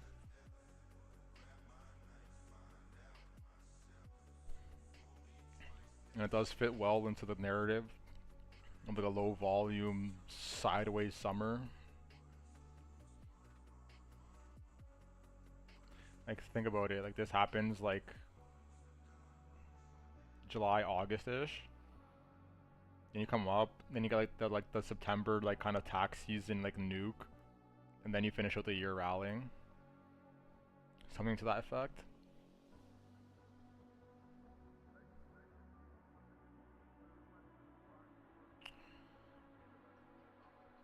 Whatever, just one of many possibilities. One of many possibilities.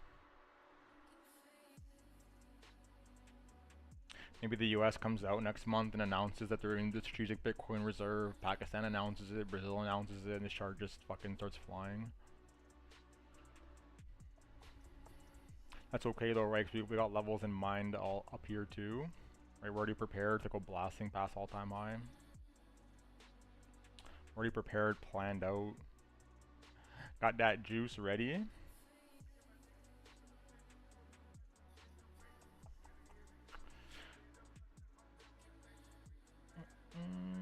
What time is it? 11:30. God damn. Today's flown by.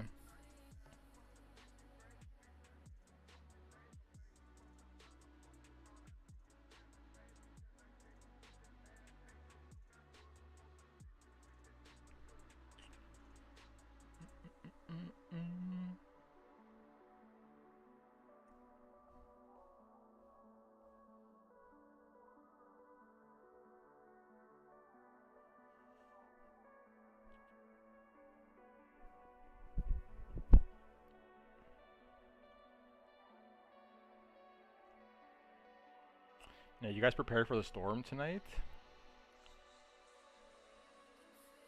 We're supposed to be getting quite to the thunderstorm apparently. The rest of the week, what the hell? Interesting.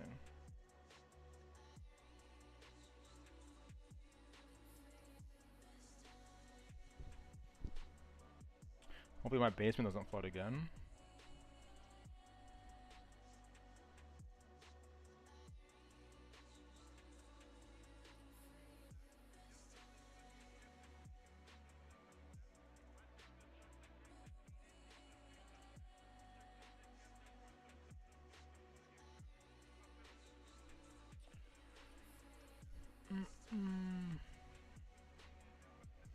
Storm gonna be crazy. Hopefully the power doesn't go out. Yeah, you can like feel it in the air. Today it was like the weather was so crazy. Also, is there something going on in Ottawa? Like, is it just me or is the traffic fucking crazy the past 2 days? Like the highway closed?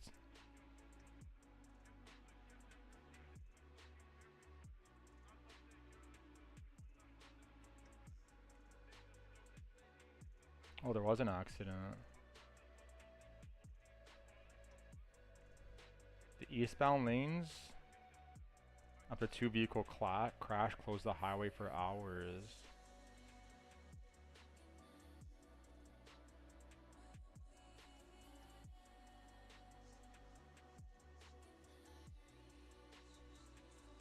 Holy shit. It doesn't look that bad, but interesting.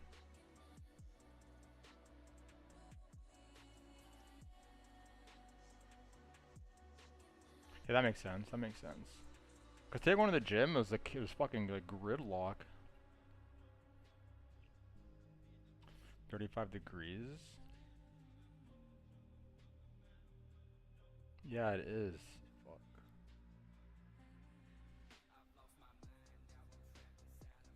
Whatever.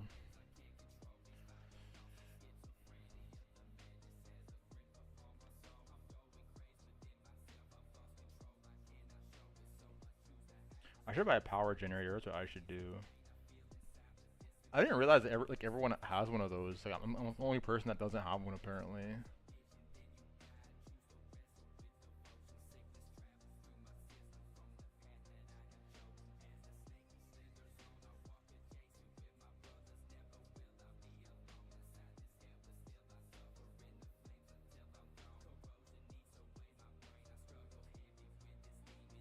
You don't have one? Okay, well, not everyone, but like the last time that we had no power, I don't remember what it was. Maybe it was like the tornado or something, or like one of the storms. I went to like a walk in the neighborhood, and literally everyone had one of these things running.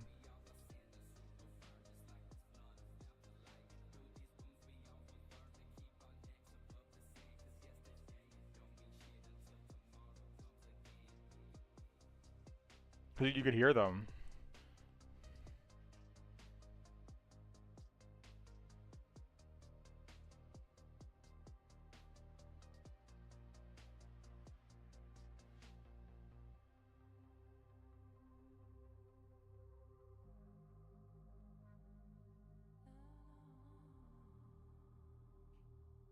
Mm.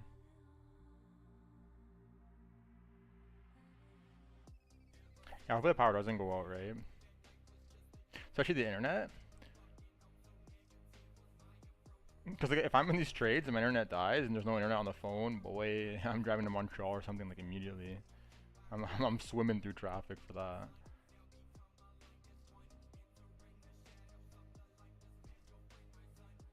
I need that internet ASAP.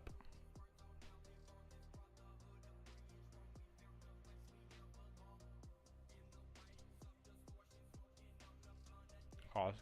Yeah, I was just thinking that now Home Depot, it seems like the average price around there. I don't know how powerful they need to be.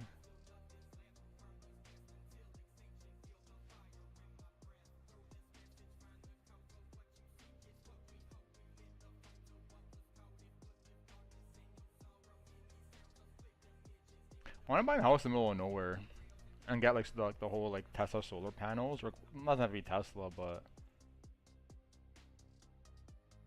just some kind of like solar powered, self-controlled environment. Live off the grid.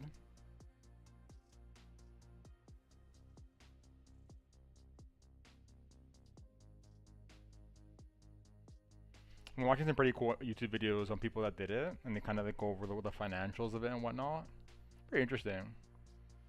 And also in some places, you actually get paid to do that, because like whatever energy you have that's not being used, you like sell it to the city. I'm gonna build my own home. Probably not. Maybe, I don't know. I never give it a thought, to be honest. Maybe that's maybe not that bad, yeah. Actually, is it cheaper that way or something? And also, like when you say build your home, do you mean like literally like me and the boys building the home, or like I hire people to do it?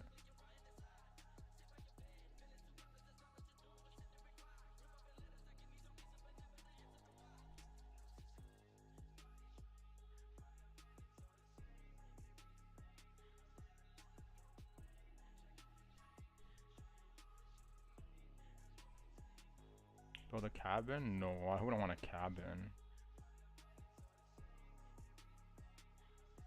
I definitely want like a nice house, like a sauna and all those kind of like nicer things, like a nice kitchen, etc. Nice big ass bathroom with like a huge shower. Maybe as like a cottage, I would do that. Yeah.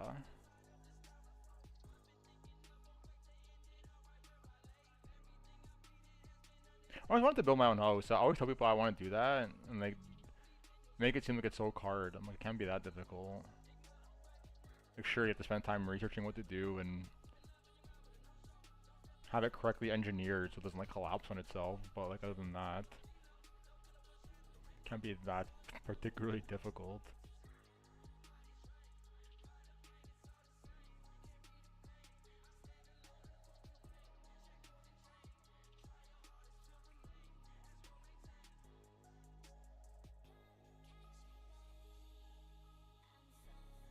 Cause like this house for sure, mm, like I didn't know better when we got this house.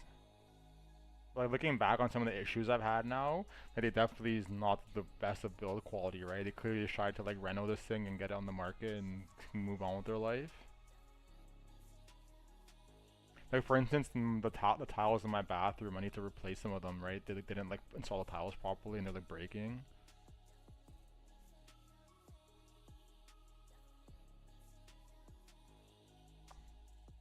Same with like the gridlock on the driveway. It's like not correctly done.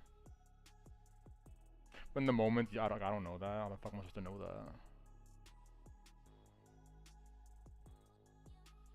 that? Motherfuckers.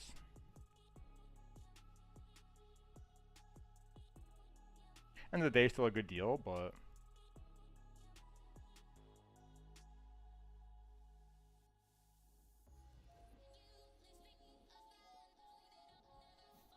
what's going on over here? A lot of nada.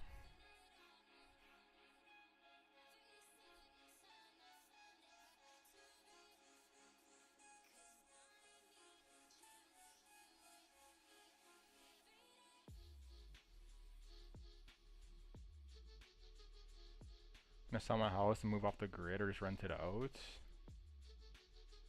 Would probably rent it. Probably rent it. I don't need to sell it unless like I needed it like for whatever reason I needed to like hoard as much money as possible and I needed to like sell all my assets. There's like no need to sell it, right? It's just gonna go up in value more and more.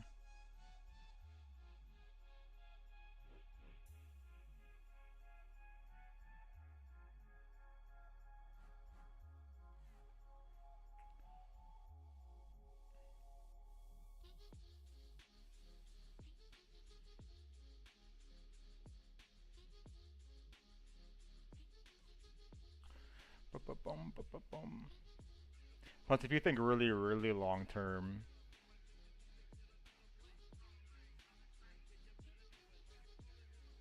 eventually this will be like a valuable plot of land. As Ottawa grows out like more and more into like the outskirts.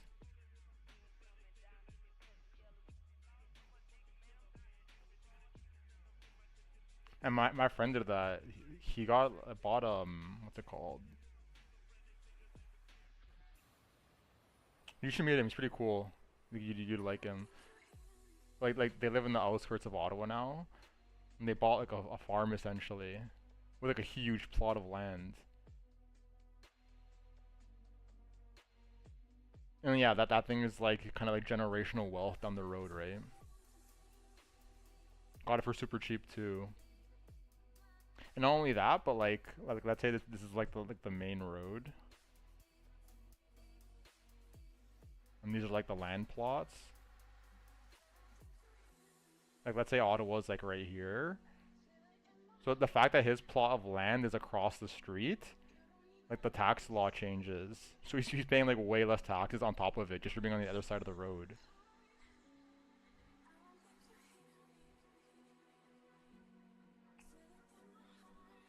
Pretty juicy.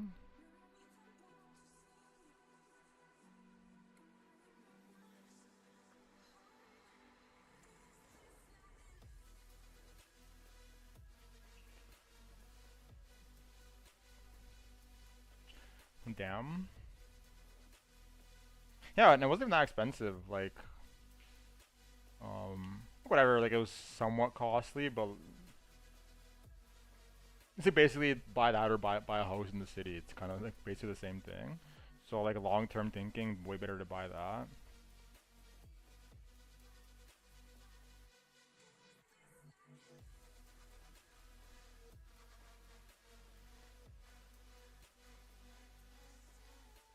In the ideal world, I moved somewhere like that, and I have just some wife who just grows all our food like all natural, and I'm eating good every day.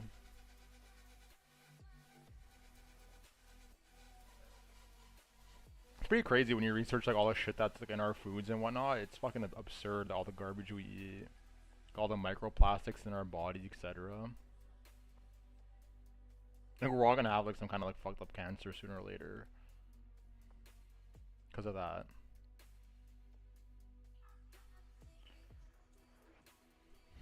Gotta go somewhere warmer then?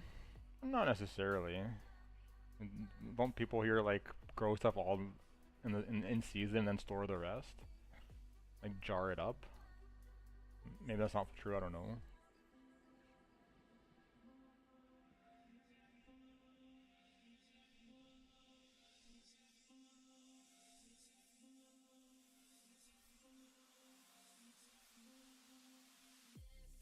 But yeah, maybe.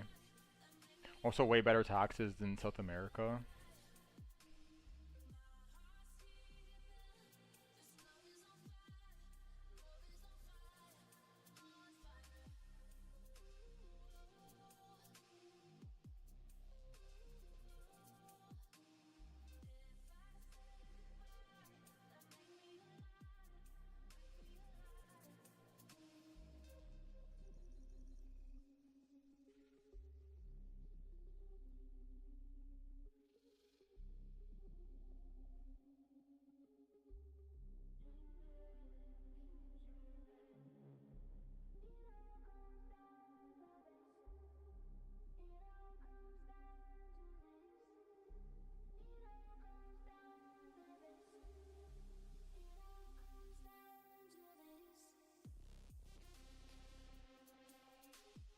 Interesting. The average North American ingests 70,000 to 120,000 microplastics per year. Blood tests confirm that hundreds of thousands of to millions of particles can be present in the bloodstream. God damn. Alright, I'm gonna go to sleep soon. I'll pick you up Sunday, like 12. Alright, sounds good. Shout out to Terry. I'm getting off relatively soon too, like midnight or so, so about to shut it down here myself. Wrap up this yap session.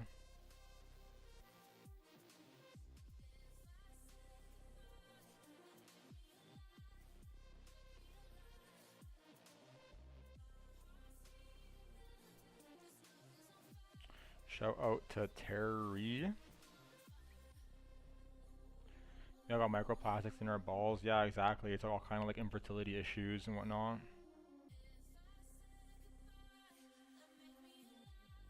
Pretty fucked up.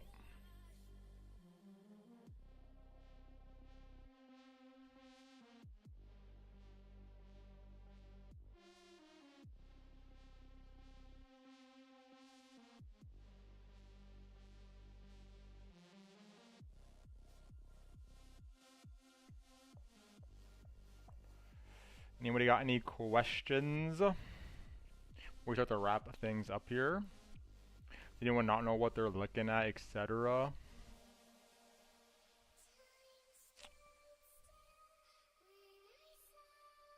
Etc. Or is everyone here just juicing, right? Mega juicing? Everyone knows what's good. Highly unlikely based on the math, but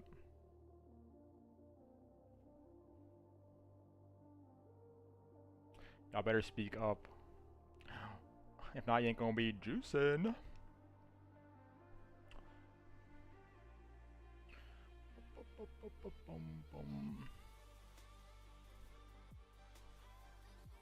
What's up with this date,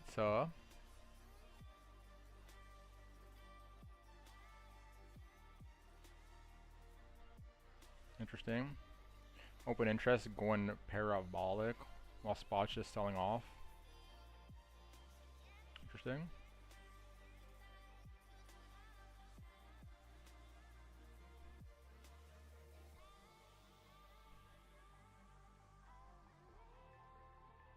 A lot of longs opening in this whole move too. Makes sense. Potentially setting up the Mega Cascade lower, just saying. Just saying.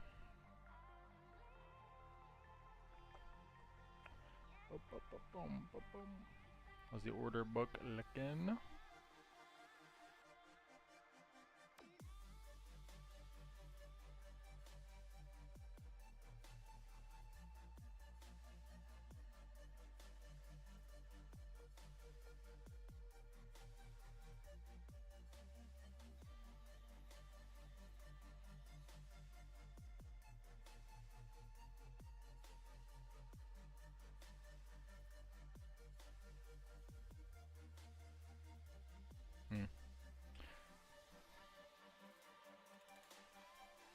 We'll see. We'll see if they can get the squeeze here or not. Looking suspicious either way though, right? Looking both suspicious for the longs either way.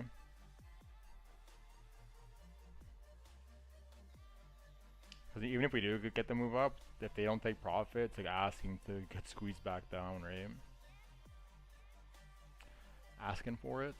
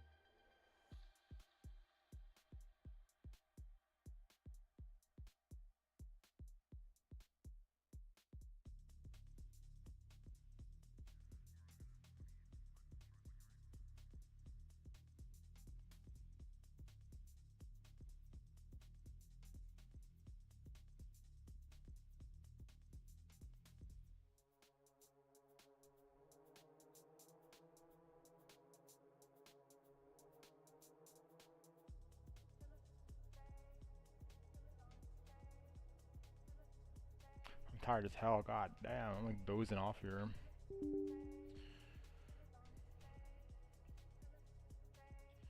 No, I don't want that there. Fuck, fuck.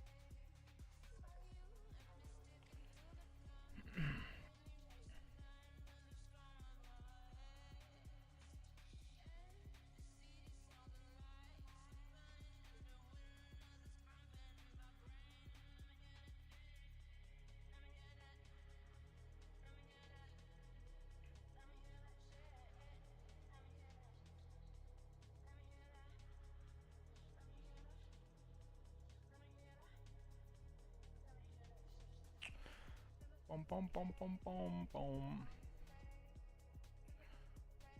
4-hour candle close coming soon. Interesting, right? We're actually gonna reverse at the point of control. Or no. Or no. Or no. Or no. Even if we do, right? Even if we do end up printing this and going higher, it's still suspicious, right?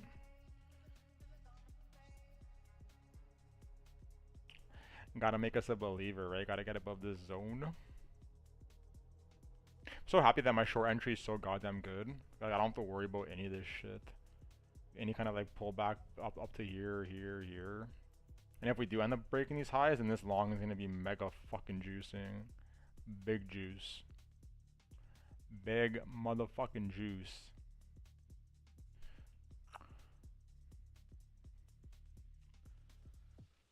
Bit of a boring week trading wise in that regard. Kind of been sitting in the same trades for days, but it's an ideal situation. Pixel perfect top, pixel perfect bottom. Let the market do its thing.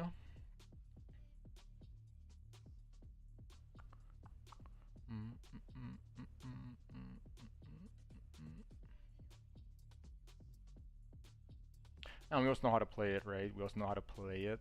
The worst scenario would be if we go straight down, because in that point we're gonna like round trip the long. But that's fine, right? Because in the short we'll juice. In the ideal world though, we go higher and then kind of like based on how things are looking at in this zone, we can decide what to do with these trades. If we like swing failed patterns start going lower, then we'll like take profit on the long. Or like a failed auction or whatever, right? Like head and shoulders, whatever. And if we go up here and start to like build value and move higher, then we just take profit on the short. That would be the ideal situation.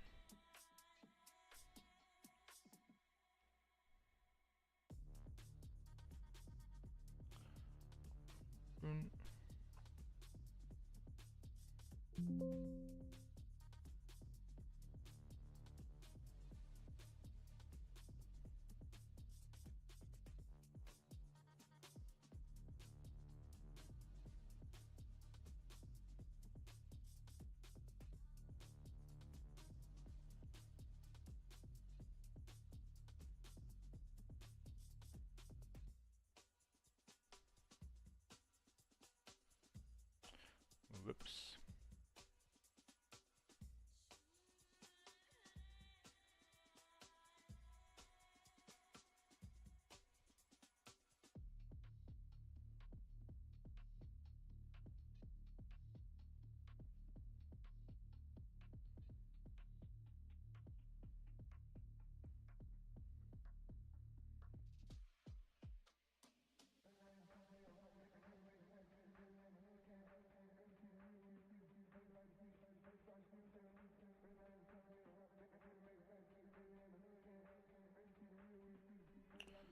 Boom, boom, boom, boom, boom, boom, boom.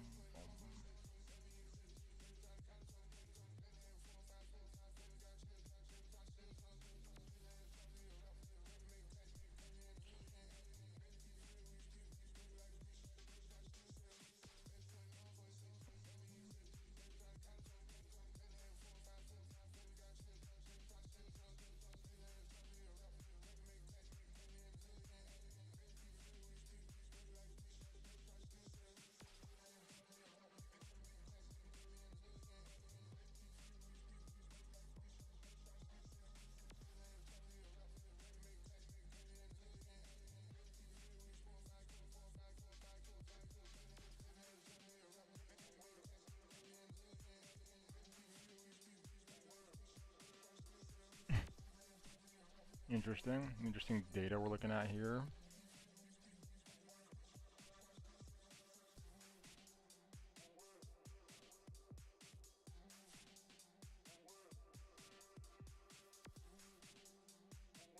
I don't know why longs are getting, like, they're seeing so many longs are opening here. The fuck? Interesting. That'll be suspicious, right? Suspicious time to be opening a long.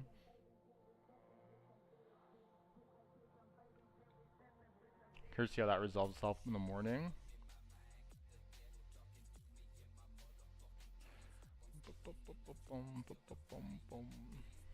How much time we got left here? Not a whole lot.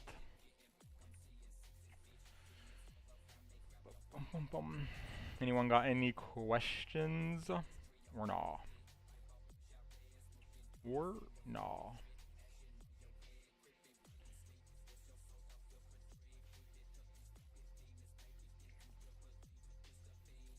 We'll have to be heading out here in like 10 minutes or so. Kind of check out this 4-hour candle.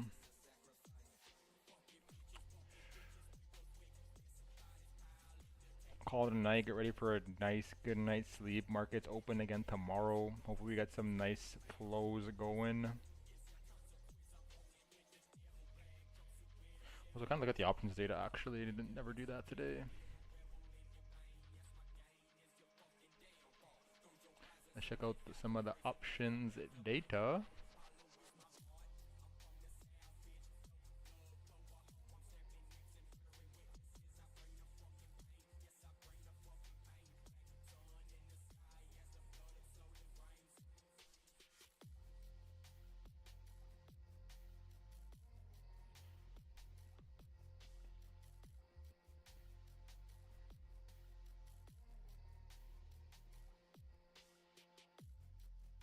What the fuck is this? Oh. What to say? What the fuck?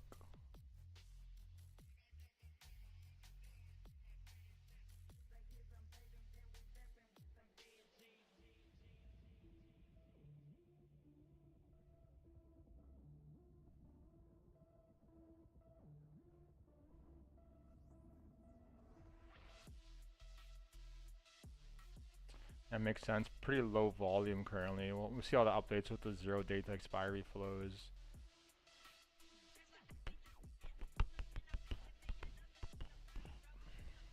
Interesting. Pretty low volume currently on that.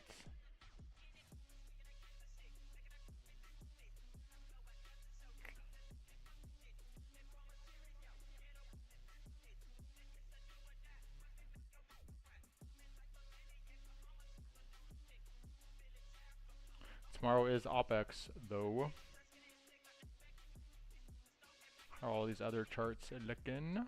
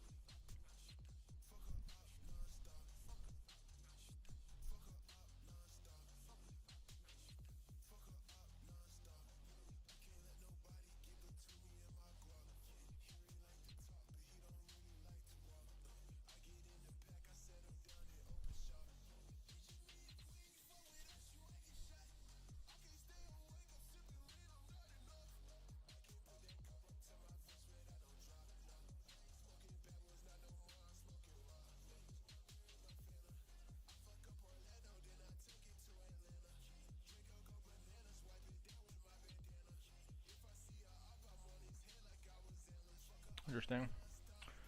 It'll be interesting to see how the S&P opens tomorrow, right?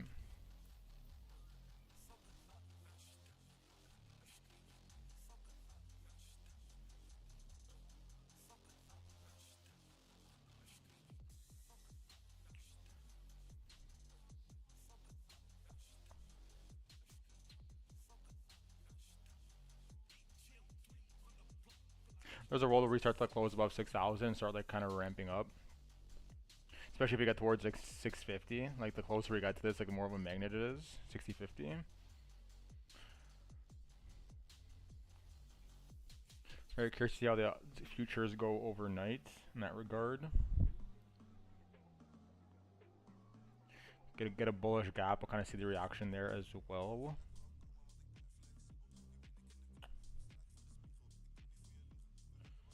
Boom, boom, boom, boom, boom, boom.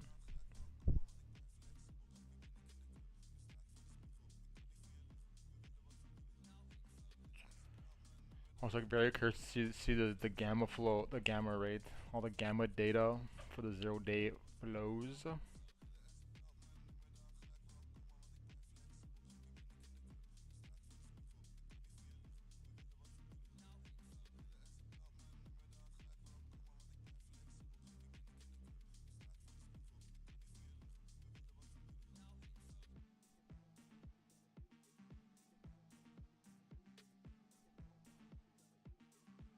There's a massive fucking gamma strike at 6K though, massive.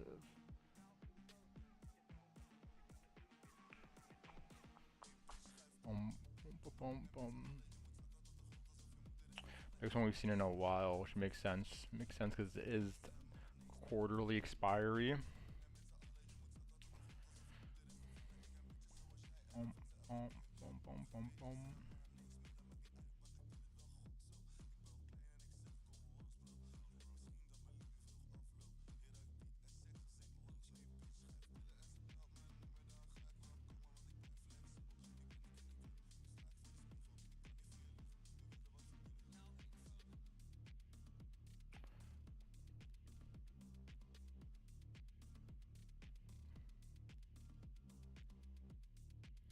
Anyway, start wrapping things up here.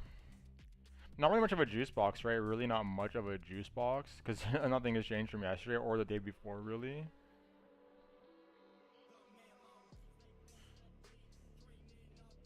You guys kind of refer to those if you want to have some trade ideas on how things are going to be moving.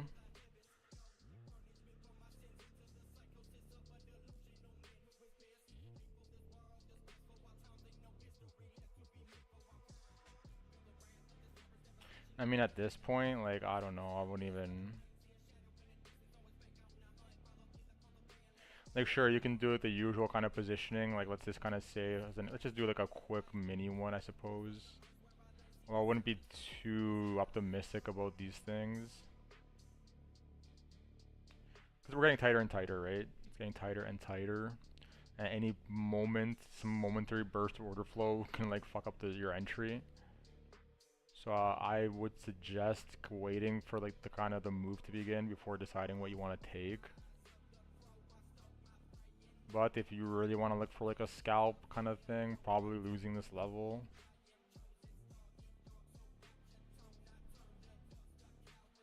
Kind of like a bearish retest of that. There's like the VWAP, the yellow line, golden pocket, etc. At that point, we were losing yesterday's like value area low. We'll put that as the short. Kind of like flipping.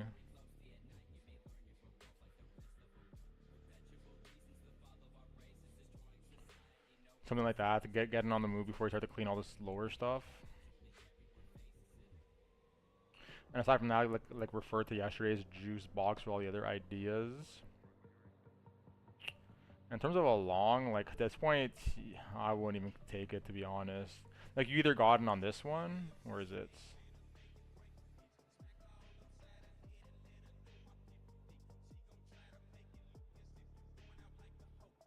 Like, if you were gonna take a long today, right? It was this, right? Kind of, you either got filled on the box down here and you went up, or you got filled on the retest of this level. Kind of like flipping the 7.5 back up and then flipping the golden pocket. So either of those would have been like valid trades if you really wanted to get into the long. At this point though,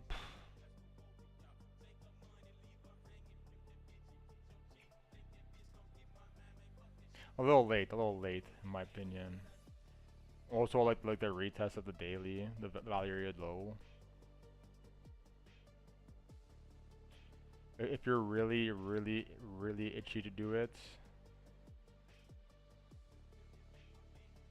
you can get in on like the POC being flipped, right?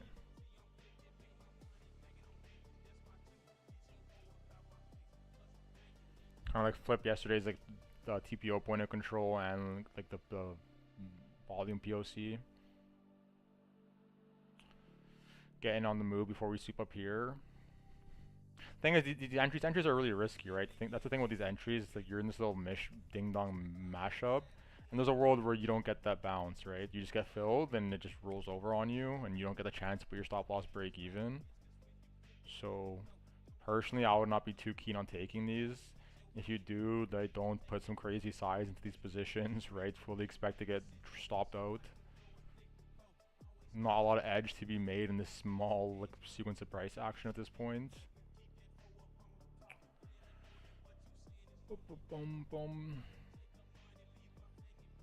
Yeah. Whatever. Refer to the ones from yesterday, the day before, if you want some like more higher time frame ideas. If you are looking to scalp, these are probably gonna be your best two bets. And that's it. That's it. That's the juice box. Get the juices flowing as per usual. Look at the data, right? Don't just trade these blindly. Get an idea of how people are positioned. Right now, I can tell you there's definitely a lot of longs opening here into this like weakness. So they're kind of asking to get rolled over on. This looks pretty sus. Also, sure, people took this short, right? That's a thing. You're a little bit late for this short, but people obviously have been entertaining this.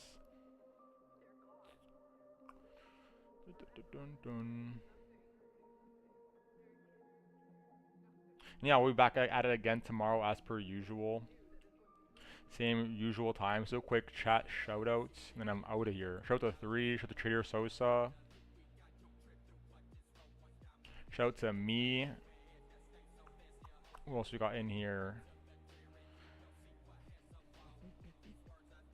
Shout out to MB.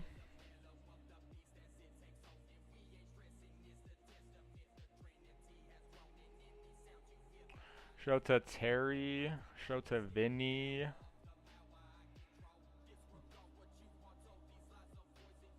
And shout out to Oliver, right? This should be everybody, I think. Should be most people. Yeah. Yeah, I think that's it. So I hope everybody enjoys the rest of their evenings. We'll be back at it again as usual. Stay safe. Don't get got. Be patient. Plan out your trades ahead of time. If you have edge, take it. If you don't, sit on your hands, right? Always another trade. Don't gotta force shitty trades. Give away your money to the market for no fucking reason. And we'll reconnect again soon. I'm tired. I'm ready to sleep. Excited for the market to be open tomorrow. Excited to see how these big juicer trades go. For anyone who's been following along, you already know, right? We're in some big juicy trades right now. So excited to see how those resolve themselves. But yeah, time to call it a night. I'm out of here. Later. Later.